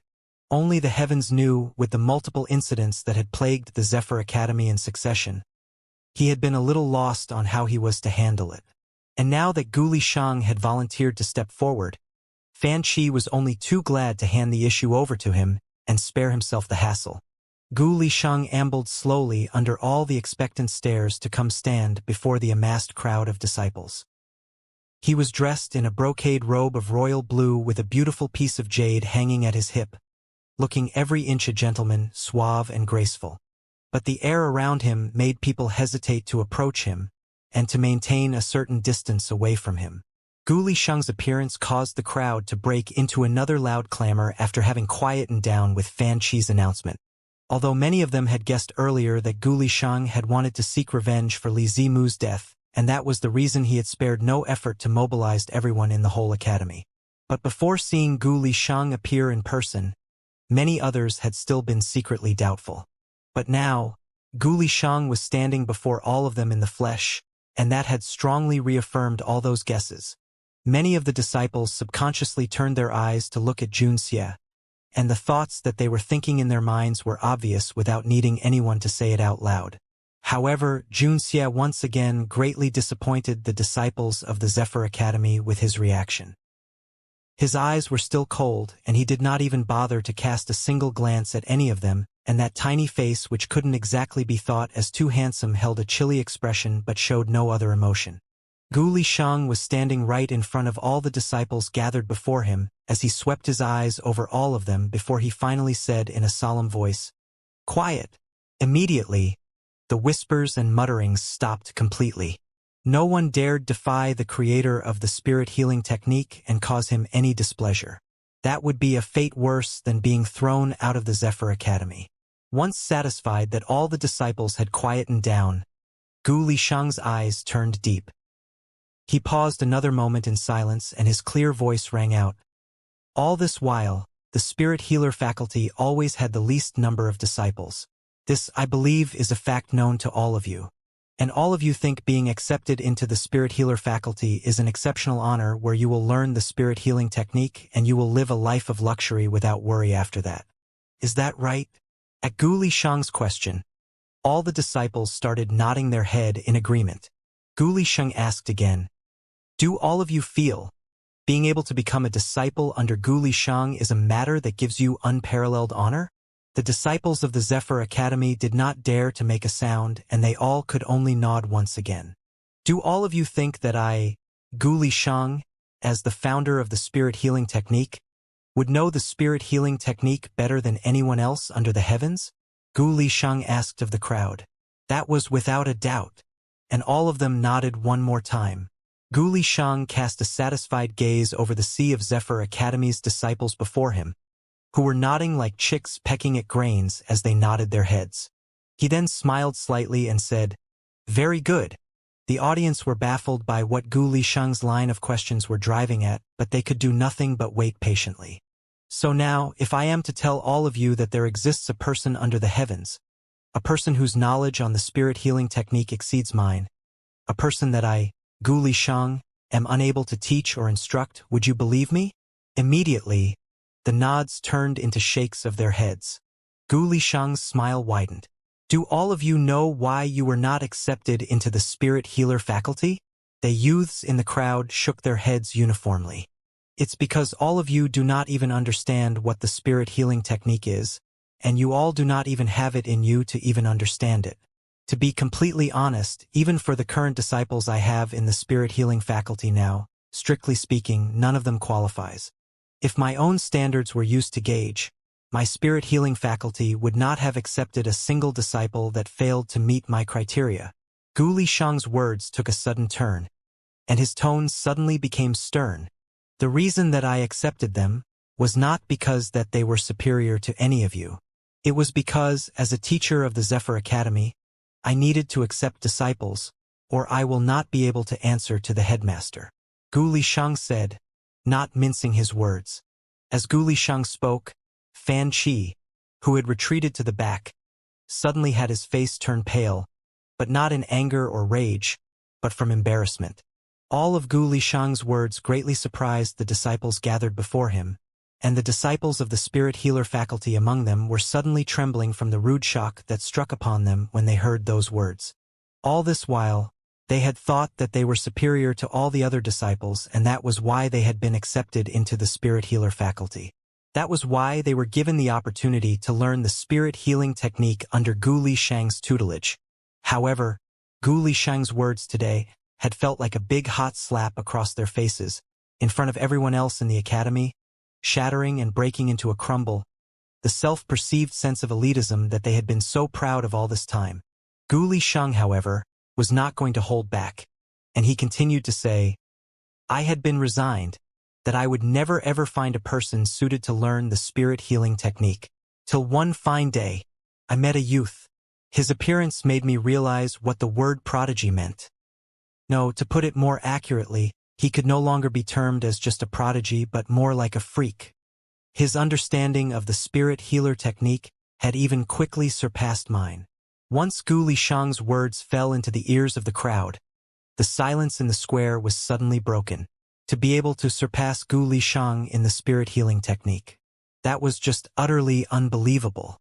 Gu Lisheng had always had a gentle temperament, but he was unbendingly strict when it came to the spirit healing technique. From what he had said about the standards he held in his selection of disciples, it could be seen that he would not compromise when it came to his area of expertise. For someone to have gained recognition from Gu Lisheng, that person must most definitely be someone who possessed real knowledge on the matter. Before this, the favoritism that Gu Lisheng had shown Li Zimu was obvious to everyone to see. Almost everyone there was guessing that the only disciple that he said he recognized was none other than Li Zimu. Otherwise, why would Gu Lisheng accept only one lone disciple this year? Who was the late Li Zimu? Gu Lisheng had shown him the utmost care and concern, and had treated him exceptionally well over the other disciples in the spirit healer faculty. All the disciples thought that Gu Lisheng's rage today was all due to Li Zimu's death. The only disciple that Gu Lisheng personally acknowledged had died under mysterious circumstances. Gu Lisheng must be greatly infuriated. Hearing the sternness in Gu Lisheng's voice, all the disciples of the Zephyr Academy were suddenly fearful.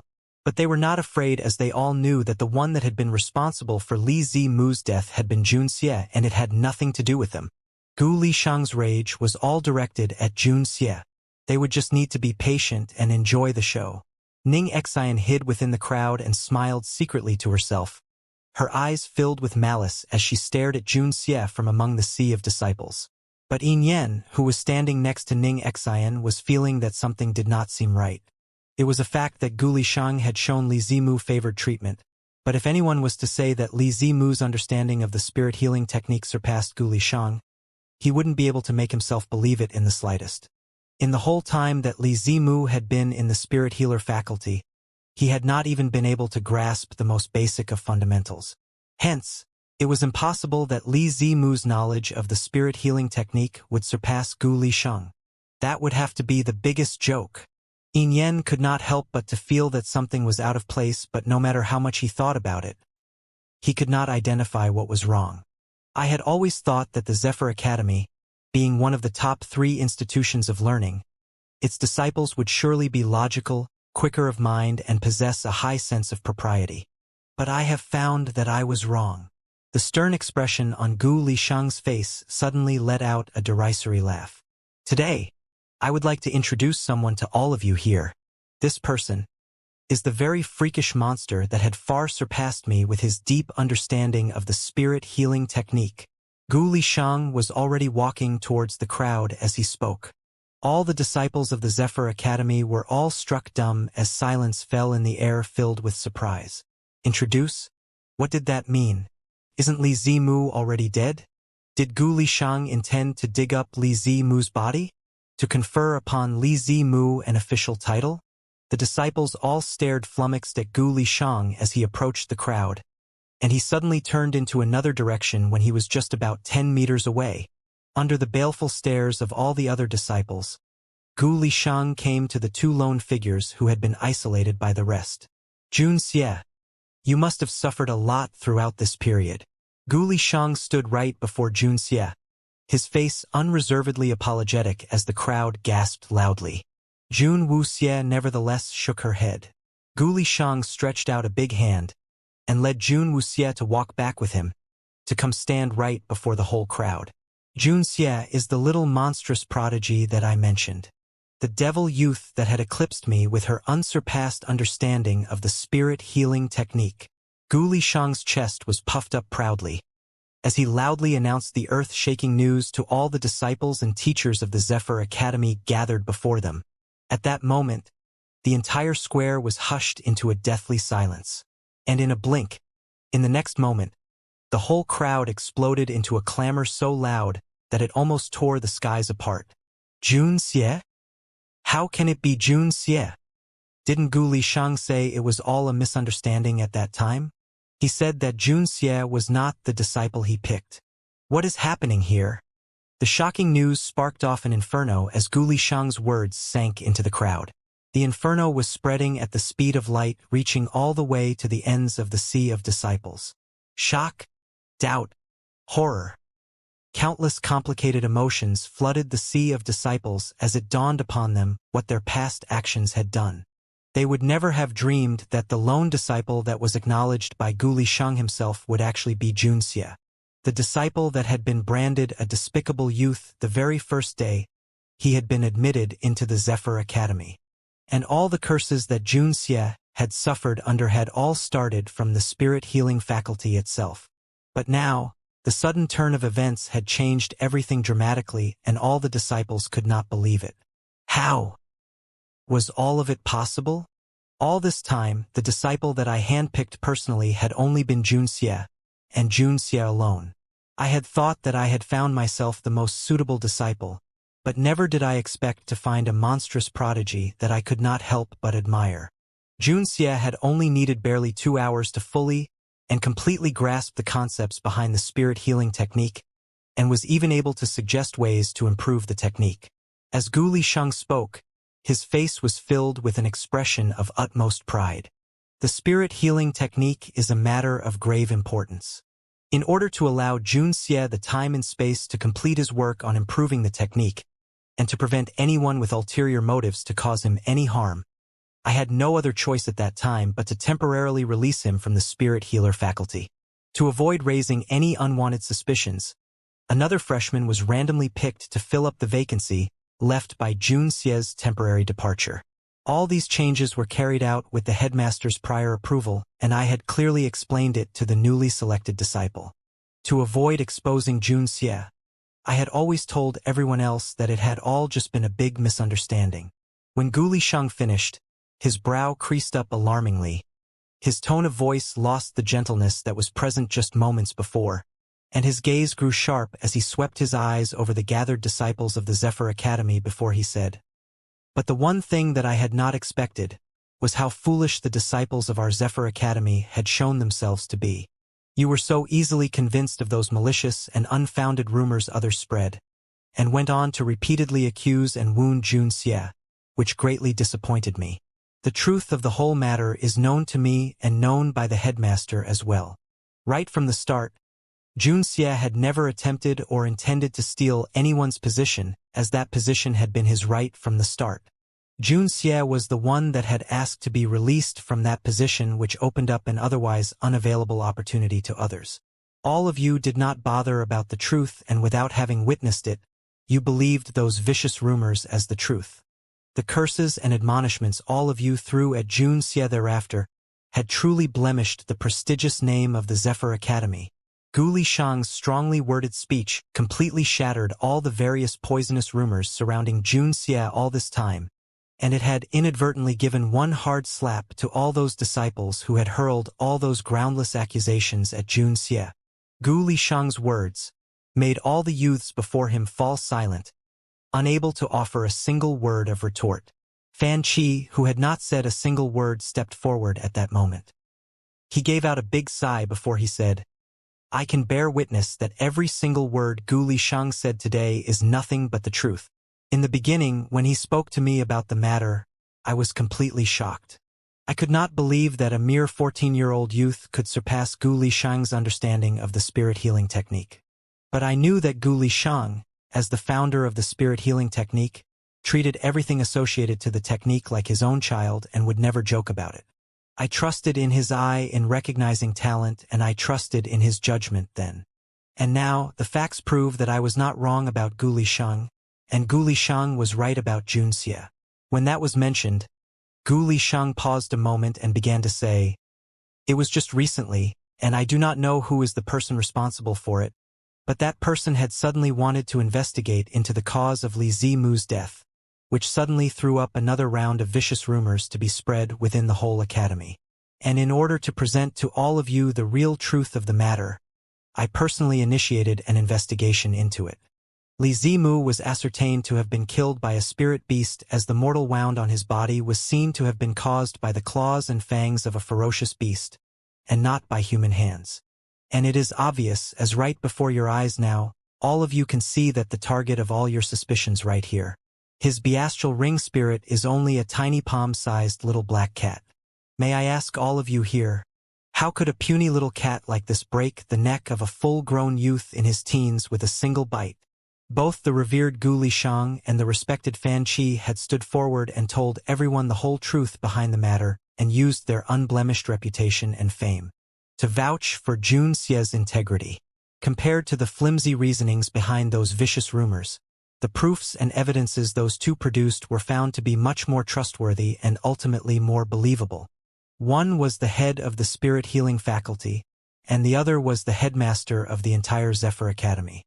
These two entities, with the esteemed positions they held, gave them the highest authority above anyone else in the whole Zephyr Academy, and they did not need to go to such an extent to protect a quiet and inconspicuous freshman for no good reason. At that moment, all the negative names that Junxie had been branded with were completely cleared. No one would still dare to link Junxie to all those baseless and unfounded rumors ever again. What all the disciples felt for Junxie now was no longer hatred or disgust, but they found themselves filled with shock and amazement for the youth. Not even in their wildest dreams would they have expected that the truth would turn out to be like this. The very one they had all cursed and sworn at all this while was in actual fact the biggest victim in this whole episode. In fact, the one who had in actuality taken over someone else's position in the spirit healer faculty was not Junxie in the first place, but was Li Zimu. I can vouch for his character as well. Junxie is nothing like what the rumors are saying about him. If not for Junxie, I would not have been able to get out of the battle spirit's forest alive. A thin and weak youth had suddenly stepped out of the crowd and loudly proclaimed, after bolstering his courage, to speak up, "I can vouch for him too. And me." In quick succession, over 10 disciples had stepped out from among the gathered mass of disciples. They were all without exception from the team that had been with Li Zimu when they had initially gone into the battle spirit's forest. I was Li Zimu's assigned mentor right from the beginning. Initially, I had been just like all of you and completely believed everything that Li Zimu said, and gravely misunderstood Junxie. But it wasn't until the spirit hunt that I realized I couldn't have been more wrong. The despicable one was never Junxie, but Li Zimu. The youth who had mentored Li Zimu stood forth unabashed, and told everyone all that had really happened in the battle spirit's forest, without leaving out a single detail. The words he was telling now was exactly what he had repeated countless times before.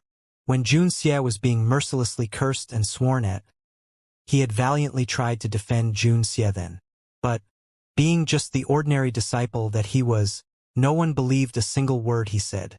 But today, things were completely different. Those very same words, when spoken aloud before the crowd today, caused an uproar to sweep through the sea of disciples present. They had never imagined that Li Zimu could be so despicable and shameless. Besides having been the one that took Junxie's position, he had still gone around and spread false rumors about Junxie's duplicity and despicable intentions. Li Zimu had even abandoned his teammates during the spirit hunt who had gotten themselves injured by saving him. He had, at the first instance, shamelessly clung onto the powerful Fan gene for protection, and Junxie, had magnanimously not taken it against Li Zimu and accepted him readily.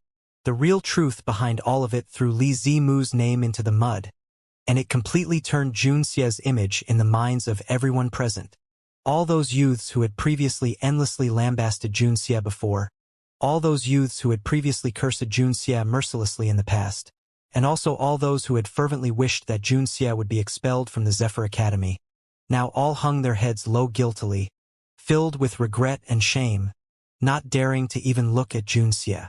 At that moment, they all wished the ground would just open up and swallow them whole, hiding them from the guilt and embarrassment they all felt. As their cheeks burned up in a bright red glow, they were unable to face anyone when they realized just how dumb they had been. They had been led around by the nose by those false rumors. They had naively believed what their ears heard. Even when the truth of the matter had not been clear, they had blindly followed the crowd and followed those vicious rumors, to time and again, falsely accused and smeared Junxie's name. It was just as Gu Lishang had said. Their very actions had brought great shame to the Zephyr Academy's name. Gu Lishang observed with satisfaction the reactions of all the disciples before him. Today, before the presence of everyone here, I would like to once again extend my invitation to Junxie to return to the spirit healing faculty. I hope you will accept. Gu Lishang asked in humility as he looked at Junxie, slightly lowering his head to demonstrate the guilt he felt towards the little lad. Jun Wuxie nodded. Gu Lishang stared at the crowd and said, "From now onwards, Junxie would be a member of the spirit healer faculty. But all of you listen up here. He is not my disciple. I am not qualified to teach or guide him, and neither am I qualified enough to be his teacher. He will henceforth hold half of the power in the spirit healing faculty. Even though he is admitted into the spirit healing faculty as a disciple, no one must ever treat Junxie like a disciple." As Gu Lishang spoke those words, his gaze fell onto the figure of Qian Yuanhe among the crowd, but quickly moved to sweep over the entire crowd. Among all the teachers in the Zephyr Academy, Qian Yuanhe was one who often said he was ashamed of Junxie, and had claimed that Junxie was not qualified to receive his teachings. And Gu Lishang's words today had delivered a slap across his face as well. Qian Yuanhe was a nobody in the Zephyr Academy.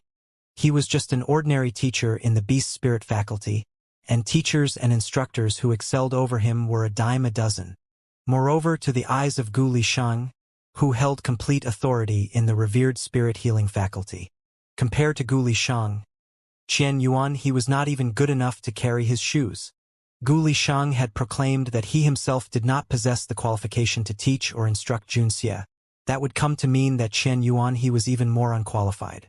Qian Yuanhe had once accused Junxie of not being showing any inclination to learn, had undesirable character traits. All these words were now all thrown back in his face with Gu Lishang's words today. The insignificant Qian Yuanhe holding contempt for Junxie? It seems now the joke had been turned on him. With just that brief glance from Gu Lishang, Qian Yuanhe went deathly pale, and his shoulders started to shake. He subconsciously shrank back into the crowd, wishing he could sink deep into the ground at that moment and never appear before people again. From being a despicable cad that everyone cursed and swore at, to suddenly become the genius who had suffered in silence while undertaking such a prodigious task, Junxie had successfully reinvented her long, ragged, tattered image within the Zephyr Academy within just a short hour, and dealt all the disciples and faculty one big slap across all their faces. Under the watchful eyes of everyone in the whole academy, Gu Lishang led Junxie away. Junxie had no said a single word throughout but just watched on quietly at the side as every single nosy Parker got their well-deserved slaps. After Gu Lishang and Junxie had left, the entire exploded into a deafening chatter of voices. Everyone started talking about today's shocking revelations, and those that had previously cursed Junxie the most quickly ran away, their tails between their legs, afraid that they might be skinned alive by the suddenly unruly mob. If Junxie was useless trash, what would they be? Worse than trash. Today, everyone in the Zephyr Academy, from the top to the bottom, had been collectively slapped. All the disciples, and even the teachers, were all looking at each other guiltily. The red and hot burning sensation on their faces made they feel as if they had really been physically slapped. Under the ruckus in the square, the deeply ashamed disciples and the members of the faculty did not want to remain there a moment longer. Every moment they stayed there made their faces burn hotter, and they quickly decided to beat a hasty retreat. But the realization that came with today's events was deeply etched onto their hearts. The crowd in the square quickly dispersed, but Ning Xian had remained in her spot, completely frozen in place. How can it be? Impossible! How could Jun Xie be the disciple that Gu Lishang had picked? Ning Xian's eyes were impossibly wide, and she had still not recovered from the shock. No one would be able to comprehend how hard the shock had hit her when she had heard all those words earlier. Her mind was filled with an endless and incessant buzzing. The plans she had schemed up so confidently, all this while had suddenly crumbled to dust, falling apart all around her. Gu Lishang had wanted to avenge Li Zimu?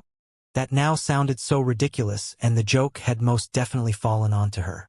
Throughout his speech, Gu Lishang had not even bothered to mention Li Zimu's name and only termed him as a freshman. It was obvious that Gu Lishang was privy to all of Li Zimu's undesirable actions.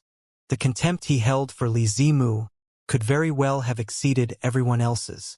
It suddenly dawned on Ning Xian that right from the beginning, she had already been wrong. She had underestimated Jun Xie's abilities, and she had also been wrong about the faculty Jun Xie was actually in. All her ploys had been made based on wrong information right from the start, and now that everything was revealed, all the schemes she plotted would not do her a single ounce of good. Senior Ning. Yin Yen looked dreadfully fearful as he stared at Ning Xian. Before Jun Xie's real identity was exposed, Gu Lishang's choice of words had made him raise his suspicions, but he had not been able to pinpoint what was wrong then. It was not until everything was revealed that he realized, just like everyone else, he had been hoodwinked by Li Zimu's single side of the story. This cannot be. How can it be? A panic suddenly overtook Ning Xian, and Yin Yen hurried over to hold her up. Senior Ning, what do we do now? Yin Yen was truly terrified. He had already grown rather fearful of Jun Xie previously. Now, before everyone in the entire Zephyr Academy, Gu Lishang had severely criticized all the disciples of the Spirit Healer faculty to be incompetent. When he had admonished everyone for believing in the rumors so easily, all the disciples in the Spirit Healer faculty had naturally be included. After all, the disciples of the Spirit Healer faculty had been just as guilty in their cursing and swearing of Jun Xie. If Jun Xie had just been an ordinary disciple, things might not have gotten this bad. But Jun Xie had been the lone disciple that Gu Lishang personally acknowledged and valued heavily. With that in mind, Gu Lishang would not continue to instruct those disciples he had forced himself to accept previously as their master any longer. That thought alone made Yin Yen tremble at the consequences. All that he had relied on all this time in the academy had been his envied position in the Spirit Healer faculty. If he was to lose that, he would end up. Fan Jin knew. Ning Xian suddenly caught Yin Yan's arm in a vice grip, pulling herself upright. Fan Jin had known it right from the start. He must have known. Or why would he have persisted to defend Jun Xie so many times? Or why would he be willing to even risk his own reputation to ensure Jun Xie's safety? Ha ha ha. Ha ha ha. Because he had known it all this while. That Jun Xie was the disciple that Gu Lishang valued. Ha ha ha. Fan Jin, oh Fan Jin.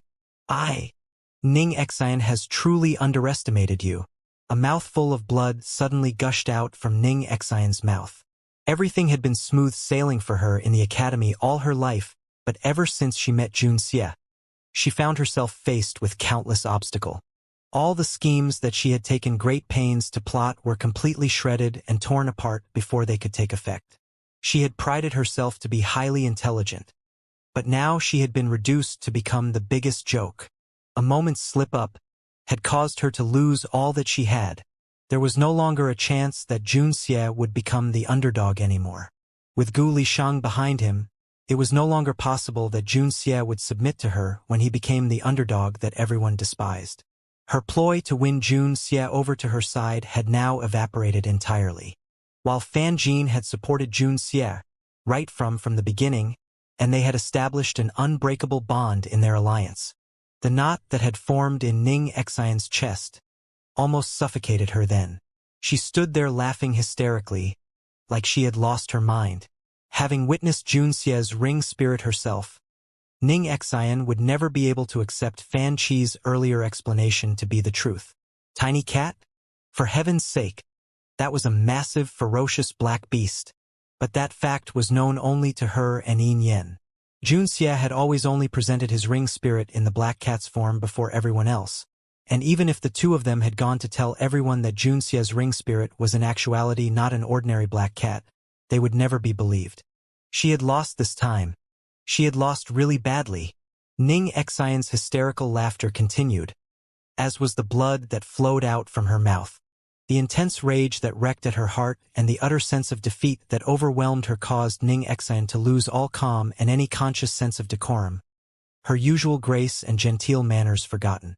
Yin Yen stared at Ning Xian with fear in his eyes, and the terror was beginning to spread throughout his body. After today's events, no one would be able to use anything from Junxie's past to smear or slander him any longer. Gu Lishang had personally invited Junxie to return to the spirit healer faculty in such a grand fashion. Not a single one of them would dare go offend Junxie in the slightest now. Just for the sole fact that he was more knowledgeable than Gu Lishang in the spirit healing technique was already enough to make everyone submit. Junxie's status among the disciples of the Zephyr Academy had been elevated to a height that was unshakable. All those who had cursed and spat at his name, with those that had completely despised him as a person, had from today onwards found their prior self-justified reasons and weak excuses for doing so completely smashed to smithereens. Just for the one glaring fact that Junxie had a full grasp of the spirit healing technique had made everyone back off in deference, with not a single one among them daring to show him the slightest affront. Yin Yen raised his head to stare into the gray and overcast sky looming above him. A complete change had come over the Zephyr Academy, leaving a great mark on this day that will be well remembered long into the future. The fear in Yin Yen filled his heart. He summoned all his courage and dragged Ning Xian, who was acting like she had lost her mind, along with him, to leave the deserted square. And after the duo left, an unnoticed skinny and ragged lone figure was left standing, far in one corner of the spacious plaza. Jing's face was pale, as he stared at the bare and empty square. He had clearly heard every last word that Gu Lishang and Fan Qi had said earlier. Just like everyone else, Jing had come to the square with great anticipation, thinking that Junxie would be shamed and thrown out of the Zephyr Academy by Gu Lishang today. Never had he expected that he had come here today to hear the truth of the matter, a truth that he could not make himself believe in.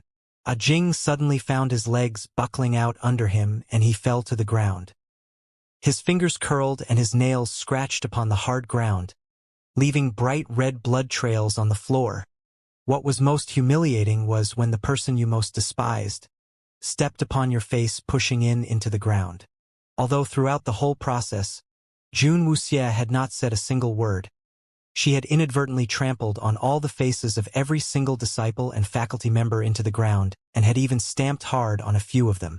Junxie was invited back to the Spirit Healer faculty by Gu Lishang on that very same day, and all the existing disciples could only watch on with their faces paled as the duo walked in, and all the other disciples did not even dare to approach them a single step. Approach them? Their faces were still burning with shame. Their identities as disciples of the Spirit Healer faculty that they had been so proud of had been exposed to be a farce, and that Gu Lishang had been unwilling forced to grant them their discipleship due to the pressure from Fan Qi, the headmaster. They had never gained Gu Lishang's approval at all in the first place. But they had been completely ignorant and gone with the flow, and followed everyone else to scorn, ridicule, and bash at Junxie's name and reputation. They were just utterly contemptible. Jun Wuxie followed Gu Lishang into his office. Only upon the moment the door shut was Gu Lishang able to relax his tightly tensed-up body, and the hard lines on his face suddenly became gentle. "How was it? Was that an acceptable response to your request?" Gu Lishang asked, looking smilingly at Junxie. Today's performance had been specially put together for Junxia's sake, and he hoped that would at least make up to Junxia in some way for the oppression he had undergone during this period. Yes, Jun Wuxia nodded. Gu Lishang had put up a splendid show this time, and Jun Wuxia was completely satisfied. Haha, that's great. This was the first time I created such a big stir. Gu Lishang was finally able to swallow his heart back down that had been lodged in his throat all this time. He had firstly decided to make such a grand show of it today to express his sincerity to Junxia, and also to fight for the sheer injustice that Junxia had suffered. Just by hearing those vicious rumors would already cause much distress to many people. The fact that Junxia had been able to endure and bear up so well under all that pressure had gained Junxia the utmost respect from Gu Lishang. If it had been anyone else, they would most definitely have jumped out to defend themselves at the first instance. Junxia had instead been able to take it in stride, and only exposed the truth of the matter after the task assigned to her was completed.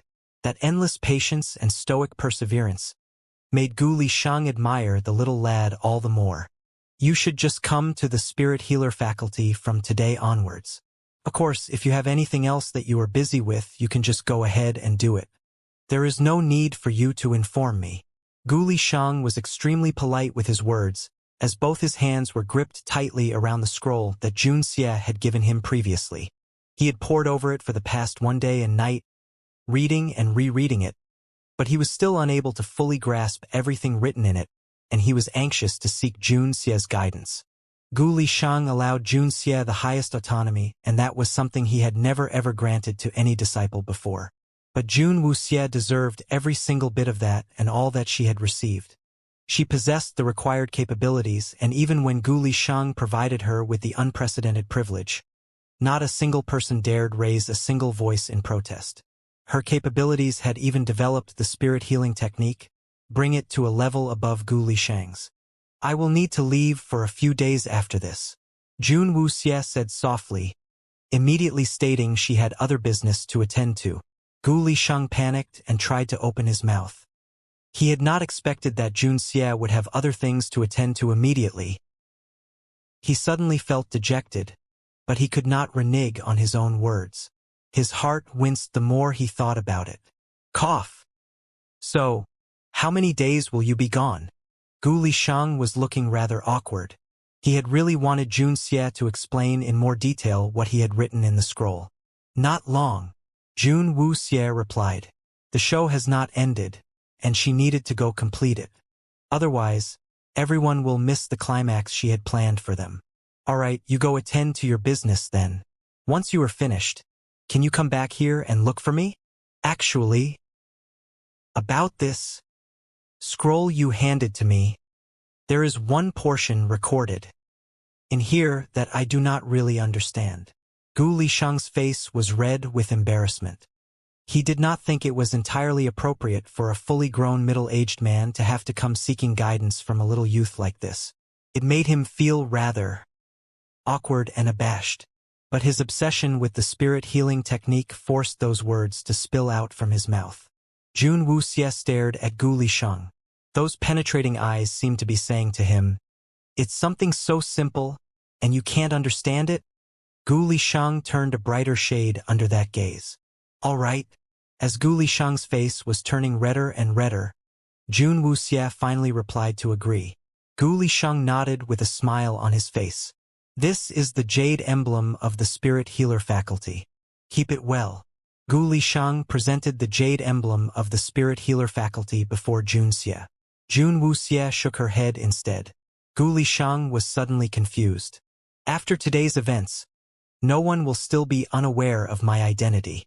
Jun Wuxia replied softly. The jade emblem's purpose was meant to show the other disciples which faculty the holders of the emblem belonged to. But now that Gu Lishang had rocked and shook up the entire academy when he had severely berated every single one of them in their faces today, Jun Wuxia sincerely believed that her face would henceforth become a more obvious and prominent proof of her position in the academy than any other emblems that Gu Lishang could give her. That's true. Gu Lishang slipped the jade piece back into his sleeves. Gu Lishang could not help himself and held Junxia back to ask a few questions about some parts of the scroll that he was not too clear about. It was quite a while later when he finally let Jun Xie leave. Jun Wuxie stepped out from Gu Lisheng's office. When she descended the stairs and reached the atrium downstairs, she saw a bunch of spirit healer faculty disciples huddled together. They were hiding in a corner as they peeked warily at her. Jun Xie. One of the youths among them was suddenly pushed out from the group, and he stuttered as he looked guiltily at Jun Xie. When they thought back to the numerous times they had gossiped and pointed at Jun Xie behind his back, they were deeply ashamed of themselves and they were feeling extremely awkward to face Jun Xie again. But Gu Lisheng held Jun Xie in the highest regard, and if Jun Xie held grudges against them, they wouldn't be able to survive in the spirit healer faculty thereafter. All the disciples of the spirit healer faculty did not doubt for a moment that if Jun Xie was to ask Gu Lisheng to expel all of them out of the spirit healer faculty, Gu Lisheng would not hesitate to do it in the slightest. Even after knowing that Gu Lisheng had been forced to accept them as disciples, the youths nevertheless still greatly cherished their identity as a disciple of the spirit healer faculty and would do anything to retain their positions. They were very reluctant to lose them. Sorry. We were dumb and naive to have believed those baseless rumors. I hope you can find it within your generous heart to forgive people as despicable as us. Please forgive us all. The youth formally took a 90-degree bow, pleading for Jun Xie's forgiveness. The rest of the disciples behind him all bowed as well. Jun Wuxie cast them a glance, and did not even say a single word, before she proceeded to continue walking away. The bunch of youths waited a long while in their spots with their backs bent and did not get a reply. When they raised their heads, they found that Jun Xie had already walked out through the spirit healer faculty's main doors without giving them the least bit of attention. The world crashed down upon them at that moment, and they sobbed at the impending loss to come. What should we do? Does that mean he won't forgive us? The youths huddled close together and cried, visualizing the inevitable sorry scene of them being chased out of the spirit healer faculty. Jun Wuxie was completely oblivious to the indescribable bind the disciples were caught in and was already making her way back to the bamboo grove. Along the way, countless pairs of eyes were trained on that slowly moving petite figure. Every single one of those gazes that fell upon Jun Wuxie were no longer laced with contempt or mockery like before, but replaced with deep shame and a sense of fear. When they see Jun Xie now, it invariably reminded them all of the shame they had felt that morning when Gu Lisheng and Fan Qi had slapped them all with their admonishments, and none of them dared to take a single step to approach Jun Xie. Hiding their faces from the shame they felt, the disciples slunk away and hid like mice into corners. As for those disciples that happened to come face to face with Jun Xie, they found the strength suddenly leaving their legs when they saw the petite figure, trying their fastest to scramble out of his way. Jun Wuxie did not seem to notice, paying them no attention as she continued on her way to the bamboo grove. In the bamboo grove, Fan Jin was excitedly recounting the morning's glorious events to Fan Zhua. Fan Jin's face was flushed and his voice was exhilarated. How he wished was able to reenact the whole scene that played out at the square that morning. Fan Zhua smiled and did not say a word, but his eyes were lit, sparkling with joy. He. You should have seen it. It was really most exhilarating. You remember that grumpy teacher, Qian Yuan He? The one in the beast spirit faculty? He had previously gone all around telling everyone about all of Jun Xie's faults. Today, Uncle Gu's words almost made him want to go smash his head on the wall to kill himself in shame. It made me so happy then. Ha ha ha. Fan Jin was getting more animated the further he narrated. He had suddenly brought 2 big jars of wine here to celebrate his good mood today on this rare occasion. Besides Jun Wuxie, the next person who was happiest about today's turn of events was inexorably Fan Jin. In that gloomy period, Jun Xie had suffered the endless curses and got herself viciously sworn at. But on the other hand, Fan Jin, who had been the one who had given everything he had to protect Jun Wuxie while being privy to the truth behind it all, had had an extremely hard time holding it all in to the point of almost bursting. Little Xie, you're back. The moment Fan Jin saw Jun Wuxie come in, he jumped up excitedly and his tall and towering frame swayed and tilted from having stood up too suddenly. Fan Zhua nimbly stretched out an arm to lend his brother some support. Jun Wuxie sat down at the table and looked at the slightly tipsy Fan Jin. Today, we really managed to make that bunch of bastards shut up. Hick! Fan Jin managed to slur with a goofy grin as he fell back down onto his chair. Fan Zhuo turned to Jun Xie and gave a helpless shrug. Ever since Fan Jin had stepped in, he had not stopped talking, and neither had his wine cup, which had been barely seen parted from his lips, in an obvious display of his joyous mood today. Jun Wuxie and Fan Zhuo were non-drinkers, and they watched Fan Jin as he chugged down the 2 large jars. Soon, Fan Jin was roaringly drunk, and he quickly fell face down on the table and slept snoring loudly. My big brother is feeling really happy today. Fan Zhuo smiled awkwardly as he looked at his completely drunk and unconscious elder sibling. But he knew in his heart that his brother was genuinely happy today. I will need to leave for a period, Jun Wuxie said suddenly. Fan Zhuo was slightly taken aback by the sudden announcement. Ask Fan Jin to get Dum Qiao and the others to come over here tomorrow. If there is anything you want to know, you can ask them about it then, Jun Wuxie said as she poured herself a cup of tea. You mean about the Rui Lin army? Fan Zhuo asked, with an inquisitive look on his face. He had earlier asked Jun Xie about his connection with the Rui Lin army, but the little rascal had been too lazy to explain it to him and pushed the topic away in a display of sheer laziness. Jun Wuxie nodded. Fan Zhuo watched Jun Wuxie intently, seemingly thoughtful before he asked, The Rui Lin army will arrive tomorrow, won't they? Jun Wuxie nodded again. The corners of Fan Zhuo's lips raised slightly. The Rui Lin army will come here tomorrow, and Jun Xie was telling him he would need to be away for a period. The two seemingly separate events happening at the same time inevitably led Fan Zhuo to think there must be a link between them. However, Jun Wuxie still had no intentions of explaining any bit of it to Fan Zhuo, and after she carelessly threw Fan Zhuo a few hasty words of farewell, she quickly left. The distance from the Qi Kingdom to the Zephyr Academy wasn't too far away, and the way they would take to come would invariably be through the main thoroughfare. Long Qi was leading his team of Rui Lin army soldiers, a grand and majestic procession, passing through the wide road, their shining silver armored soldiers sitting tall upon great war horses. The grandiose air emanating from the contingent of battle-hardened men made all the people that passed them on the road scramble out of their way in a hurry. Boss, young Miss is really at the Zephyr Academy? A soldier beside Long Qi asked, with deep longing showing in his eyes. Long Qi cast a glance at the soldier, his gaze solemn. We are in no position to probe into the your miss business. The soldier shrank back and nodded hurriedly, but a glint of anticipation nevertheless remained in his eyes. As the contingent passed the main thoroughfare, the men from the Rui Lin army had to enter a smaller path. Although narrower, the path stretched out, bathed in tranquility, albeit a little windy. The smaller path allowed only 3 horses to march abreast, and dense trees lined both sides of the path. As it was already dusk, there were not much people seen on it. Suddenly, a figure appeared on the path. From afar, the setting sun's rays lit in a radiant glow from behind the figure, masking the figure's face in shadows. The light of dusk showered the area around the figure from the back, creating a golden halo to surround him. Long Qi frowned deeply and gestured sharply with his hand.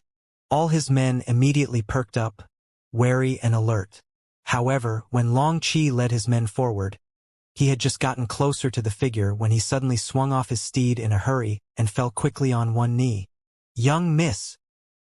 In the Zephyr Academy, 1 day had passed. The turmoil that had stirred up the spirit healer faculty had begun to subside. But the residual tremors had not yet completely stopped when another piece of earth-splitting news hit, and quickly stirred up another storm that raged and tore throughout the entire academy once again. Before the gates of the Zephyr Academy, hundreds of armored soldiers, riding tall atop gallant war steeds, stood blocking the entire entryway.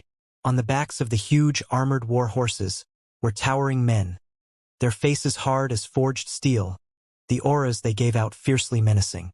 Their stalwart and straight-backed poise made all the disciples who had gathered behind the academy's gates fear to take another step forward. But, In the midst of the contingent of fearsome and intimidating group of soldiers, there was a lone figure that stood out different. Dressed in pure white, her demure grace evident atop the high steed, her face flawlessly beautiful. All the Zephyr Academy's disciples gathered there were suddenly bedazzled, without a single exception. Within the Zephyr Academy, they had no lack of beautiful youths. But none could measure up to the girl sitting atop the handsome steed before their eyes. The white-dressed girl looked to still be rather young. The mesmerizing aura surrounding her made people inexorably stunned by her beauty, but also drove an inexplicable fear into them of profaning the flawless beauty with their gaze. Her face was cold as frost and expressionless. Her crystal-clear eyes glinted with a chill. As she passed the crowd of disciples, those eyes did not fall a single moment on any one of them. Cold, chilly, and somehow terrifying. "Who are these people?" A youth behind the gates whispered softly. "It's the Rue Lin army, the most ferocious strike force." A sharp-eyed youth pointed at the banners flapping in the wind and cried out softly. The Qi Kingdom might just be a small nation, but the fame of the Rue Lin army was known far and wide throughout the lands. Known to be the most ferocious strike force, they had appeared right before the gates of the Zephyr Academy. What could they be here for? When Senior Lu left, didn't he say, Senior Ning had attempted to have some general from the Rue Lin army killed? A quick-minded youth suddenly remembered what Lu Weijie had claimed just before he left. On the day when Lu Weijie had been chased out of the Zephyr Academy, what he said then before his departure had kicked up a huge storm, and it had dragged Ning Xian's reputation into the mud then. But the news that Jun Xie had murdered Li Zimu quickly overshadowed the accusations thrown at Ning Xian, and they were slowly forgotten. With the Rue Lin army appearing in such a grand fashion before the Zephyr Academy's gates, the matter that had almost faded from their memories quickly reignited, and the rumor mill started whirring furiously once again, kicked into high gear. Does this mean that everything Lu Weijie said was the truth? Fan Qi hurried over to the main gates shortly after. When he saw the grand formation of the Rue Lin army, a shock went through his body and his heart beat furiously. Among the gathered mass of towering, proud, and stalwart warriors, Fan Qi could not help but notice a figure that looked totally different in contrast. A young girl seated high upon a warhorse in the front beside Long Qi, who commanded an unnaturally overwhelming presence. Her identity was most definitely someone extraordinary. I was not aware of General Long Qi's arrival, and I hope you'll excuse my tardiness in my welcome. I would implore our respected guests to come in for a chat. Fan Qi was trying his hardest to put forth a composed front. Since the last spirit hunt had ended, he had known that this dreadful day would come. The reason he had agreed to expel Lu Weijie and the others in such a hasty manner before was an attempt to appease the Rue Lin armies and Mu Chen's rage. Long Qi nodded and raised a hand up. More than 100 soldiers behind him immediately pulled on their reins, and all the warhorses stood rigidly still. That precision and uniformity in the movements of the soldiers made all the eyes of the gathered disciples light up in awe, and their heartbeats reached a fervor, their blood coming to a boil. The disciples were at that age where their youthful exuberance were at their peaks. Which youth among those disciples wouldn't idolize such an impressive array of fully armored soldiers? Long Qi swung himself off his horse and extended his hands out to help the petite young girl beside him get off the tall horse. And this would be... Fan Qi looked at the beautiful but cold young lady and said cautiously, "The young miss of the Lin Palace, Jun Wuxie." Long Qi straightened his back upright and replied in a grand voice, "It's the young miss of the Lin Palace." Fan Qi's forced facade of composure cracked slightly in his shock. The Rue Lin army were subservient only to the Qi Kingdom's Duke, Jun Xian. The Imperial Emperor held no authority over the Rue Lin army, and they only took orders from people from the Jun family's bloodline. Jun Wuxie might still be rather young, and on top of that she was a girl. But just the character Jun in her name was telling Fan Qi undeniably that she held the authority to command the Rue Lin army here. He had actually intended to downplay the entire matter, but Fan Qi could not help it but start to become rather worried now. When even a family member of the Jun family itself had come all the way here, It was inadvertently telling him that the matter would not be so easily resolved. All the disciples who were watching intently from behind had, upon hearing Long Chi's words, suddenly found themselves staring wide-eyed at the beautiful and mesmerizing girl, who seemed slightly younger than all of them, with surprise in their eyes. She was obviously so young, but the aura emanating from the girl made people forget her age. Even when she stood among the towering and menacing Ruelin army, she did not show a single trace of weakness. Her chilly expression did not allow anyone to disregard her overwhelming presence. It made her seem as if she had been born to lead this most ferocious strike force from the start.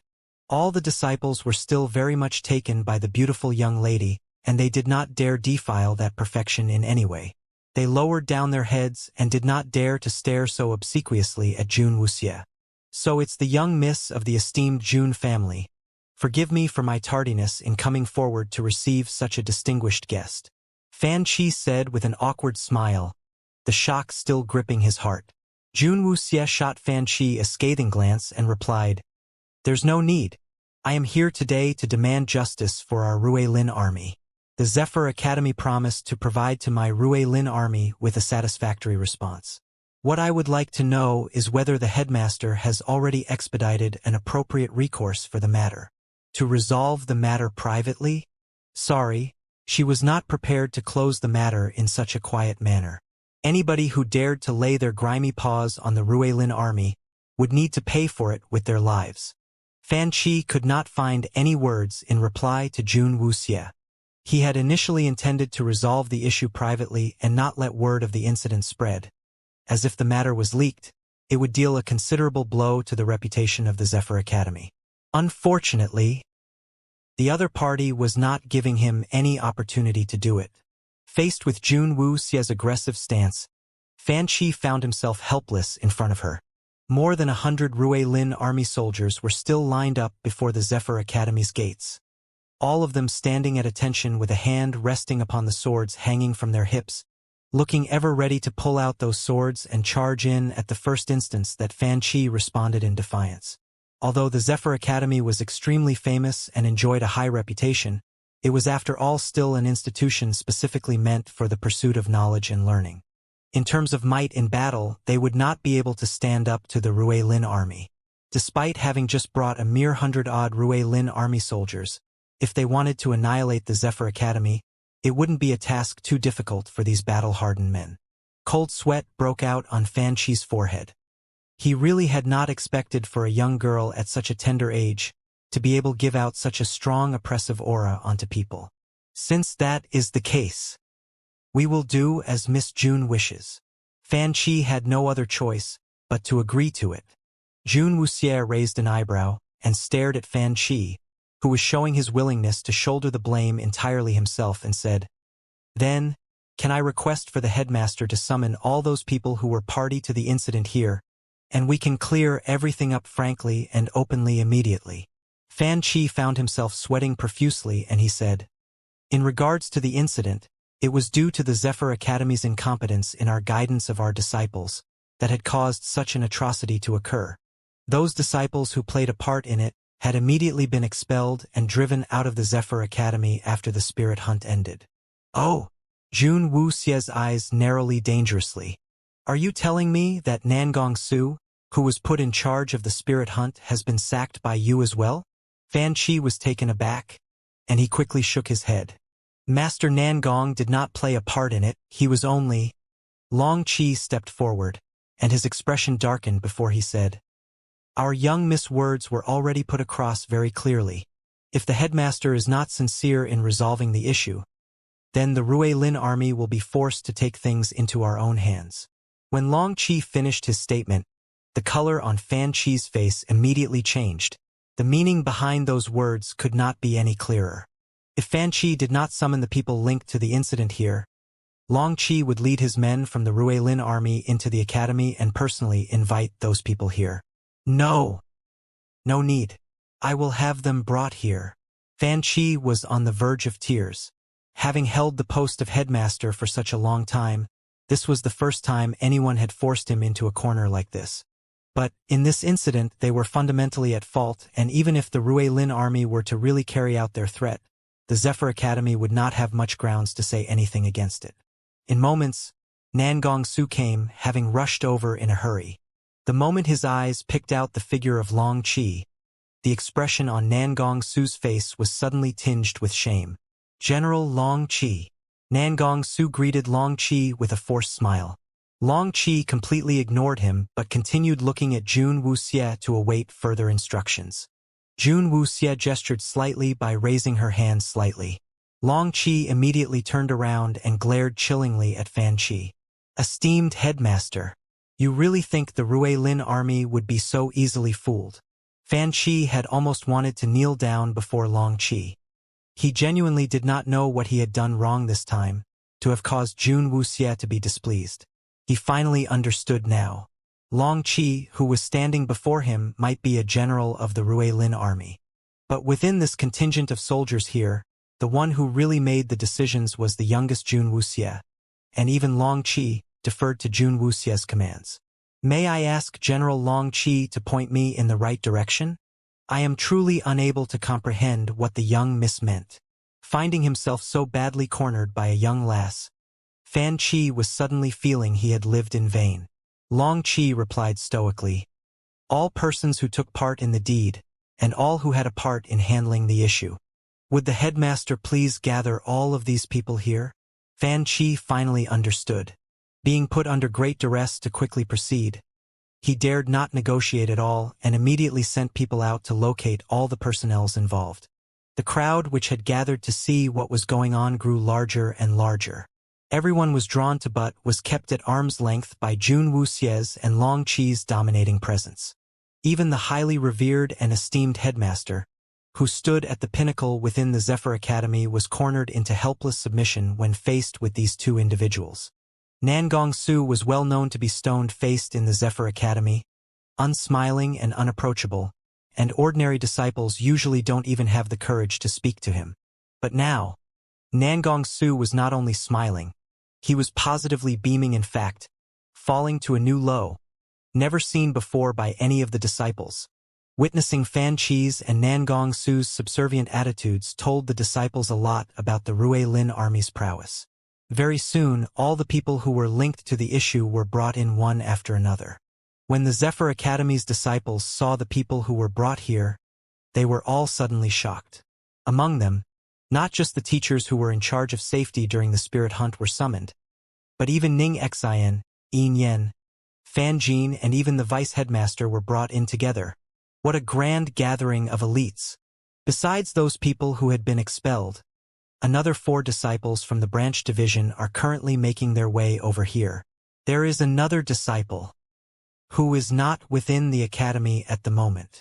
Fan Qi tried to explain, as he wiped off the sweat from his brow. The person who was missing was Jun Xie, whom Gu Lishang had officially accepted just yesterday. But when he had sent people over to locate him, those people had come back with the news that Jun Xie had gotten leave from Gu Lishang and was not in the academy today. Long Qi did not answer Fan Qi immediately but paused and looked at Jun Wuxie. And after Jun Wuxie nodded satisfactorily, Long Qi finally turned to Fan Qi and said, "This will do." Fan Qi secretly heaved a sigh of relief. Ning Xian's face was pale, and her eyes were not entirely focused. She allowed herself to be led by Yin Yen to stand among the group. Looking at the state she was in, it was obvious that she had not yet recovered from the trauma she suffered yesterday, and she was still forced to come. Still feeling like her strength had been completely sapped, she raised her eyes to look before her. When her eyes saw the figure of Long Qi, her heart jumped. The Rui Lin army really came here? Ning Xian subconsciously turned to look at Ning Rui as the fear spread quickly throughout her body. She had thought that the matter would be resolved as her father had planned, and she did not expect that she would be brought here. Ning Rui gave Ning Xian a reassuring gaze, and that helped Ning Xian relax a little. "Say, Senior Ning. What? What should we do now?"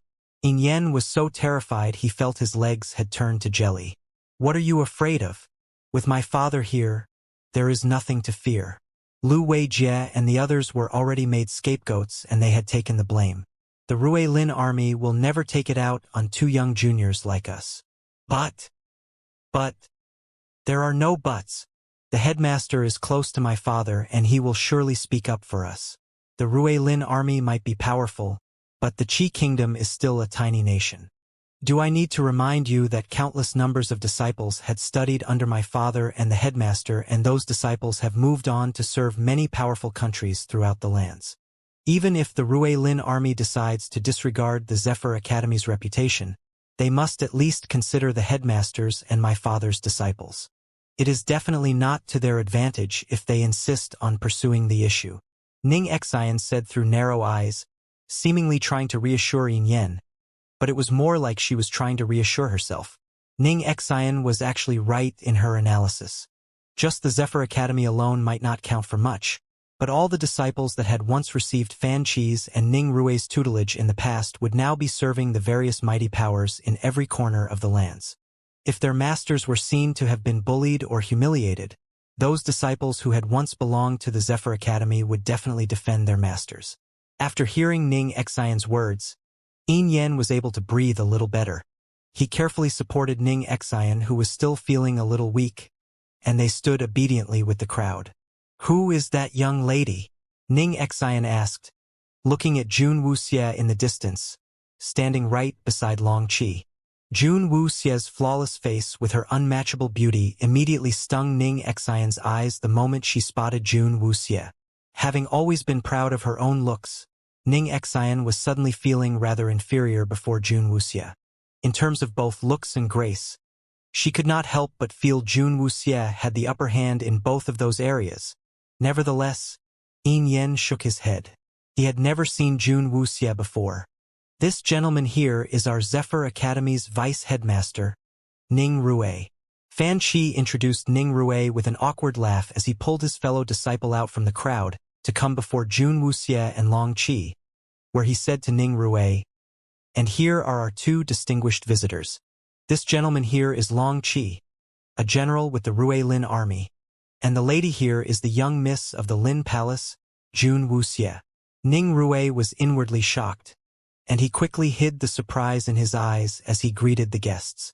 A distance away, Fan Qi's formal introduction had caused a particular person's eyes to widen with alarm. When Fan Jin received the summons, he had just awoken from his drunken stupor and his mind was still rather groggy, and he was still barely conscious as he was being dragged here.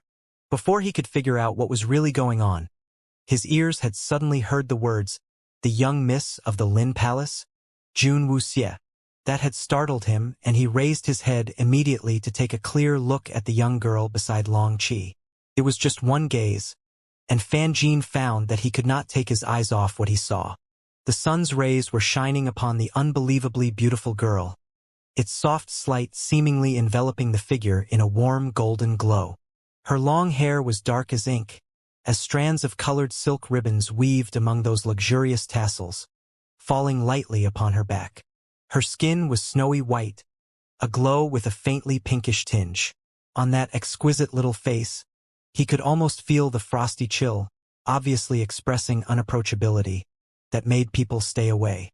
That one unintentional peek made Fan Jin unable to ever erase this mesmerizing image from his mind. In the future, even with the long grinding passage of time, he had not able to wipe away the scene he witnessed today, which would stay fresh in his mind. That was Jun Xie. Fan Jin's heart shook. The features on that face were completely different, but the chilling frost that showed in those eyes were nevertheless so familiar to him. He had known that Jun Wuxie was a girl, but he had never for a moment thought that her real appearance would be so astounding. He finally understood why the men from the Rui Lin army had disregarded Ning Rui's beauteous looks. When before Jun Wuxie, Ning Xian's bit of beauty would be just like a withered flower that had fallen to the ground, becoming not even worth mentioning. Fan Jin stood rooted to the ground, and he could not recover from his shock for a long while. Basically, everyone who had been involved are already here. We have discussed about the matter and we have taken the necessary actions. I wonder if this is to Miss Jun's satisfaction. Fan Qi said carefully, looking anxiously at Jun Wuxie. The girl was obviously younger than both his sons, but she somehow made Fan Chi extremely tensed. Dare I ask, what actions did the Distinguished Academy take? Jun Wuxie asked, completely unmoved. Cough. Together with their leader, Lu Weijie, the guilty bunch of disciples have been driven out from the Zephyr Academy and never allowed to return. And I have already stated formally to other academies and written a scathing critique of their undesirable traits and character. I believe that will teach them a good lesson. Fan Chi reported honestly. One of Jun Wuxie's eyebrow raised, and the corners of her mouth hinted of a sneer. And that is what the headmaster deems appropriate? Fan Chi gulped and hesitated a moment before he nodded. Jun Wuxie gave out a chilling laugh and said, Disciples from your Distinguished Academy attempted to murder our men from the Ruelin Army and the Cloud-Treading Peak. Your Distinguished Academy promised us then that your disciples would be brought back and properly dealt with, and promised that we would be satisfied with it. But now that the Academy has gone back on their word, would you like to take a guess whether I am satisfied? Jun Wuxie's tone when she spoke had always been cold, and now, the chill in her voice was even colder and more intense, which made everyone there shudder suddenly. What did we do that caused you to feel that we have gone back on our word? Fan Chi wiped at his brow once again that was sweating profusely. Jun Wuxie's frosty eyes swept over the gathered crowd without giving Fan Chi a single word of reply when her gaze suddenly stopped, fixed on a person among the mass of disciples. Long Chi, your subordinate awaits your orders. Go. Yes. Long Chi's clean and clear voice had barely faded when his towering frame had already whizzed like a whirlwind and shot himself right into the crowd. A series of surprised shrieks ensued, and quick as lightning, Long Chi grabbed two people from among the disciples and whizzed back to come before Jun Wuxie once again. Two wailing cries sounded suddenly. The two people found themselves being carelessly thrown before Jun Wuxie's feet, and they started trembling uncontrollably. The two figures who were thrown like rag dolls onto the ground were in fact Ning Xian and Yin Yen. Never did they for a moment think that they would be picked out by Long Chi himself and thrown into such a humiliating position under the watchful eyes of all the other gathered disciples. When Ning Rui saw that his daughter was treated in such a manner, his face immediately changed and he stepped up at once. Miss Jun, what is the meaning of this? Jun Wuxie's mouth curled up with a hint of a sneer and said, What do I mean? Isn't it just too painfully obvious? The few of you just decided on your own that, by expelling a few disciples, the matter would then be resolved? And you are still blatantly hiding the real mastermind behind this whole plot right here. What? Do you really think that just because our Ruelin army is from the faraway Qi kingdom, you can just brush the whole matter off so easily? As she spoke, Jun Wuxie bent down and grabbed a whole bunch of Ning Xian's hair and gave a sharp tug as she straightened up. The sharp, searing pain that tore through her scalp made Ning Xian scream and wail pitifully.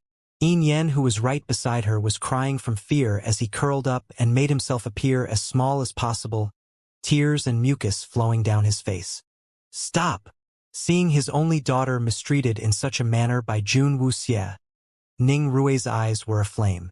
Stop! Jun Wuxie gave out a chilling laugh. I gave all of you a chance. If all of you had handled the matter fairly and impartially, I would not have pursued the matter.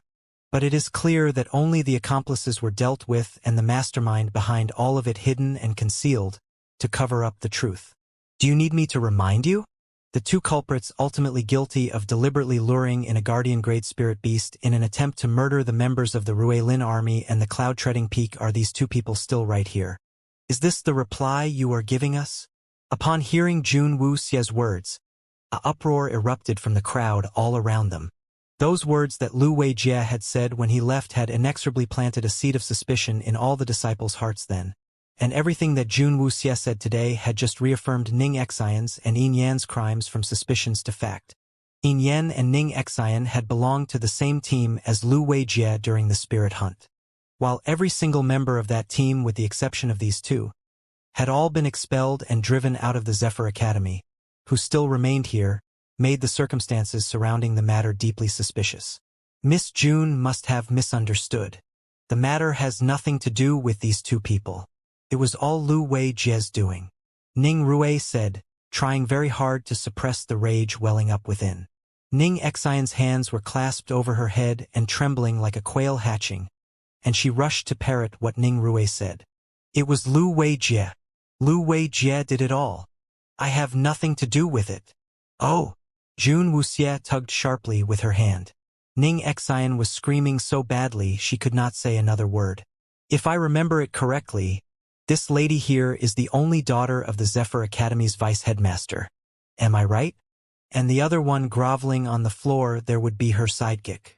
The words the Zephyr Academy are telling us might sound very nice and pleasing, but in reality, aren't you all showing yourselves to be just as capable of abusing your powers and position to protect your personal interests? Nangong Su, get your sorry self right here this instant, Jun Wuxie demanded loudly in a chilling tone. Even Nangong Su was shocked and he hurriedly stepped forward. You knew exactly what transpired that day. Tell it to your vice-headmaster what exactly happened then. Jun Wuxie sneered.